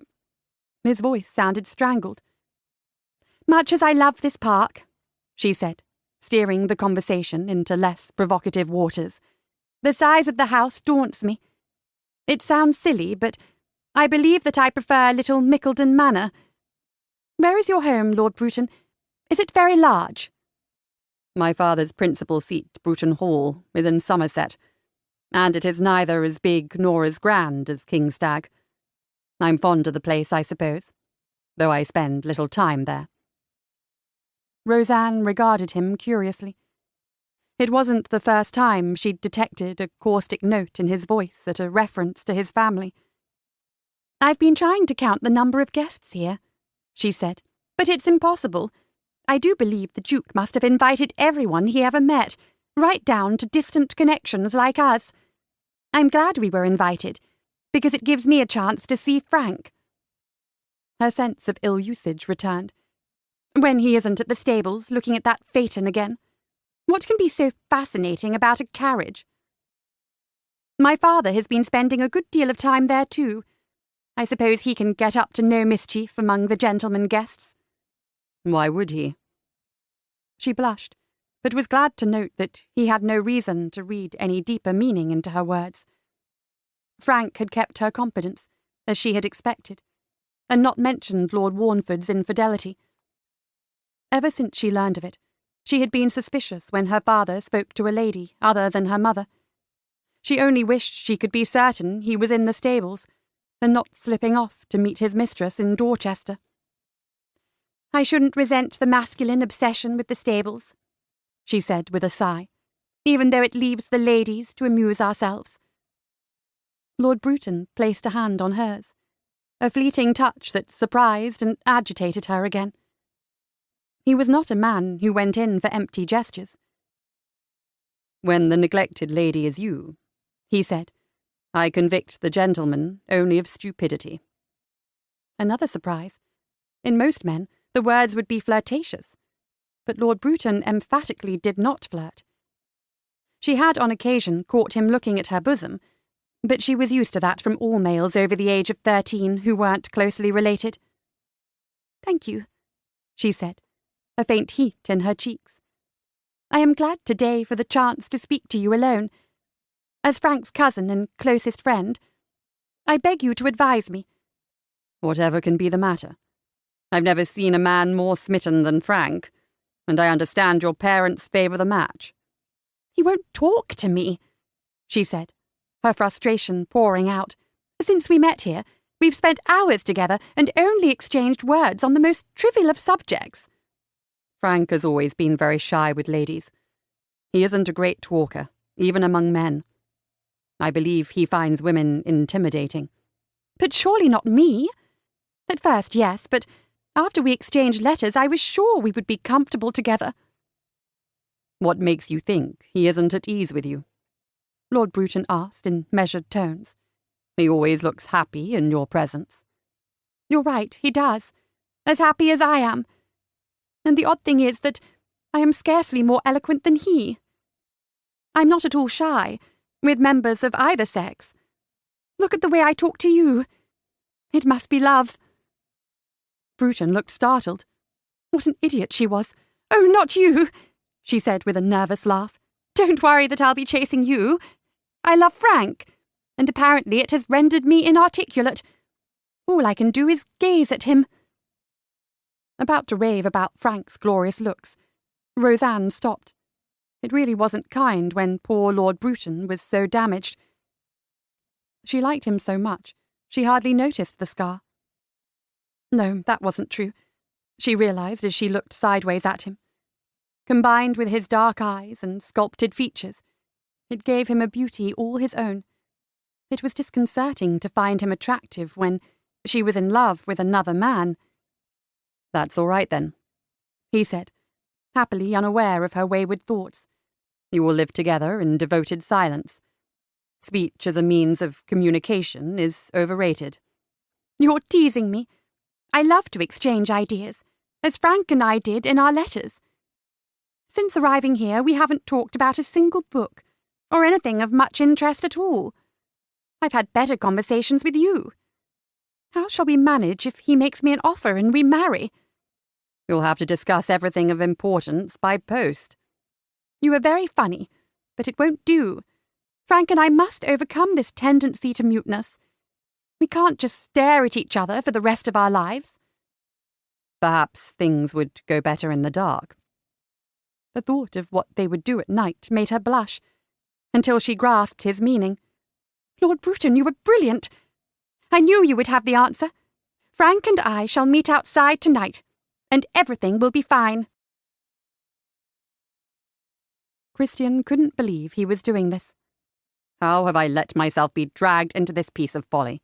Roseanne will undoubtedly recognize my voice. She has probably heard it more than she's heard yours. Frank had come up with his most absurd plan yet, in answer to Roseanne's request for a clandestine meeting at 11 o'clock that night. We sound alike, he said. People often remark on it. All you have to do is pitch your voice a little higher. You very likely won't have to say a word. I feel full of courage tonight. You're simply coming with me in case of emergency. As soon as I signal that all is well, you may leave us alone. Strongly suspecting that Frank's courage was 3 parts composed of claret, Christian had let himself be persuaded. He couldn't bear for Roseanne to be disappointed. If worst came to worst, he'd quote a little Shakespeare. He had it already. Then leave the lovers alone. The two of them took up their places in a shrubbery, located below a terrace attached to an obscure corner of the house. As a clock chimed the hour through an open window, a pale figure emerged above them in a faint rustle of silk, a slender ghost illuminated by the stars and a fingernail moon. Frank? There was more music in one syllable than an entire orchestra, even when the syllable struck Christian as a particularly discordant one. Are you there, Frank? Frank didn't answer. In the meagre light, his cousin's mouth opened and shut like a beached fish. Frank? She called louder. His cousin's hand grabbed his shoulder in a fervid clasp, but Christian responded to the desperation in Roseanne's voice. He couldn't let her slink back into the house, humiliated because her suitor had panicked. Roseanne? To his ears, the word came out somewhere between a squeak and a hiccup. Frank, you are here. Speak to me. Gulp. It is the east, and Juliet is the sun. Arise, fair sun, and kill the envious moon, who is already sick and pale. Oh. The words from the best balcony scene ever written were supposed to evoke a sigh, but not one that sounded miffed. Romeo and Juliet! On a balcony. It is a wonderful scene, of course. Very famous. Christian felt a little miffed himself. Certainly his chosen quotation was hackneyed, but none the worse for that. There was a reason it was so popular. Ill met by moonlight, proud Titania, he retorted, and was rewarded with an enchanting giggle. Well met, Oberon. Frank started mouthing words at him, asking who the hell Oberon was. Thank God he didn't have to reply to Frank. He wanted to talk to Roseanne, on Frank's behalf, of course. But they couldn't just stand in the dark exchanging snippets of Shakespeare. What would Roseanne and Frank talk about if they were a normal courting couple, not struck silent by shyness and mutual admiration? Are you enjoying the house party? He asked, normal and utterly commonplace. How could I fail to enjoy the eloquence? Instead, it had turned Christian into an idiot. The presence of Roseanne, separated from him only by stone balusters and a few feet of rose-scented air, drove away all intelligence or wit. He wanted to speak from his heart, Simple, passionate words that he couldn't articulate even to himself. Even if he could, what was the point? She was Frank's love, and it was Frank's heart that should be speaking. Frank pummeled his upper arm. "Speak for yourself," he wanted to snap. "Win your own wife." "There's something I would like very much," Roseanne said into the uneasy silence. Her voice dropped and sent ripples of anticipation through his belly. "Something a lady should not ask a gentleman."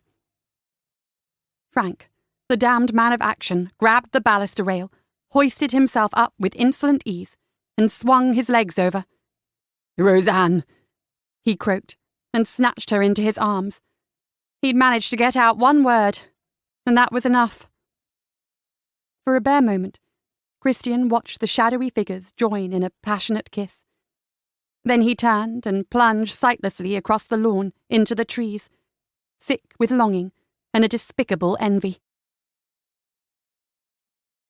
Instead of looking forward to seeing her beloved, as might be expected of a lady who had enjoyed a kiss under the stars, Roseanne felt oddly shy the next day. She spent the morning indoors, listening politely to plans for the wedding ceremony discussed by the Duchess of Wessex and Lady Grey, mothers of the bridegroom and bride respectively. She tried to avoid her own mother, who had an ominous sparkle in her eye, indicating a desperate desire to discuss her own daughter's nuptials. If only Roseanne would get on with things and become formally betrothed to the charming Lieutenant Newnham. Eventually, the ladies drifted out to watch the sport on Kingstag's bowling green. The Duke himself was present, playing a game against his bride's sister, Mrs. Barrows. Of Frank and most of the other gentlemen, including Lord Bruton, there was no sign. Accepting a glass of lemonade from a footman, she sat down next to Miss Angela Cowdrey, an American and rather an odd young woman. "Doesn't it trouble you," she said, "to be in England when our countries are at war?" Really, her wits had gone begging of late, asking Lord Bruton if he wanted to take off his clothes. She blushed every time she thought of it, and now insulting a fellow guest. Miss Cowdrey appeared startled.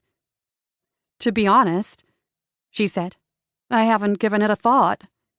No one has mentioned it. I shouldn't have. It doesn't bother me, as long as you don't want to shoot me or throw me in the lake." Roseanne laughed. "The French are our real enemies." "Always up to mischief, those French. Do you know Sir Richard Howell?" "I've met his daughter. I don't think either is French, but she knows a great deal about Paris fashions. I believe smugglers bring over the latest journals in kegs with the brandy." Miss Cowdrey nodded intently. "How interesting. I had never thought of fashion plates being part of the illicit wartime trade." She had a strange way of putting things, presumably because of her nationality. But she was quite amusing. Lord Bruton would find her entertaining too. As the morning turned into afternoon, the remaining gentlemen slipped away, including the Duke. They were all off about their fascinating manly affairs, but for once Roseanne could not regret Frank's penchant for masculine company. After last night's moonlit tryst, she was filled with doubts and desperate for advice. She would have liked to consult Lord Bruton, but the subject of her anxiety wasn't one she should discuss with a gentleman. She couldn't ask her mother either. If Lady Warneford knew what she'd been doing on the terrace, she'd be marched to the altar in 5 minutes flat. And she was no longer sure she wanted to be. Which left Kate, as usual surrounded by a gaggle of white muslin-clad girls. Sometimes it was hard to believe the Duke had only 3 sisters. "We're going for a walk, Rosie," she said. "Do you want to come with us?" The chorus of giggles that accompanied the innocuous invitation gave her to expect more mischief than rational conversation from the expedition. "Where are we going?" More giggles. "The stables," Lady Alexandra said. "We want to spy on the gentlemen and find out what's so interesting about this phaeton. We strongly suspect," Kate added, "that there's something more than a boring carriage to hold their attention." Roseanne wondered if she should discourage the younger girls, but it seemed harmless enough. She couldn't believe any gentleman would bring mistresses to a wedding party. So they circled the lawn in sight of mothers and chaperones, dodged into the shrubbery, and slipped down the side path to the stable block. "Let them go ahead," she whispered to Kate. "I need to talk to you." "Pray tell. You were so close-mouthed last night. I suppose you went out to meet Frank. I thought we might be able to speak more easily in the dark." "Speak? Was that what you were doing?" "For a little bit. And then he kissed me." "Rosie, was it wonderful?" "Not really. At first it was. He vaulted over the balusters and swept me into his arms, and that was wonderful." "Is he as strong as he looks?" "Yes. And even in the dim light he looked splendid doing it. I was looking forward to being kissed.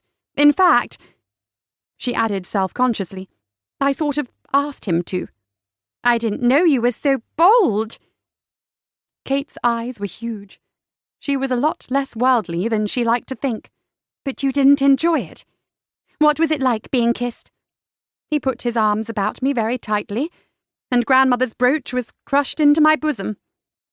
She touched the place above her right breast, where the pearl ornament had been pinned to the lace trim of her evening gown. "And then he kissed me very hard." "On the lips?" "Of course." "Was he rough?" "Not rough exactly, but I would say he lacked finesse. And his lips were wet." "Perhaps he was nervous."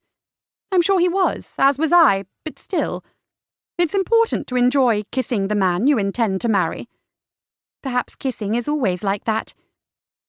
Roseanne hesitated, wondering if she should really be saying this to her young sister. But Kate had to know at some time. "Kisses can be most enjoyable, I know." "Rosie, who?" "Johnny Phaeton." "No, you kissed him? He is quite ineligible and tried to elope with an heiress, as well as being addicted to gaming, or so Mamma says. I wasn't going to marry him.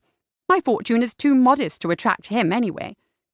But he caught me in an alcove at the Beltons' Christmas ball, and I thought I might as well let him. It was exceedingly pleasant. I quite understood why the heiress became enamoured. I also kissed George Belton, not in the same evening." "But you turned down Mr. Belton's proposal." "After he kissed me. He pressed so hard the inside of my lip was bruised by my teeth. I couldn't possibly accept him." "I can see why. Was Frank so bad?" "Not as bad as George, but not as good as Johnny Phaeton." Kate frowned in perplexity for a moment or two, but she'd never met a problem she couldn't attempt to solve. "Do you suppose Frank has kissed a lot of girls? Mr. Phaeton had the heiress and probably others to practice on, but Frank seems a respectable man. You may be the first." Roseanne could have retorted that so-called respectable men went in for kissing and much more with unrespectable women, but there was only so much education she felt up to imparting at once. Besides, Kate might be onto something. Frank was charming to all the ladies, young and old, but she'd never seen him flirt with any of them except herself. He'd said in one of his letters that he'd never been in love with anyone but her, a claim she'd taken with a pinch of salt. If it were true, however, his love-making experience might be limited. "You are right, Kate. I mustn't give up yet. But I am quite determined not to marry a man I don't enjoy kissing." There were other things she hadn't told her sister. Her closest childhood friend had married 2 years ago, and provided her with detailed information about the activities of the marriage bed. Maria loved her husband, and was ecstatic about wedded life. But try as she might, and she'd spent several sleepless hours trying the night before, Roseanne couldn't summon the enthusiasm she needed to indulge in these pleasures with Frank. The only reason Christian decided to investigate the delights of the Kingstag stables was a determination to avoid Roseanne Lacey. He had nothing to say to her, not a word. He didn't wish to bask in her smiles, or her thoughts on poetry or novels, or her comments on the other guests. which somehow managed to be both incisive and kind. His own were merely incisive, but when Roseanne smiled at the foolishness of the world, he wanted to love it as much as she did. He wanted to believe that other people were worthy of respect as well as tolerance, because that was the way she thought. He didn't want to be lured into the sunshine of her view of life, and he didn't want her glowing eyes and luscious lips to persuade him that the world was a delightful place, because it wasn't. If he needed evidence beyond his own experience, the very fact of her existence proved it. In a just world, he would not desire a woman who belonged to his cousin. So he tortured himself by seeking out Frank. To be in the company of his cousin was less painful, by a slim margin, than in Roseanne's. Frank's simple, kindly, handsome face would sharpen the vision of watching him kiss Roseanne. But better that than the agony of seeing her face, of gazing on those lips that could never be his, the sweet body he could never embrace. He needed the reminder that she was not for him, and that he deserved punishment for his disloyalty in even wishing she could be. As he walked with more doggedness than enthusiasm toward the stable block, he saw 3 young girls jumping up and down, apparently trying to see through a high window from which faint sounds of merriment emerged. The Duke's younger sisters, he fancied, mercifully unaccompanied by Miss Kate Lacey, who was often to be seen in their boisterous company. Luck was not on his side. Coming up the road from the other direction was Miss Kate, accompanied by the one person in the world he currently wished most to avoid, her sister. A gentle breeze caught the light cloth of her pale yellow gown, emphasizing the curves of her waist and hips. His heart felt as though it would burst from his chest, and his feet, divorced from his brain, began a forward march, just for a second, until he remembered why he was avoiding her. Hanging back in the thick cover of a large rhododendron, he waited to see what the female party would do next. Without making out their words, he watched the Duke's sisters dash back to speak to the Lacys in a chorus of giggling excitement. Roseanne laughed at their report. Too far away to make out the words, from the gestures and reactions of the quartet, he gathered that she advised against an invasion of the masculine stronghold. After some argument, the younger girls succumbed to her persuasion, and she drove them off, scampering away like chickens under the command of a benign mother hen. He liked the way she diverted their indiscretion, without arousing resentment. But he liked everything about Roseanne, and therein lay his problem. And his problem, instead of walking safely away, abandoned her chicks, and headed toward him. "Lord Bruton?" "Miss Lacey." He stepped forward, embarrassed to be caught lurking in the bushes. "Are you joining the phaeton viewing party? You too?" Whatever those girls had seen, it wasn't vehicle inspection. She was clearly amused. "I decided even I needed to see this chariot worthy of Apollo." "You must tell me about it. Its splendour has rendered Frank speechless." She blushed a little, and he knew they were thinking the same thing, but refrained from saying it. It was just one in a long list of things that rendered Frank speechless. As she drew closer, he noticed a shadow of anxiety behind the smiles. She didn't look like a woman aglow with bliss at her first kiss from a lover. "Is there anything I can do for you, Miss Lacey?" "I was looking for Frank, but I shouldn't intrude on the gentleman's fun. Would you give him a message for me?" "Of course." "I have heard almost as much about the Kingstag Grotto as I have about Lord Willoughby's phaeton. If he is able to escape from his other obligations—" She sounded put out. "I would like him to come with me. Could you ask him to meet me there in, say, half an hour?" A delicate blush tinged her cheeks, and she lowered her gaze. "I dare say the darkness of the grotto will inspire Frank to eloquence," he said nastily, pierced by a pang of envy. "Exactly." She looked up, blasting him with the force of her shining eyes. "You are such a good friend to Frank. And to me." "I am at your service, Miss Lacey," he said stiffly, and watched as she tripped off happily. He damned his hopeless yearning and resumed his progress into the stable-yard, fingering his scar as he went. Not only was he ugly, but also bitter. A woman like Roseanne might see him as a friend, a testament to her remarkable sweetness, but never as anything more. In no good frame of mind, he followed the raucous laughter through the carriage-house into a tack-room filled with men lounging against walls hung with tack, or sitting on upholstered chairs, an array of top-booted legs stretched before them. Not to his surprise, every fellow held a tankard or glass. "Welcome, Bruton, to our woman-free refuge." The Duke of Wessex sat in a corner, brandishing a bottle. Not the sentiment of an eager bridegroom. "Find a glass and let me offer you brandy, or there's a keg of beer over there if you prefer it." Christian took a quick inventory of the room, spotting a couple of his former Eton tormentors. It was as bad as the Horse Guards' mess. "Brandy, please, Wessex." A nip of spirits would sharpen his tongue. He downed the first tot in a single gulp and accepted a refill. Excellent quality. Trust Wessex for that. The spirit filled his stomach and fired his brain. Almost disappointed when his former classmates greeted him with polite indifference instead of the old mockery, he found a bare patch of wall near Frank and leaned back. One of the men was describing, in stupefying detail, a recent horse race at York. "Altsadora won by a mile, and I won with handsome odds. Here Sykes intends to rest her for the St. Leger.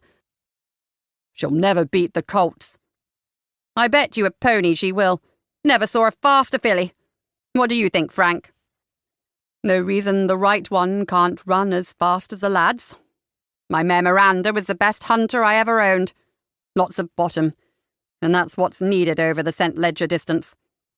If she's all you say, I'll put a guinea or two on her. In that case, I'll lay off. Never win so much as sixpence when I follow you. Do you remember at Goodwood 2 years ago when Frank backed the second-place horse 6 races in a row and came away without his shirt? Good old Frank!" The approving sentiment was accompanied by much backslapping and general bonhomie. Christian wished he liked the company of men en masse, other than in the course of his military duties, which he did enjoy. Any of these gentlemen, or half of them anyway, might be rational in a tete-a-tete, but in large groups their discourse degenerated into pointless anecdotes, crude badinage, and raucous laughter. Frank, however, was in his element, friendly, modest, the best fellow in the world. He never changed, except that in a masculine milieu he was relatively articulate. How would a thoughtful, intelligent woman like Roseanne fit into Frank's world? Yet her father, Lord Warnford, was also present in a group of older men, having a very similar kind of conversation. She probably found the average English gentleman normal and acceptable. On the day Christian told his father he wished to buy a commission, he tried to explain his notions of honour and service to a greater good. Lord Glastonbury brushed him off with the admonition not to think so much. Perhaps he was right. What good did it do him? He sipped his brandy, let dozens of male voices wash over him, and tried not to think about Roseanne's. But the more he tried to shut off his brain, the more her voice intruded. He closed his eyes and saw hers, and her lips. The stable clock struck the half-hour, and he remembered. He was supposed to deliver a message, which meant getting Frank away from the company because he couldn't publicly announce a tryst. Frank would have to hurry to reach the grotto in time. A massive irritation arose that his cousin, who could have spent the morning in the company of the woman he professed to adore, preferred to wallow in beer and racing stories. "Frank," he began.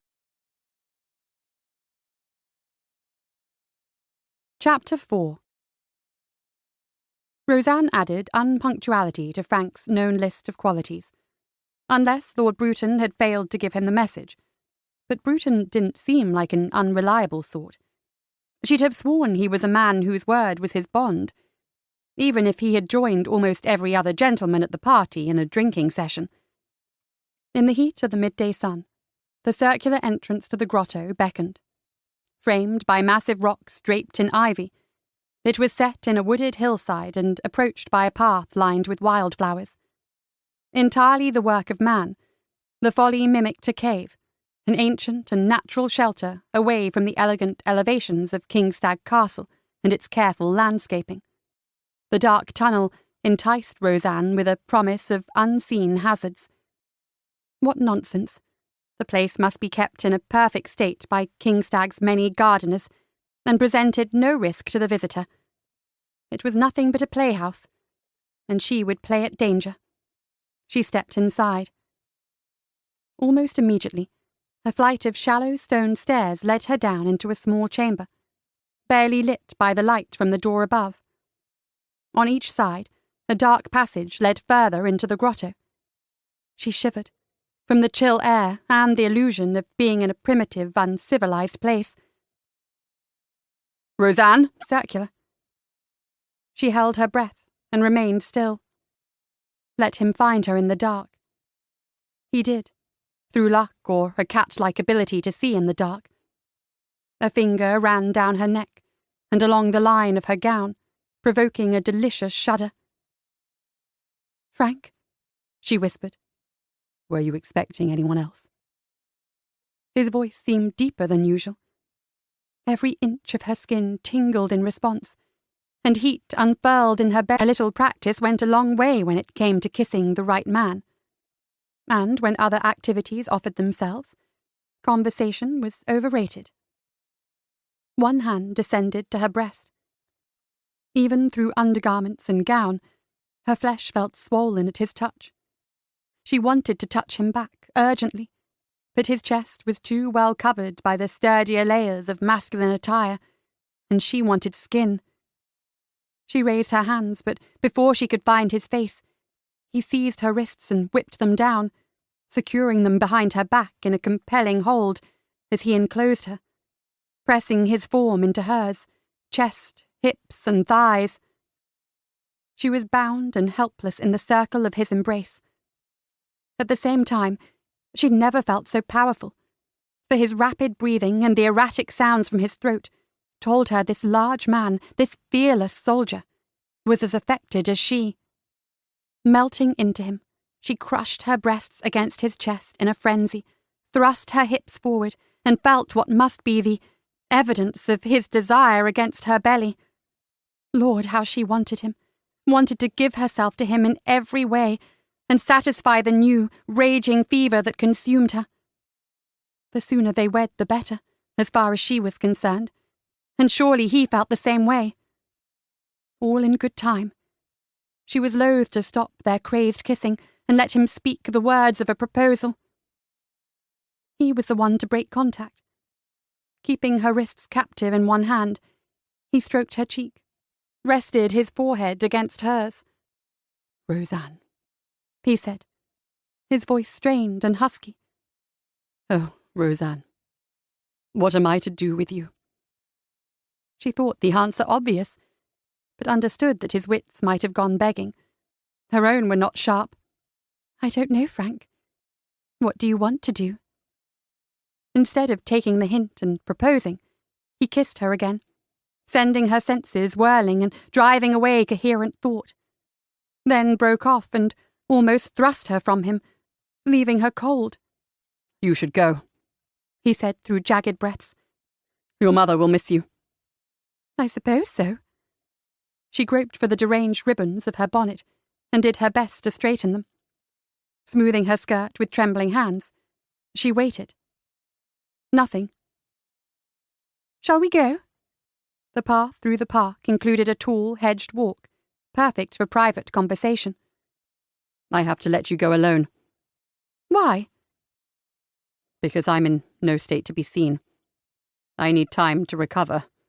"Oh, I see." At least, she thought she did. "I shouldn't have done this. Treated you so."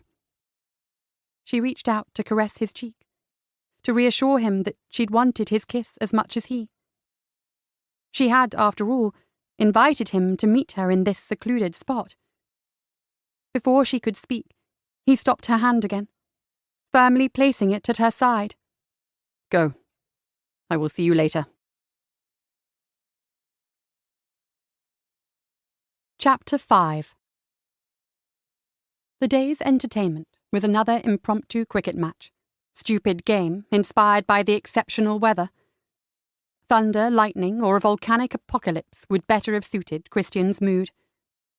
But this was southern England in June, where there was always a chance of a fine day. He took a book and installed himself with his back against a tree trunk in the farthest part of the field. Well out of the way. Out of the way of the ladies and older gentlemen who gathered closer to the action and were served lemonade and biscuits. He'd been avoiding Frank. Easy enough, so long as he eschewed any manly activities. Keeping away from Roseanne was harder.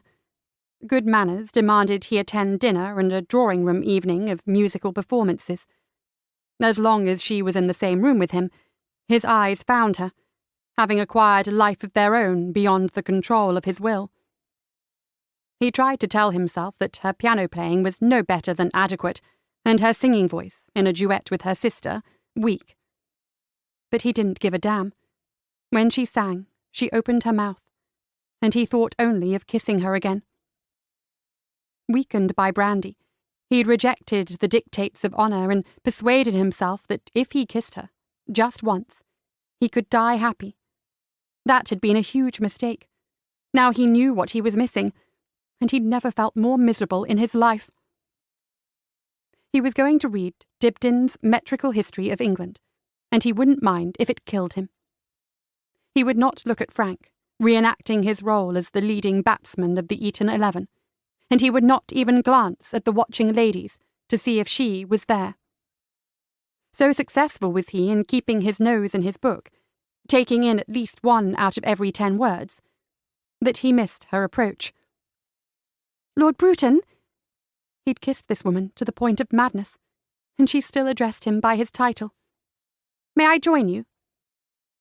He wasn't sure whether her standing before him, the sun creating a halo about her form, was better than having her sit beside him on the grass, where he could sense her warmth and her fragrance, where a slight movement would let him touch her. His hands clenched and almost cracked the spine of his book. She dropped in a rustle of petticoats and made herself comfortable on the ground with her knees folded beside her, her skirt, blue today, bright against his black Hessian boots. "Do you not play cricket?" Not since school. She turned her head to watch Frank, standing in front of the wicket, hit the ball squarely over the boundary. "Frank is very good." She glowed with admiration. He always was, he said curtly. "But you prefer a book?" She peered at the spine. "A history in verse? That sounds like a very bad idea. How is it?" I haven't got very far. "I see you share Frank's tastes." Not at all. He was about to deny any interest in the sporting calendar, when he remembered. Not usually. "I would never expect military gentlemen to have poetic tastes." You must never have read Sir Philip Sidney. He composed a poem while dying from battle wounds. "Wasn't he the one who gave his water ration to a common soldier because 'thy need is greater than mine'?" A great poet and a great man. The example of men like him is what drew me to the army. The ideals of honour and selfless service to a need greater than one's own. The way he'd failed those ideals, by deceiving her and betraying his cousin, haunted him. There was one way to atone for his sin. If it pained him, so much the better. You asked me about my scar. Frank said you don't like to speak of it. There is no need. It concerns Frank, and I wish to tell you. Surely he wasn't responsible. Nothing like that. He took a deep breath. It's ugly now. Again she interrupted him. It's not so bad. Now I have come to know you, I don't notice it much. She reached out to the jagged line on his cheek. God, how much torture was he expected to bear? How far does it go down? Far enough.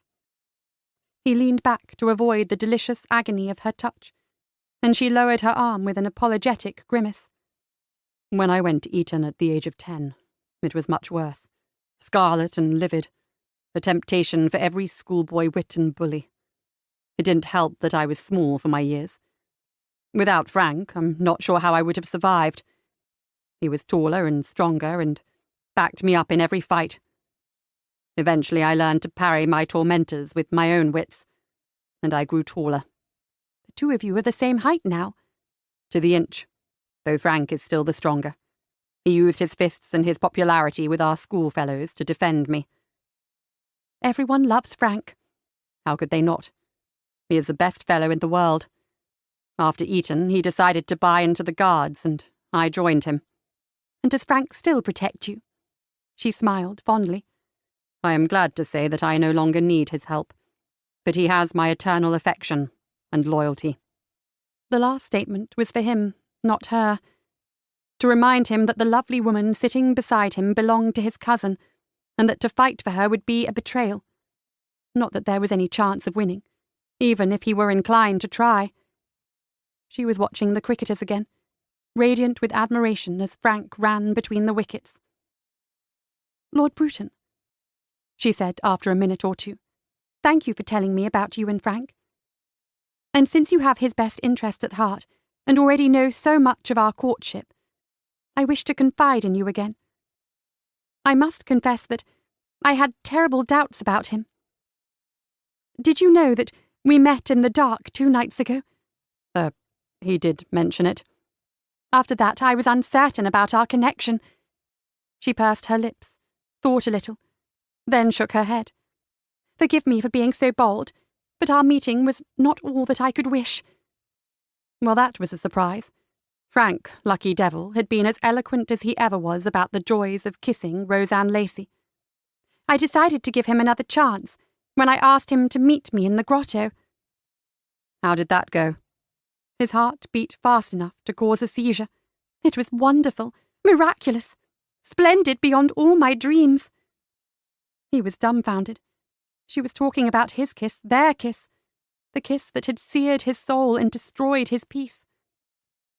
"But even more importantly, you have confirmed what a truly noble man he is. I am so happy. He hasn't spoken to me yet, but he asked my father's permission." His lack of a reply didn't stem her paean of joy. "It's funny how he seems to have no difficulty talking to gentlemen. He talks to you, and I've seen him talking to other men. He has plenty to say when he's talking to them about that phaeton. But I'm not worried. Eventually he'll feel comfortable enough to speak to me the way he can in his letters. Really, I should be flattered that my presence deprives him of the power of speech. Don't you think?" "If you say so. I hope you don't mind if I continue reading." Talking was too much of a temptation.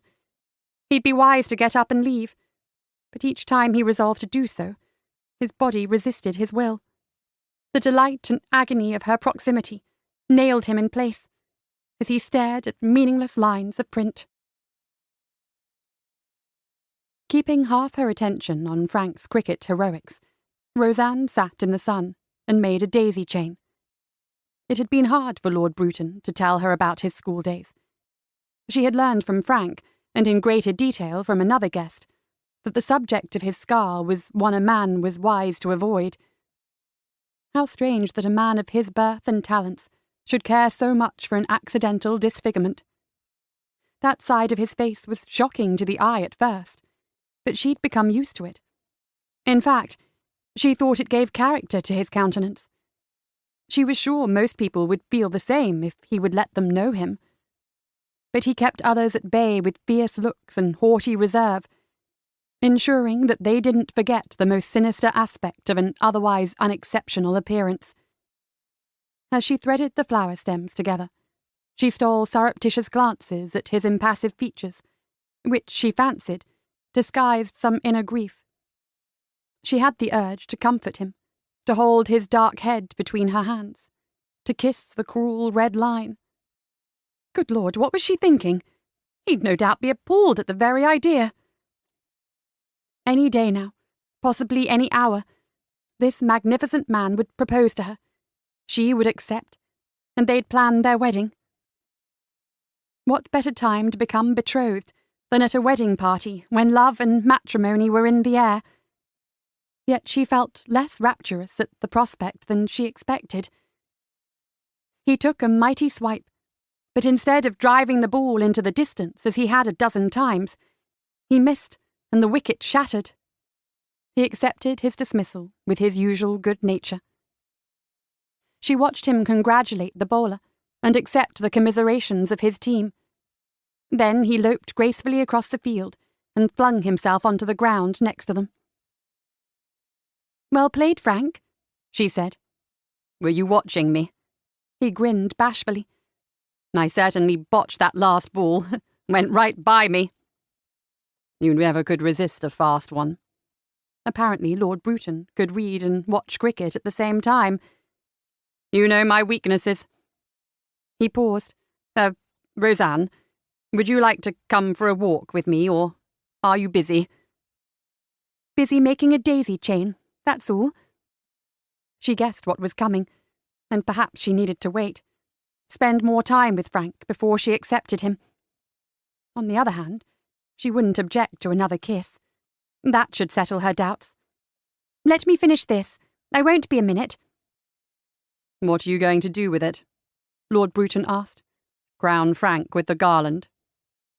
"I'd look very silly, but if Roseanne wants me to wear daisies, I will." Bruton sneered, every bit the man who sent soft-hearted ladies scuttling away in terror.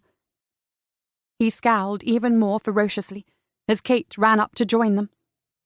"Roseanne," she said breathlessly, "have you seen Papa? I have something particular I want to ask him, and I can't find him anywhere." "Does Mamma know? Or perhaps he's at the stables again." "I know where Lord Warnford is, Miss Kate," Frank said. "He told me this morning he had to go to Dorchester on a matter of business." "Again?" Kate asked. "He's always going to Dorchester. You'd think he could manage without while we are here." Roseanne didn't want to ask what her father was doing. She was terribly afraid she knew the answer. Christian watched as the Lacey sisters exchanged small talk with Frank, whose talk was predictably much smaller than the ladies'. Thank God, Miss Kate was set on some mission of her own that precluded any attentions to him. He had to suffer no more than a winsome twinkle or two in his direction, a pale facsimile of her sister's heart-stopping smile. Roseanne was not smiling now. As Kate wandered off, she ignored Frank's hand offered to pull her up from the ground. "Are you coming, Roseanne?" he asked. She blinked back at him as though far away. "Is something the matter?" She shook her head, still distracted. Christian guessed the cause and sympathized. "Well, that's all right then," Frank said. "Let's go. Would you like to see the grotto?" Damn blast and ruination. In 3 seconds Frank would reveal that he had not yet, in fact, seen the grotto in Roseanne's company. "I think I know what is troubling you," Christian said. "I assure you that Lord Warnford has spent most of this house party in the stables. Whatever he has done in the past, he doesn't strike me now as a man who abandons his family for a mistress. And I am in a position to know." Roseanne jerked her head around and stared at Christian. Then she scrambled to her feet and turned on Frank. "How could you, Frank?" "What?" Frank hadn't yet caught on. "I wrote to you about my father in the strictest confidence, and you betrayed me." "I would never betray a confidence," Frank said indignantly. An accusation of ungentlemanly conduct was one of the few things likely to upset him. Then he blushed scarlet, because he had, of course, done exactly that. "Did you read my letter, Lord Bruton?" she asked with a glare. "I would never read another man's letters without being asked," Christian said. "That doesn't answer the question." Their case was hopeless, and there wasn't a damn thing Christian could do. He couldn't even take the lion's share of the blame for the disaster he'd wrought while trying to avert another. Goddess-like in her anger, Roseanne faced them with hands on hips and sparks erupting from stormy grey eyes. "What do you have to say for yourself, Mr. Newnham?" Frank, predictably, had nothing to say. His mouth emitted desperate gibberish as he threw Christian a pleading look. "Nothing? Nothing!" Roseanne's low, musical tones took off into the heavens in an almighty, unladylike screech. "If and when you find your voice, you may tell me the truth." Christian and Frank watched her stride off, the sun outlining her figure through a cloud of blue muslin. "That's torn it, old boy," Christian said. "I'm sorry. I truly blundered there." He couldn't tell Frank that he'd been trying to steer the conversation away from the grotto. "What shall I do?" "You must offer a grovelling apology. Tell her you are accustomed to telling me things, that you know I will never mention the matter to another soul, and swear you'll never do it again. As long as she doesn't find out the words were mine, she'll forgive you." Frank's expression was a comical mix of misery and panic. "I'll never be able to say all that." "I certainly can't say it for you. You're on your own this time. Go after her now." "I'll do it by letter. You tell me what to say and I'll write it. Are you serious? That's what got us into this mess in the first place. For God's sake, Frank, at a certain point you have to learn to speak for yourself, and it may as well be now. Please, Chris, just this last time." Christian wavered. Every instinct told him to refuse, not to exacerbate their fault by repetition. Yet was he not more to blame than Frank? They both could have said no to the initial deception, but now he was by far the greater sinner. He'd impersonated Frank to win a kiss, and then triggered the present contretemps when he tried to cover it up. He wasn't sure that on some level he hadn't done it on purpose because he wanted Roseanne to know the truth. The greatest betrayal was of his cousin when he'd let himself fall in love with Frank's woman. He might as well admit it to himself. He loved Roseanne. He was desperately in love with her, and without the slightest hope of success. Even if he could steal her from Frank, and that was out of the question, she would never return the love of a monster like him. He had now proven that his character was as ugly as his face. "She's coming back. Help me, Chris. What shall I do? What shall I say?" Through his despair, his heart soared at the sight of her, then plummeted. "Just say you are sorry. I know she loves you, so she'll forgive you." Roseanne's fists clenched at her sides, but she spoke calmly. Too calmly. "What do you think of Miss Elizabeth Bennet?" she asked Frank in a conversational tone laced with frost. "Do I know her? Is she the red-headed girl who played the harp last night?" Her answering smile was quite nasty. They were getting a taste of that temper she'd mentioned. "Lord Bruton knows, don't you?" Christian nodded helplessly. "God, she was wonderful." Frank looked baffled. "She is a character in a novel called Pride and Prejudice that you gave me." Frank still looked baffled, and Roseanne looked scornful. Once it became clear he had nothing to say, she continued. "At first, I wondered if you had told your cousin about my father's other daughter to ask his advice. While displeased that you would do so when I explicitly asked you to keep the information to yourself, it was at least reasonable. I tried to understand because I wanted to forgive you." A tapping foot belied her rational tone. "You do?" Frank blurted out. "I'm sorry, Roseanne. I should never have mentioned the matter to Chris." She narrowed her eyes. "Wanted, Frank, wanted to forgive you. Past tense, not want. I changed my mind. You see, I started thinking about all the letters we had exchanged, wondering if your cousin had been privy to more than one. It seemed to me that in my conversations with Lord Bruton, we had covered many of the same topics. Very well, I thought. They are cousins and friends. They have the same tastes. Except that not once have you and I exchanged words in person on any of these matters. I know you are not a great talker, but even your few words have been on very different subjects. I wish to know, and please don't lie to me again. Did Lord Bruton write your letters?" They came from my pen." "I wouldn't be too proud of that," she said with utter disdain. "Your handwriting is execrable." Christian's lips twitched. As for you, my lord, laugh if you like, but this is not funny. Did you dictate the letters to Mr. Newnham? Don't bother to deny it, for I won't believe you. In that case, I won't try. Frank needed my help constructing his ideas. You mean Frank needed your help having ideas? I believed I knew him through those letters. I thought I loved him. But now I know that I fell in love with a man who doesn't even exist. Good Lord, I kissed a man who doesn't exist. You have made a game of me. The pair of you. Never that. I never intended that. Not after the first letter, he added silently. True, it had started as a joke for him, but now the joke was on him. He could tell her that every word had come from his heart, and in speaking for Frank, he'd revealed more of himself than he ever had before. But what was the use? She glared at each of them in turn, infinitely desirable and quite beyond his reach. I will never speak to either of you again.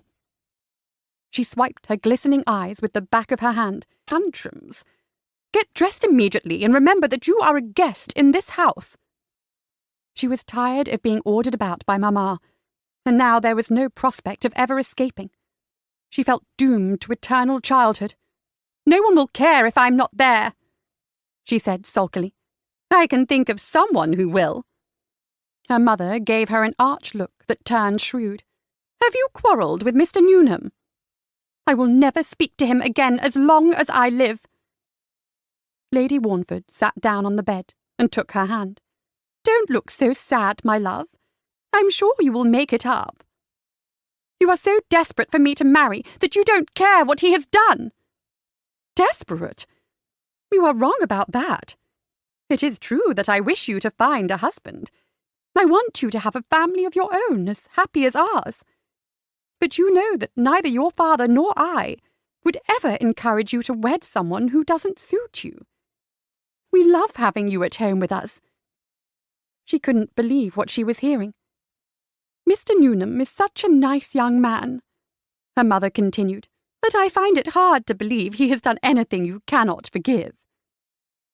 Roseanne had been biting her lip to hold back her angry retort, but this was too much. You would say that since you forgave Papa. I would not have done so, and I will not forgive Frank. Whatever do you mean? Your father has his annoying traits, what man does not? But he has never done anything so very dreadful. You don't call keeping a mistress and siring a daughter out of wedlock dreadful? Papa? A mistress? Never. Where did you get such a notion? Mary Birch, I heard you tell the vicar's wife that she is really a Lacey, and you've always been a little, I don't know, disapproving of her visits. I always suspected there was something amiss. Lady Warnford smiled grimly. Let this be a lesson against eavesdropping. Mary is not your father's daughter, but your Uncle George's. Papa promised to keep an eye on her and her mother while George is in India. I have nothing against the little girl, but I cannot condone the actions of her parents. Why does Uncle George not wed Mrs. Birch? Because she is already married, though living apart from her husband. I wish you had told me, Roseanne said, feeling the ground lurch beneath her. I am a grown woman, and no longer need to be protected from uncomfortable truths. Her mother nodded. You are right. It's hard for me to stop thinking of you as a child. But if you are old enough for marriage, you are old enough to learn that life is not always tidy. I shall do better in future. I have made a fool of myself. We all do that sometimes, my love. Since we are setting forth on a new road to openness, will you tell me what's wrong between you and your young man? Who knows? I may be able to help. Roseanne threw her arms around her mother's neck and inhaled the comforting scent of her childhood. The distance that had grown between them, caused by her own discontent at home and her belief that her parent was pressing her to find a husband, melted away. She recounted the whole story, or most of it, omitting the kissing. There was a limit to mother-daughter confidence, and she wanted advice, not a lecture.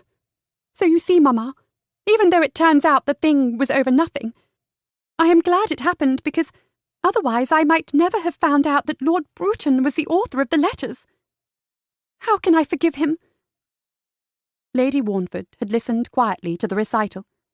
Now she subjected her daughter's face to a shrewd examination. "Forgive Frank or Bruton?" "Either. You seem much angrier with Bruton." "He is more at fault. Frank would never have done this without him." "It is strange to me that you are so very angry at a man who means nothing to you. That is all." Bruton had not been nothing to her. He had been her friend, and she trusted him. "I don't know who either man is now." Her mother stood up and looked through Roseanne's wardrobe, selecting her favourite blue silk evening gown. "Here," she said. "Let me help you dress. You are not going to find out by staying in your room. If you want my advice, you'll come down to dinner and give each of them a chance to explain himself. And if neither can satisfy you, why, there are other young men." So there were. Perhaps she would further her acquaintance with Lord Willoughby, owner of the famous phaeton. That would show Bruton. And Frank. Arriving downstairs for dinner, Roseanne went straight to her father and gave him a quick kiss on the cheek. He seemed surprised, and very pleased. She'd treated him coldly for weeks. "Tell me about this miraculous carriage you've spent so much time admiring in the stables." She listened fondly as he described in exhaustive detail the shining paintwork, sumptuous upholstery, and superior springs of what must surely be the greatest phaeton ever built.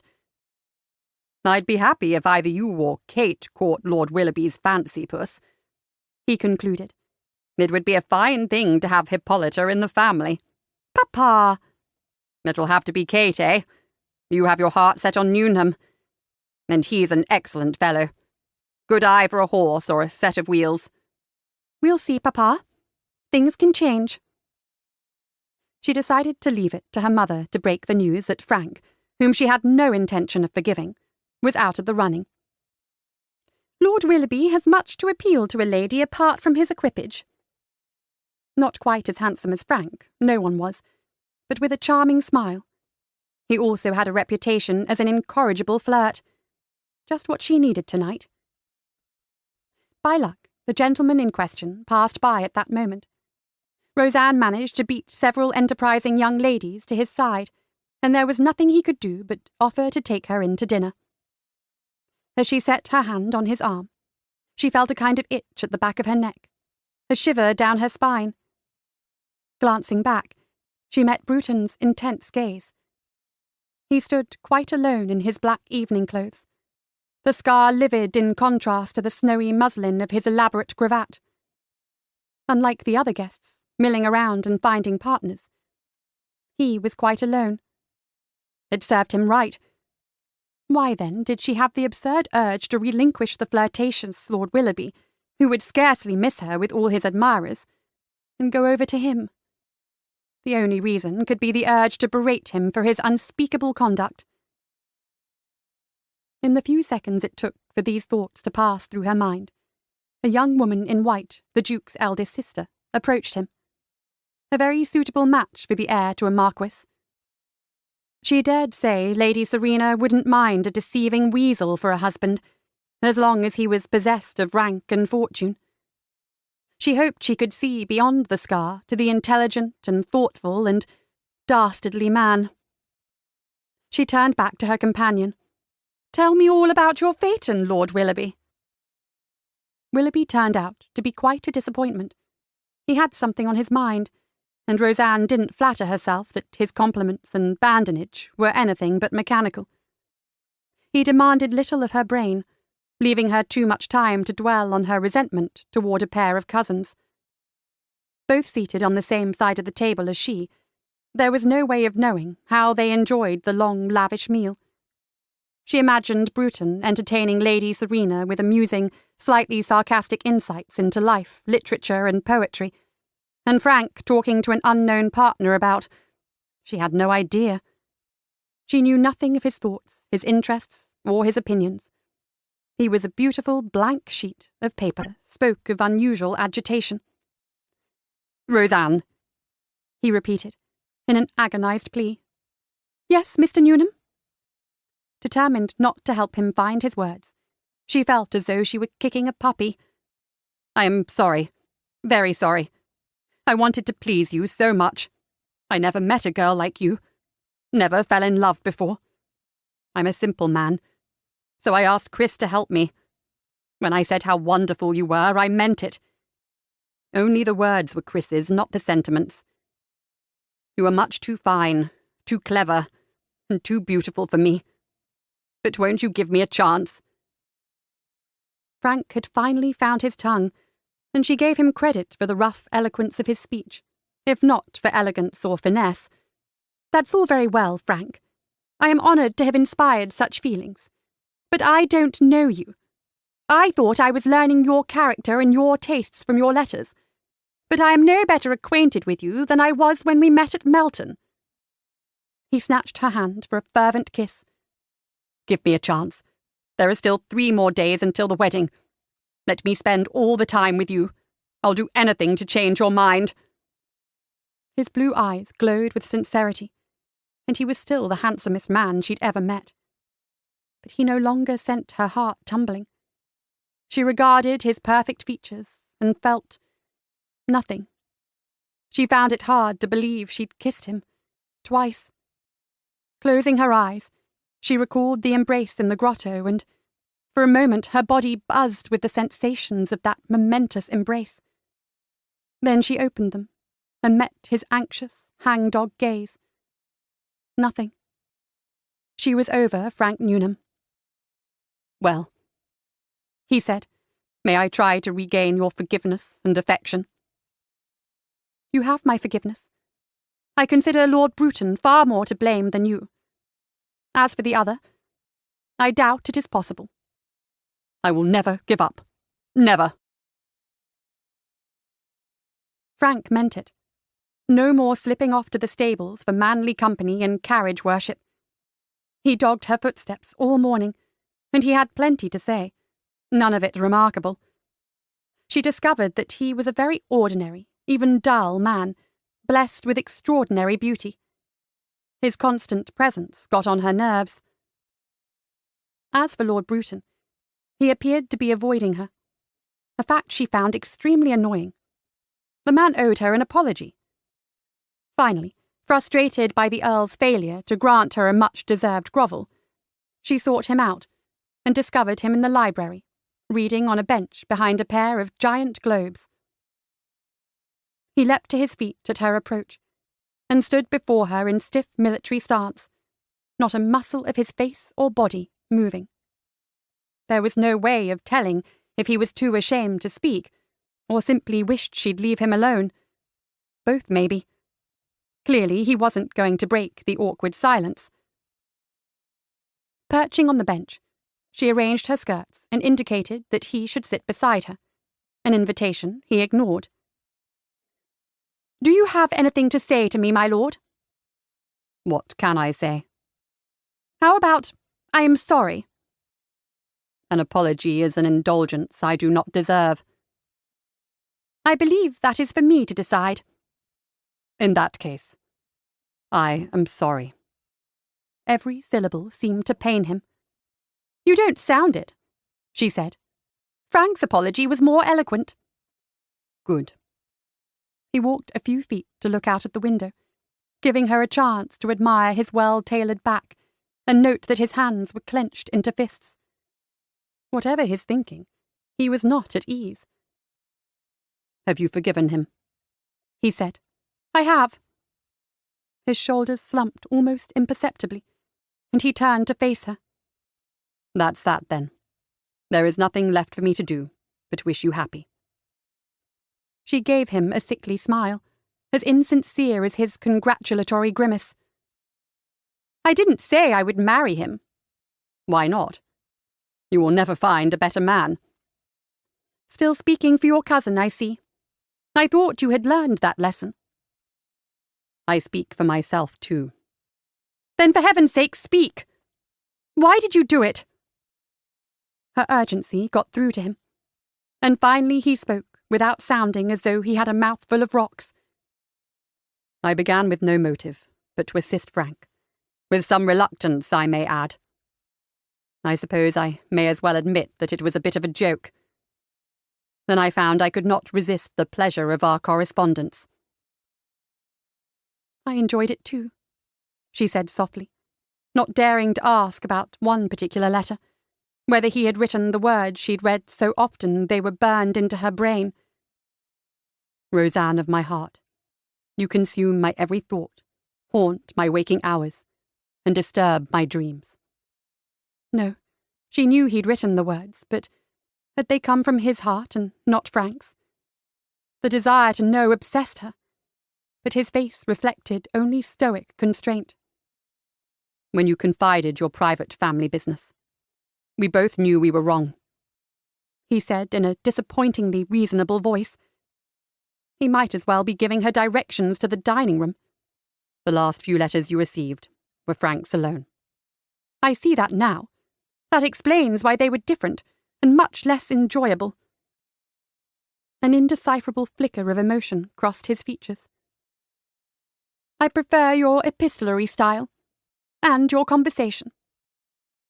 Frank is shy with women, doubtless a result of growing up with 4 brothers and spending far too much time in the officers' mess. It sounds as though he has found his voice with you.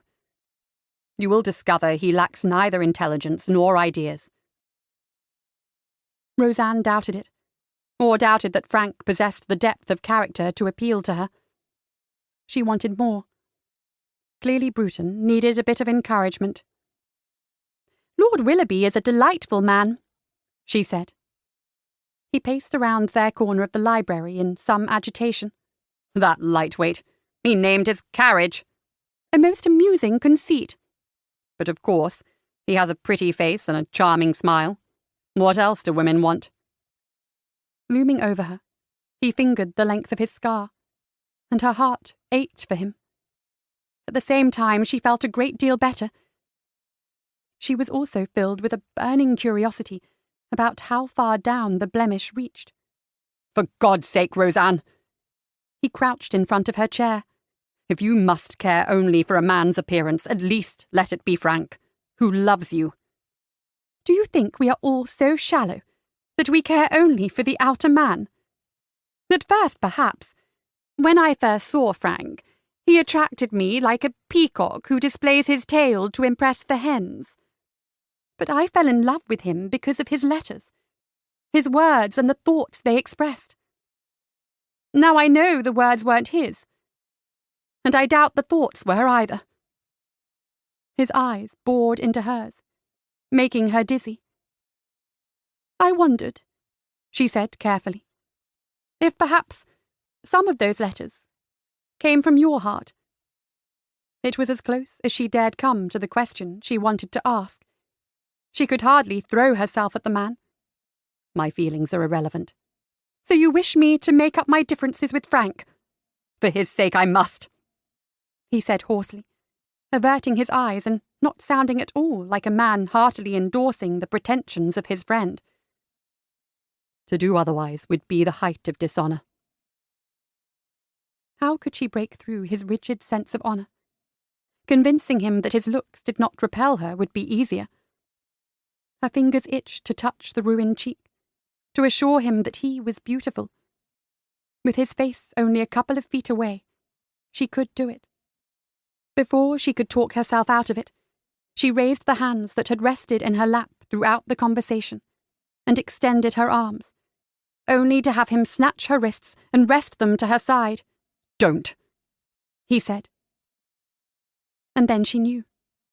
In the grotto, a man had seized her wrists rather than let her touch his face. It hadn't been Frank. Joy surged through her. The kiss in the grotto that marked the moment when she had truly fallen in love had come from this man. To the devil with honour, guilt, and any of the dozen other masculine reasons he had come up with to prevent his wooing her, as she was now confident he wished to. She loved Lord Bruton, Christian, and she was going to have him. Chapter 7. As if life wasn't hellish enough, the Duchess had organised a ball to entertain the wedding guests, and made it clear that the occasion merited everyone's best clothes. The only thing Christian wanted to do was change into his oldest riding gear and gallop off into the hills until he and his horse were exhausted, and he was too tired to think. Instead, while they got into their dress uniforms in their shared room, he had to listen to Frank bumble on about his plans for winning back Roseanne. "You'll help me, won't you, Chris?" "I don't see what I can do." "You'll have to rely on the magic of your beau's year and skill on the dance floor." "You could put in a good word for me. I know Roseanne likes you."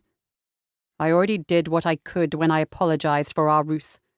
She says she's forgiven you, and now it's up to you to woo her. I'm staying out of it." He meant it too. The most he would do was leave the field open for Frank to try to win back Roseanne's affections. Given how splendid his cousin always looked in regimentals, he might very well succeed. And if he did not, Christian wasn't ready to face where that left him. He dared not indulge the mad hopes aroused that afternoon. It had taken every bit of strength he possessed not to sweep her into his arms. He'd been saved from foolishness by fear of her disgust. She hadn't seemed horrified when he crouched in front of her, close enough to drown in her gaze. But he was too accustomed to suppress revulsion in the eyes of women. If a miracle occurred and he was ever again in the position to make love to Roseanne, he'd make sure he did it in the dark. "You are right, Chris," Frank said. "I must win her myself, and I believe I can. This morning I found I could talk to her quite easily.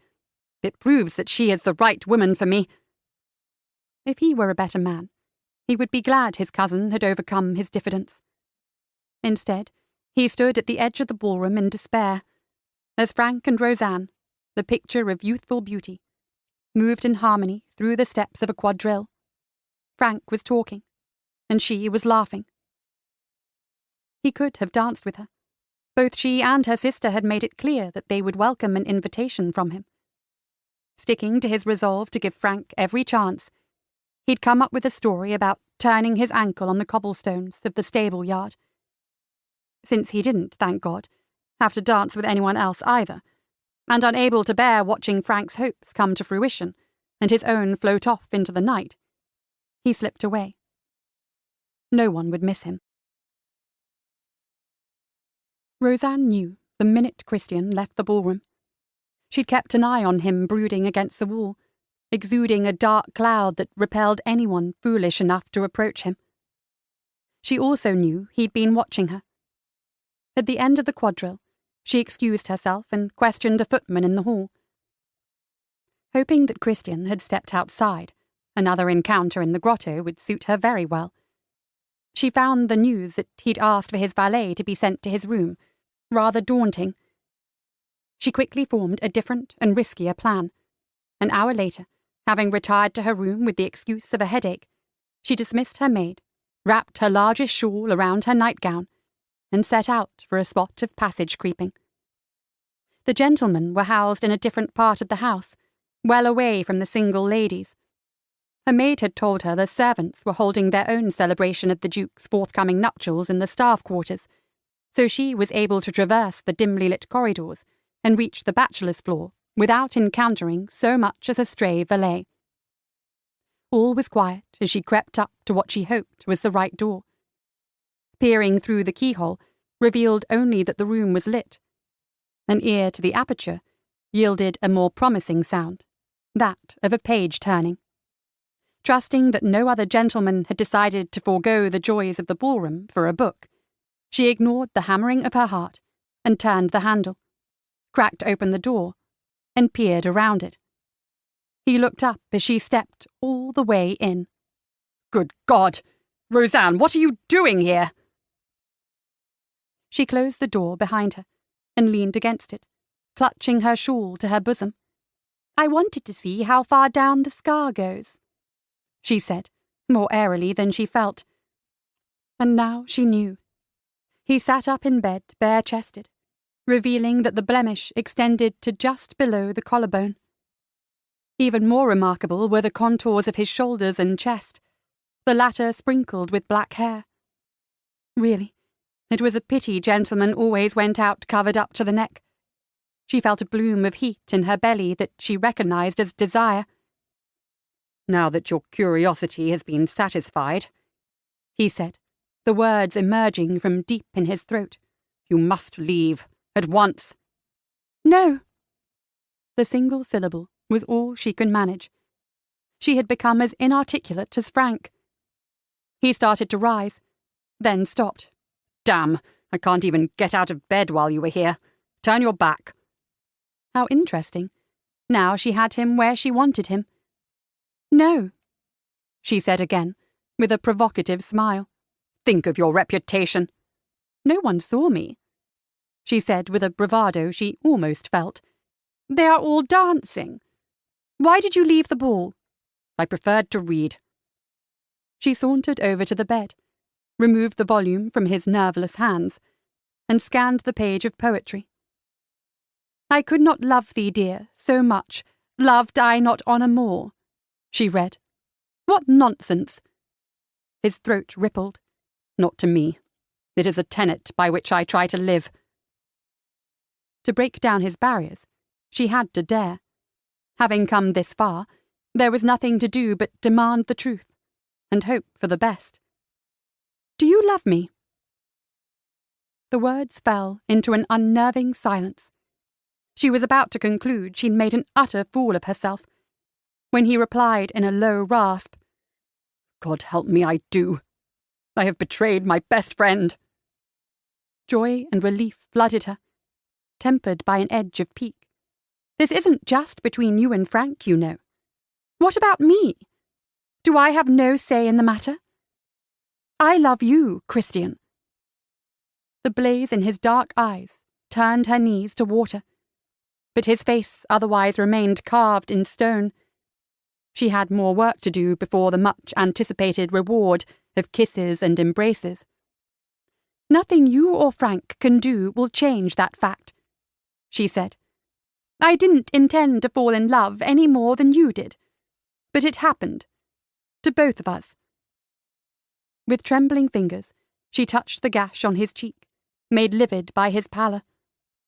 She shook off his restraining hand. "I love your scar, because it is part of you. It makes you even more beautiful to my eyes. You wouldn't let me touch your face in the grotto, but now I want to feel it." She ran her fingertips along the ridge of skin, down his cheek and neck. "Will you kiss me again, as you did that day?" "How did you know it was me?" "I guessed." "Of all the things I have ever done, that was the most dishonourable." His hands, tanned against the white sheets, clenched in his lap. "If our happiness is dependent on the dictates of honour, let me ask you this. Which is more important to you, Christian? Your honour, or mine? I am alone with you in your bedchamber. I am wearing my nightdress, and you, as far as I can tell, nothing at all. If anyone finds out, I shall be ruined. Will you save my honour?" "You don't play fair." "I am not an officer and a gentleman. However, if you wish, now that I have said what I came to say, I shall leave, and hope no one sees me." For endless seconds, the outcome hung in the balance. Finally, with a groan that might have been misery, but Roseanne preferred to interpret as joy to match her own, he seized her by the waist, drew her down with him so she lay across his chest, and at long last brought her mouth to his. Her lips opened to his on a sigh, and heat spread through her body, unfurled by his kiss.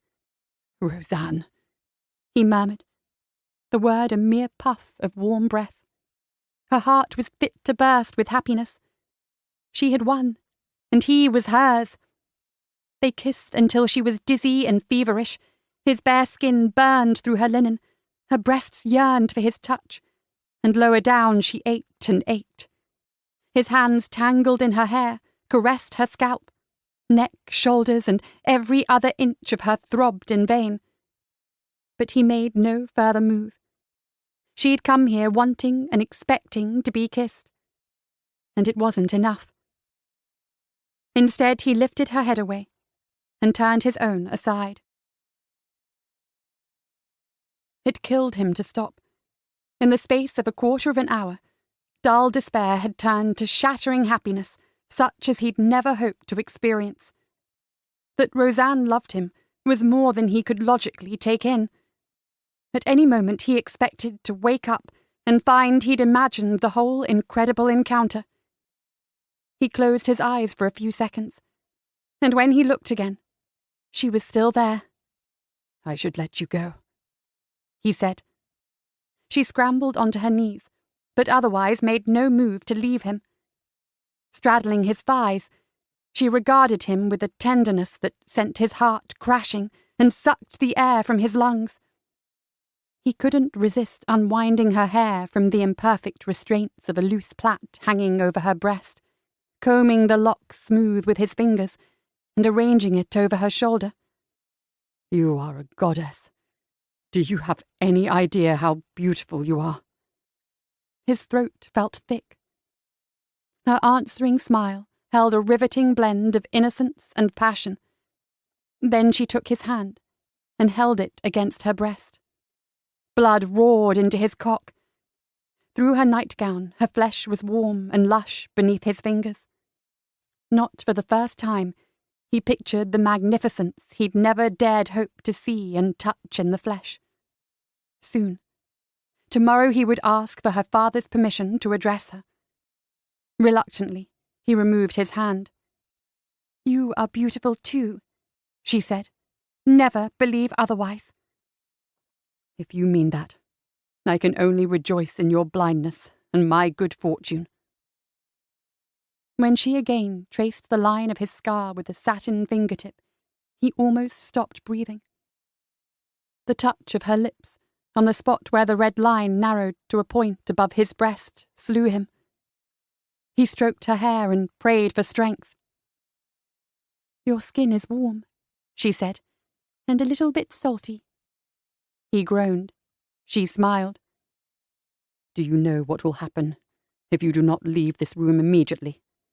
"Yes. I want it. I want you." When it came down to it, there was only so much his sense of honour could resist.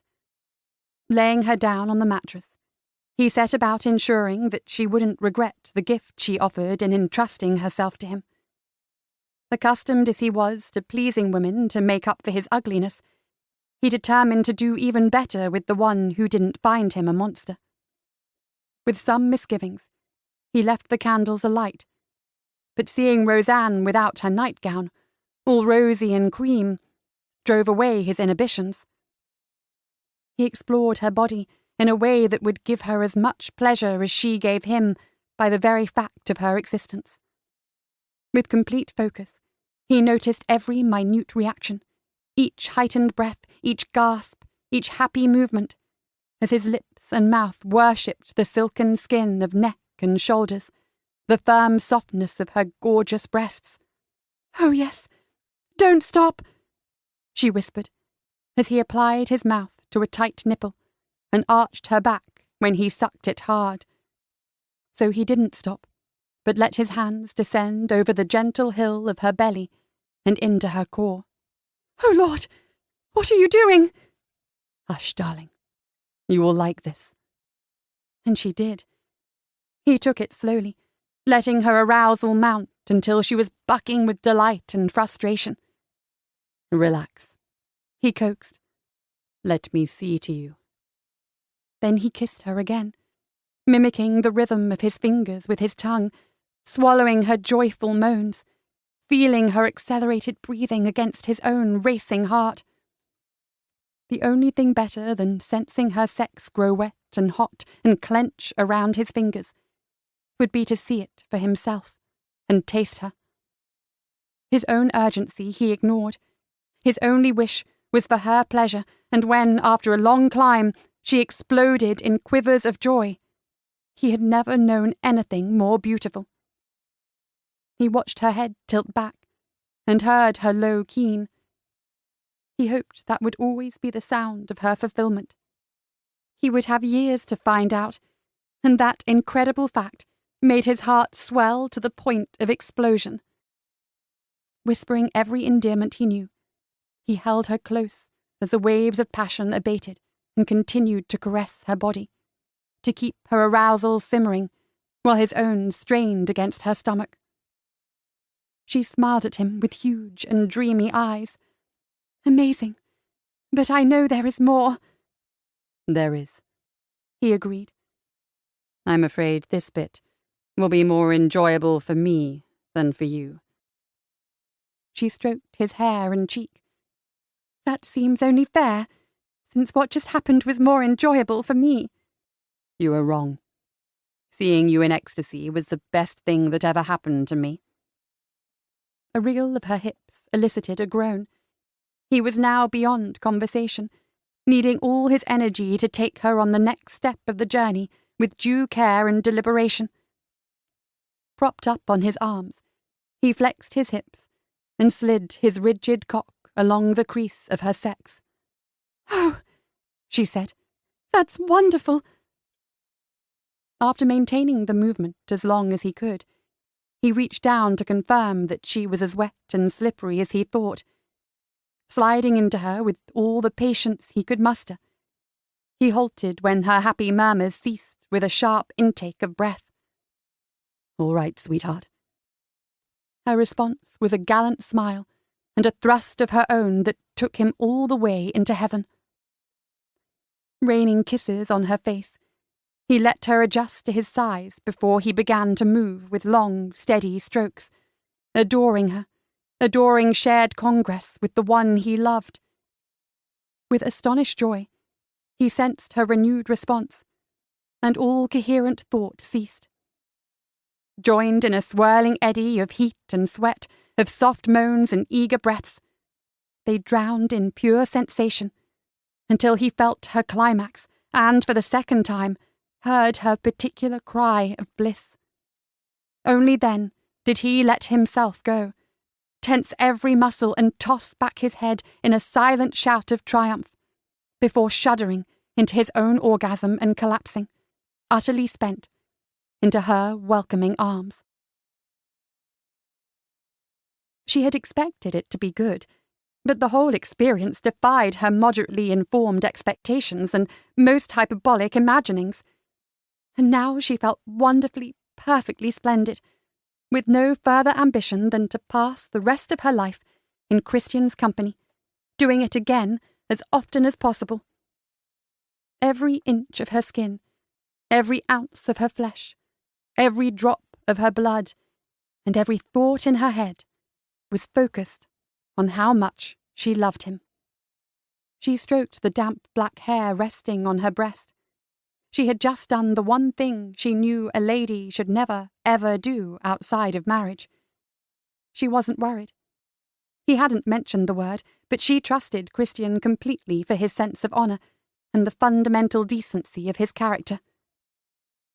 Once his heaving breath slowed to normal, he rolled onto his back, eyes still closed, wearing an expression of supreme satisfaction that became him well. Leaning on her elbow, she drank in his beloved face and waited. When at last he raised his lids, they gazed at each other foolishly with matching idiotic grins. "We shouldn't have done that," he said, turning serious. "We should have waited until after the wedding." "Oh, is there to be a wedding?" She could barely suppress giggles of glee. "There'd better be." She turned over and sat up, folding her knees back, and tried to look prim, rather difficult when she was naked on a mattress with an equally naked man stretched gorgeously before her. "I do not believe I heard a proposal, though I grant I may have missed it, being distracted by other things." He grinned again, a younger and joyful Christian she'd never seen before. Her heart turned over, and all she wanted was to hurl herself onto him again. But first things first. Her mother would insist on it. Her lips twitched. "Miss Lacey, will you marry me? If you consent to be my wife, I will be the happiest of men." The formal words seemed odd delivered from a reclining position, but none the less beautiful. On one condition. He raised his brows, the action no longer sardonic but happily amused. "That you kiss me again, immediately." "I believe that could be arranged. Anything else?" His heated look raised a blush she could feel from forehead to lower down. "We already did that," she whispered. "We can do it again." Good Lord, his male part was expanding before her fascinated gaze. "But first you have to say yes." "Yes." The syllable was barely uttered before he pulled her down to join him, enveloping her in his strength and taking her lips in another kiss, soft and lingering, without the explosive hunger of their first joining. She fancied it the kiss of two people in love, exploring each other physically as they would in other ways over the years, and recognized the expansive fluttering in her chest as pure joy. Instead of deepening his embrace, he held back, not letting their fever rise. Finally, with a sigh, he released her mouth, settling her loosely in his arms. Why not? She didn't mind. Lying with Christian like this was a delightful aspect of a shared bed. She tucked her head into the angle of his neck, reveling in the intimacy of their nakedness, both relaxed and marvellously alive. "You are new to this, and once is enough. I don't want to hurt you." She did feel a little sore. "I love your body," she said, stroking his chest and running her thumb along the ridge of his collarbone. He returned the favour, idly plucking at her nipples with his fingertips. "Not as much as I love yours." "Even though I suspect this is an argument neither of us can lose, I can't be bothered now." She took a deep breath. "I am too happy all over. I wish I could define the feeling." "It's why I read poetry. At its best, it puts our deepest emotions into words." "I could learn to like verse myself if it does that. I cannot describe the sensations that seem to spread from my heart, but now I know how love feels." "You put it very well," he said, his voice deep and thick. They lay in silence for a minute or two, and her questing finger found his scar. "Christian," she said, "won't you tell me how you got it? Everyone has been speculating on what heroics you must have performed." "Idiots," he said, without rancour. "A duel is the most popular theory, but I doubt you called anyone out at the age of 10. "There were no heroics. I fell off a horse." "Most of us have at some time. How did you come to suffer such a terrible injury?" His muscles tensed beneath her hand, and for a moment she thought, despite everything, that he wouldn't confide in her. But he answered readily enough. "I was showing off for my father, and tried to jump a brute of a hedge, too wide and too tall for my mount. The pony refused at the last second, and I went head first into the obstacle, catching a stiff branch that sliced me open. Only by a miracle did I keep my eyesight." Roseanne closed her eyes to squeeze out the vision of the child's tender flesh being cruelly ripped. "Why didn't your father stop you doing something so rash?" His voice hardened.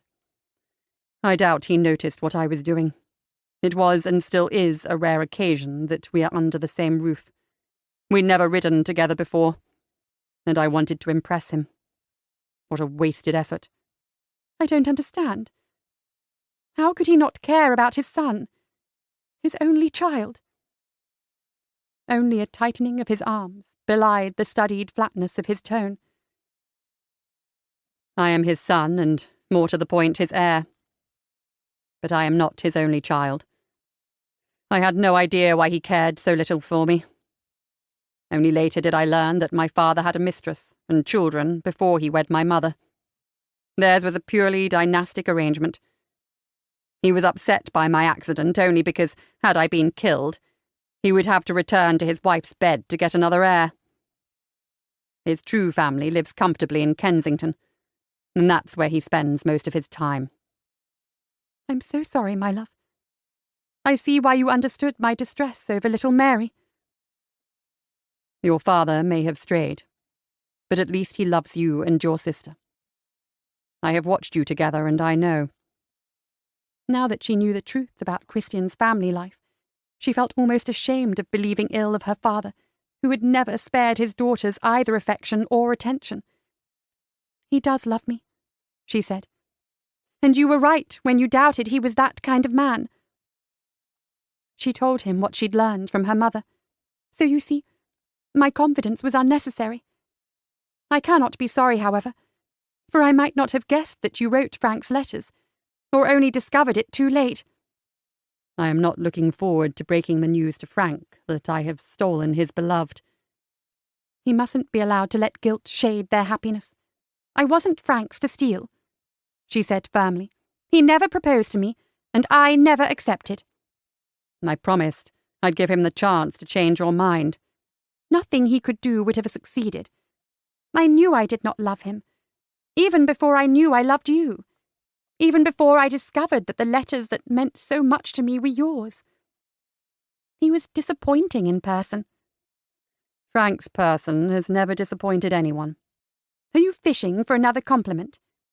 She ogled him outrageously from his elegant feet, the length of his muscular legs, past his powerful member, and all the way to the scar that added such character to his face. Here's one. You are a much better kisser. You must have felt unbearably smug when I told you about my feelings after the grotto. Unbearably stupid, rather. Hoist with my own petard. I could have a few choice words to say about that particular episode, but I've decided to put it all behind me and think only of the future, which will, I am confident, be quite delightful. I love you, Roseanne, he said, but I fear I do not deserve you. I am not a sweet-tempered man. Good. I'm not a sweet-tempered woman.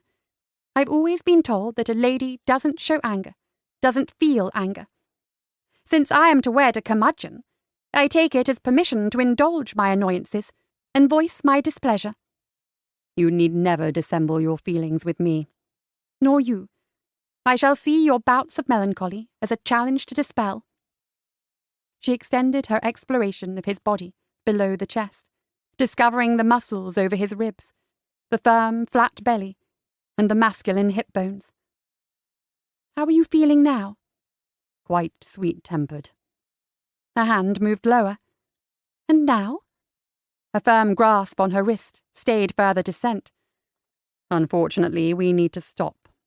You must return to your room before the party disperses, and before Frank comes back. You share this room with Frank? She chuckled, and clearly Christian was feeling far from curmudgeonly, for he joined her in mirth. Thank heavens I had no idea, or I would never have come here, and that would have been a great shame. Chapter 8. Christian trusted that Roseanne had reached her room without being seen, at least in the bachelor's wing. Letting her go had been a wrench. The muscles of his face ached with unwanted smiling as he contemplated a time when he could keep her in his bed all night. Only the thought of his cousin cast a shadow over a joy that was more delightful for being utterly foreign. They had decided that Roseanne would tell Frank she would not marry him, firmly denying any chance of a reconciliation.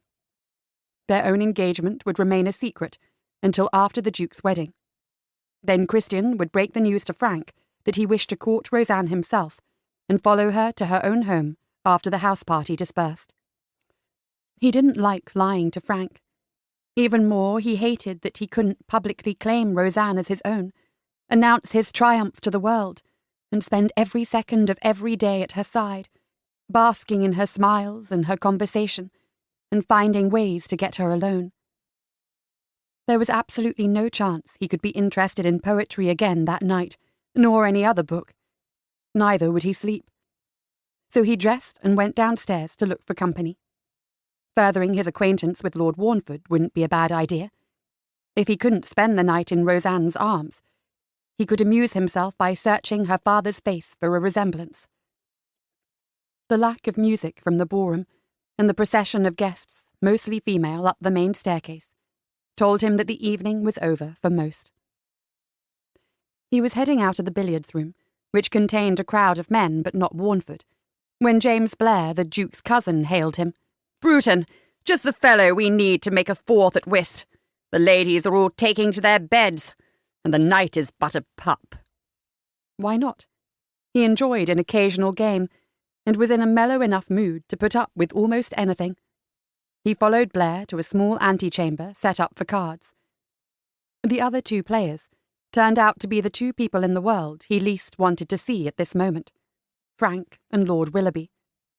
Not that he had any reason to resent the latter now, but he was not so magnanimous as to welcome the company of any man who had the temerity to flirt with Roseanne.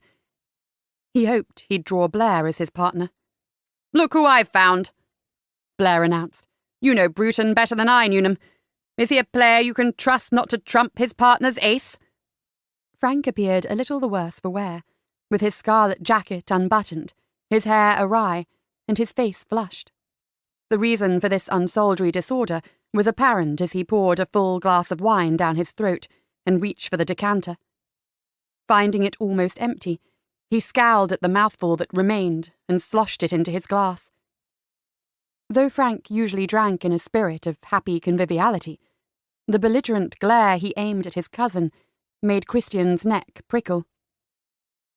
"You don't want to bet against Bruton," he said, not sounding as intoxicated as he looked. "He always has an ace up his sleeve." Blair and Willoughby exchanged uneasy glances. Was this a jest?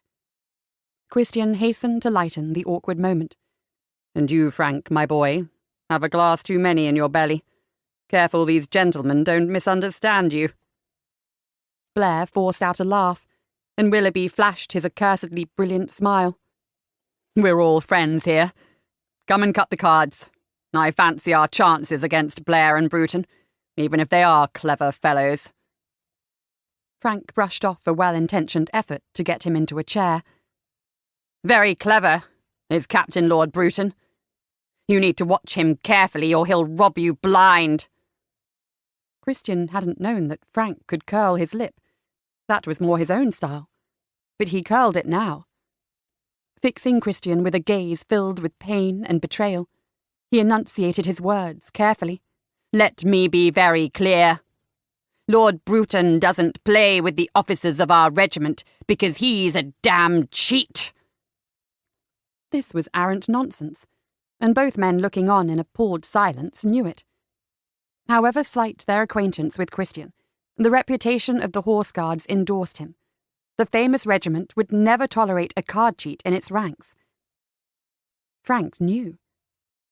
Outwardly composed to disguise his sinking heart, Christian walked forward and stopped a couple of feet from Frank, who had taken up an aggressive fighter's stance. "Gentlemen, I think it would be better if you left us alone to settle our differences." "Don't go," Frank said. "Your services will be needed."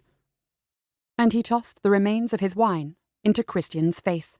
"That will improve your hideous scar, Lord Cicatrix." Never in all their years of friendship had Frank used the hated nickname. "You're drunk. Let us go somewhere and talk." "You're a damn coward, Bruton, and I demand satisfaction."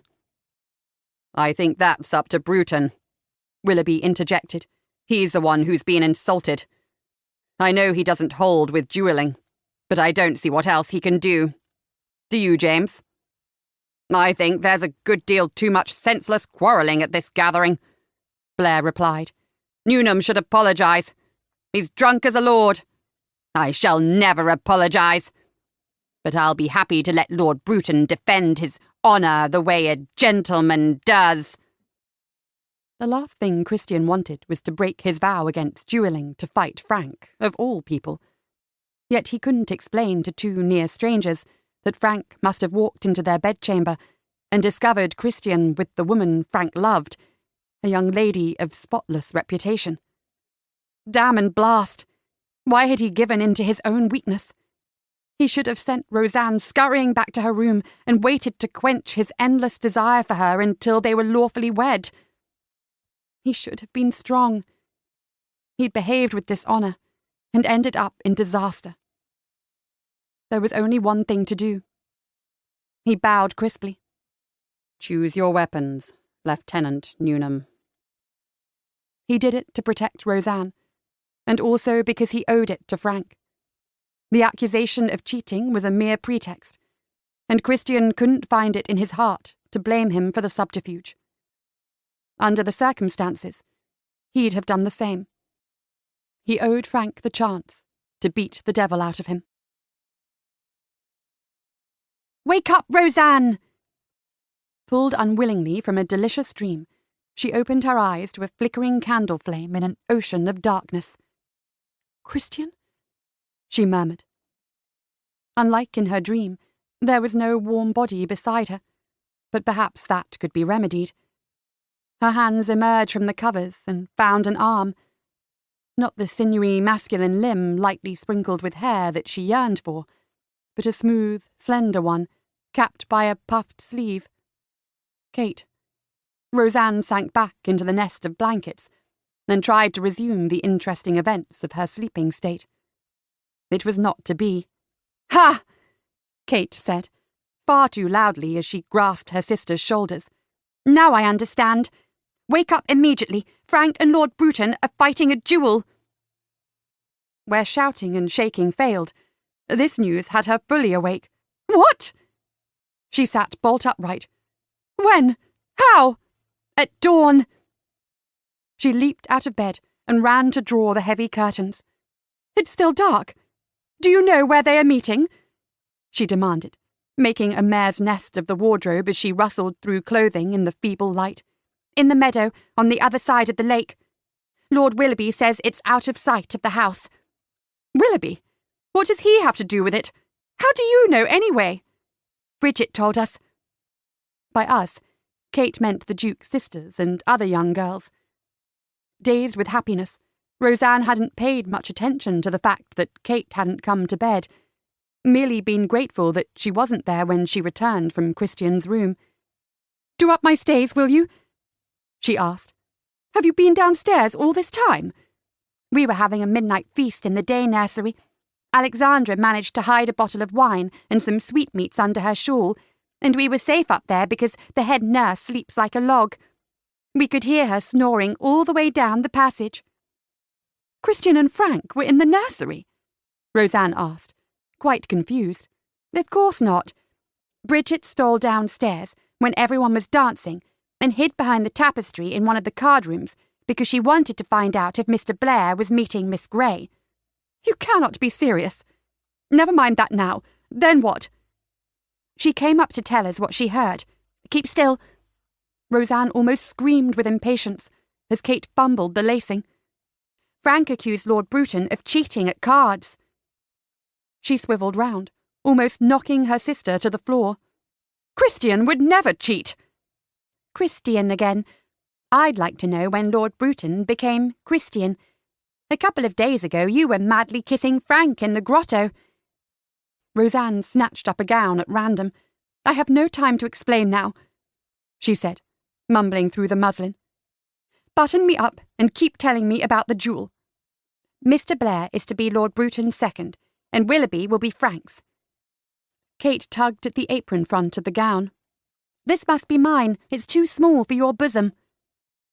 Roseanne swallowed a scream of frustration, just in time to prevent awakening the whole floor.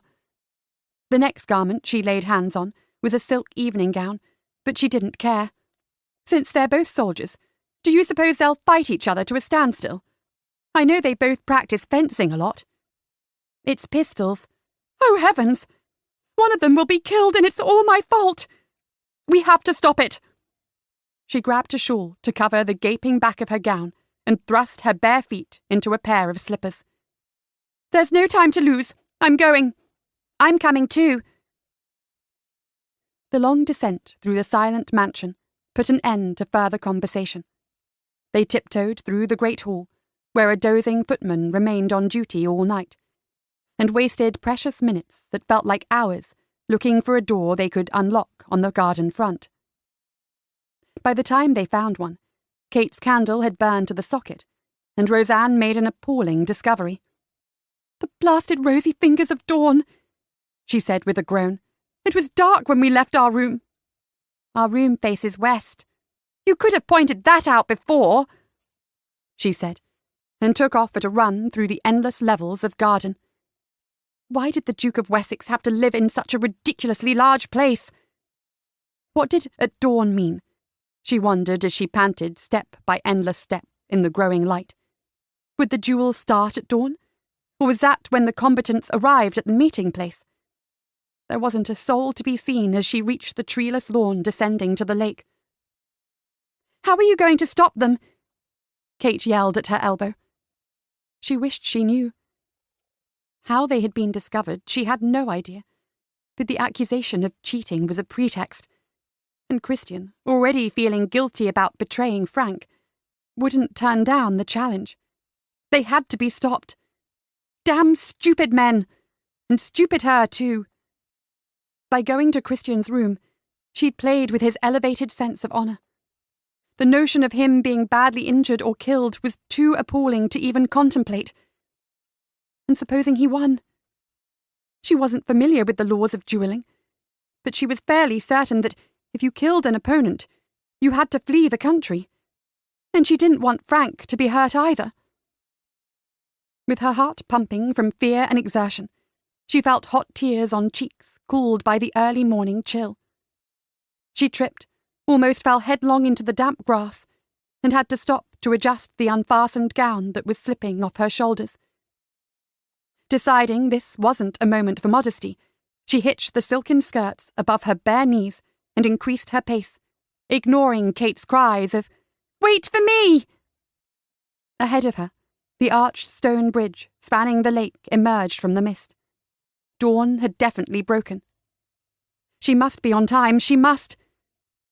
Gathering air into her burning lungs and summoning a final surge of strength, she streaked across the lake and into the copse that screened the meadow.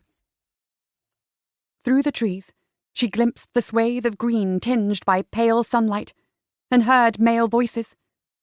With the rising sun in her eyes, she saw a fair man in a red coat raise a pistol and take aim. "Stop!" she cried, and prayed she was on time. When Frank had demanded pistols at 15 paces, Christian knew he was serious. Christian was the better swordsman, and Frank held a bare edge in the boxing ring.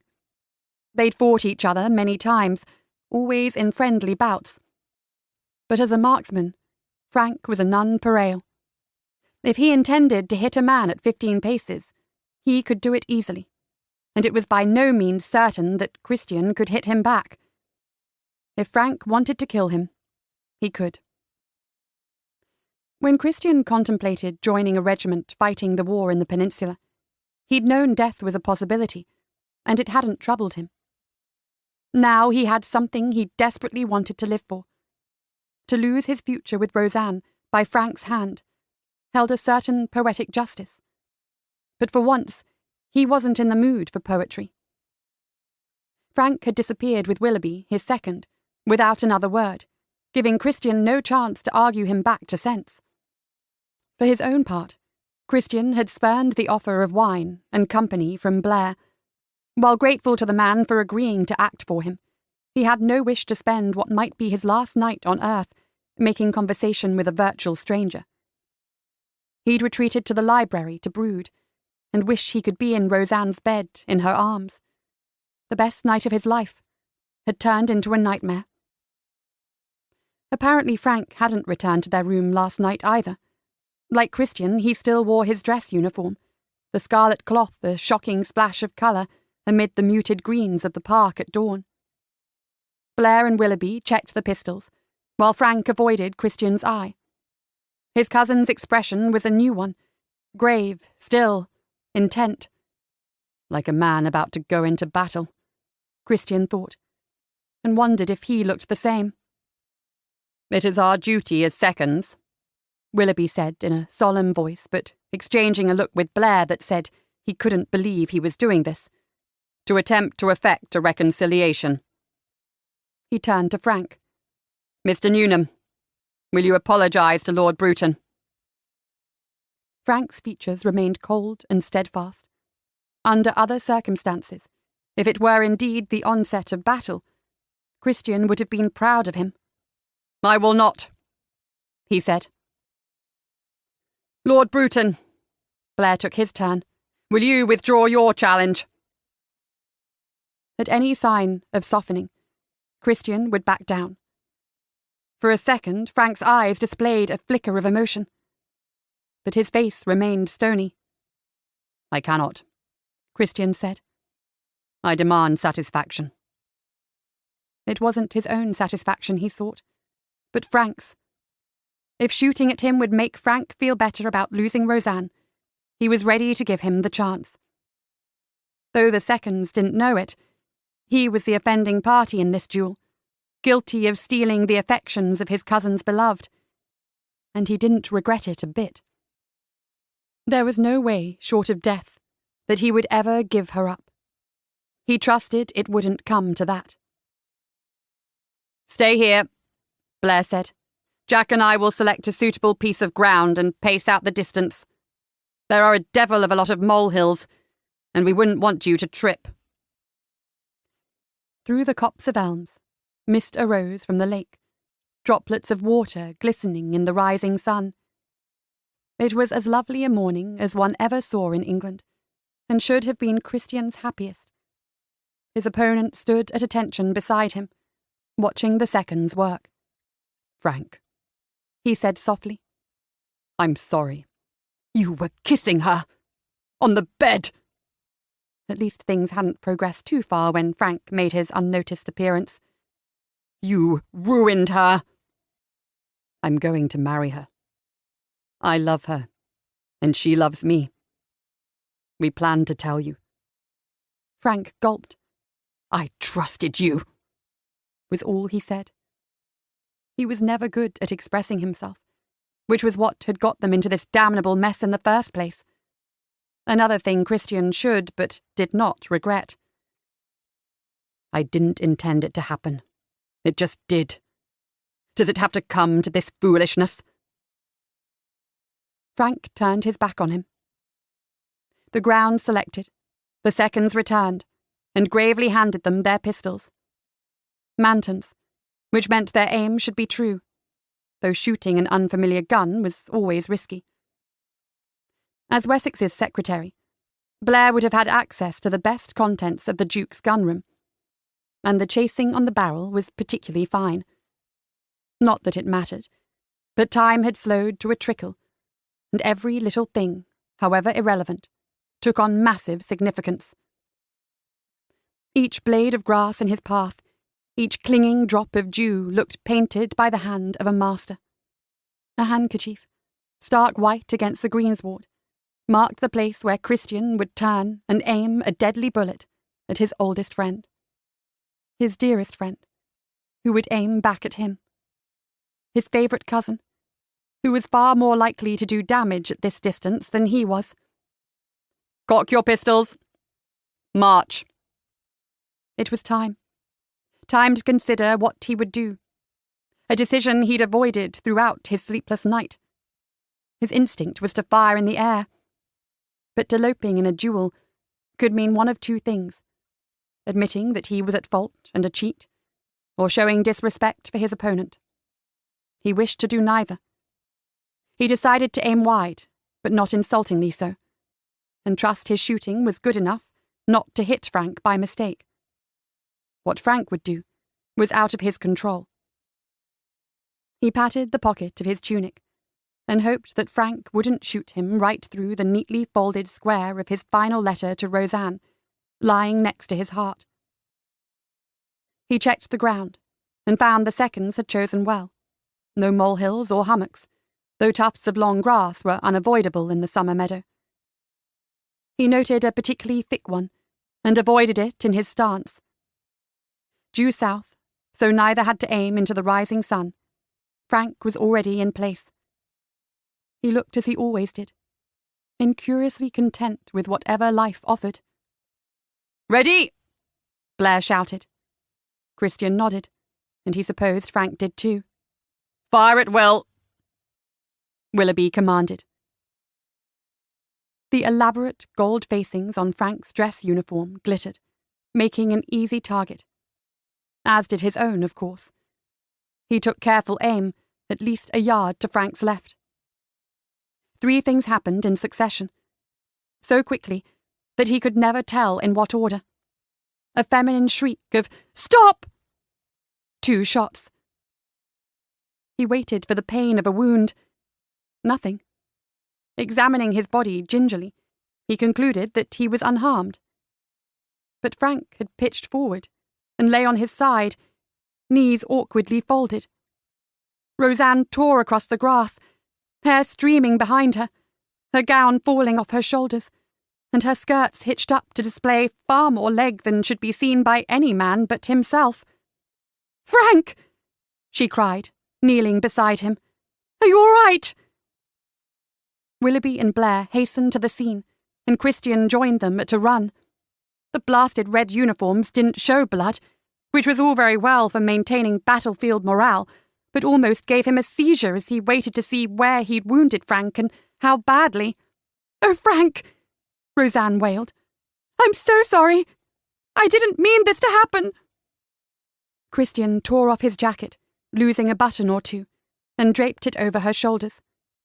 A nasty knot in his stomach told him he might be about to lose both his friend and his bride, judging by her agonized tears. The least he could do was protect her from the insolent gaze of Jack Bloody Willoughby. "What are you waiting for?" he yelled at Willoughby. "Fetch a doctor! He could be bleeding to death!" He fell on his knees next to Roseanne, nudging her out of the way. "Let me see." "How could you shoot him?" she asked through a sob. "Why did you do anything so terrible?" "I didn't mean to." He leaned over his cousin, feeling his chest and limbs for a wound. Thank God his heartbeat seemed strong, and he was breathing deeply, almost panting. "Damnation, Frank, by what miracle did I hit you while you missed? The pistols must have been off." "Newnham fired into the air," either Blair or Willoughby said. He had deloped. The knot in Christian's stomach dissolved into nausea. "Wake up, Frank. Tell me where I hit you." Frank rolled over. "Hell's teeth, man. You missed me by a yard. Can't you do better than that? Good thing you aren't in a foot regiment." "He's all right." Roseanne burst into tears and threw herself into Christian's arms. "Thank God!" Her relief, expressed in shuddering sobs, could hardly exceed Christian's own. Now that he knew he hadn't shot Frank, the joy of holding Roseanne engulfed him. In the shelter of his jacket, he found her slender waist and drew her close, murmuring incoherent words of love into her disordered hair. "I thought he was dead," she said into his chest. "No one is happier than I that I didn't hurt him." Lifting her chin, he kissed her eyelids, wiped the salty tears from her cheeks with his thumb, then took her lips. Even under these circumstances, their kiss was perfection, as it always would be. When her hands touched his face, he realized he would never again give a damn about the scar. Someone's cough released him from a blissful trance. What he did care about was that his coat had fallen off, and her undergarments were on display to the interested gaze of no fewer than 3 gentlemen. Helping her up, he rearranged the red tunic about her shoulders and met Frank's gaze. "Will you accept my apology now, Frank?" He offered his hand, searching for softening and seeing only a dull pain. His cousin nodded despondently. "I wish you both happiness." "Thank you," Roseanne said softly. "I am sorry I hurt you." "You picked the better man." "No," she replied. "Not better." but the right one for me. An uneasy silence fell, broken by the arrival of a limping Kate Lacey. I turned my ankle and missed the whole thing. I heard shots, but as far as I can see, no one was hit. What happened? What did happen? Asked Blair, who had been standing with Willoughby at a short distance from the trio. Frank's face turned sheepish, a welcome return to a familiar look. When Roseanne arrived shrieking, my attention wavered and I tripped on a thick tuft of grass. My fault. First rule of duelling is examine your ground. Luckily I was aiming high, or I might have hit Chris by mistake. So neither of you meant to shoot the other? Roseanne asked. Of course not, Frank replied. We're cousins. Kate threw up her hands. Then why fight a duel at all? Christian and Frank traded infinitesimal smiles. Shall I answer that?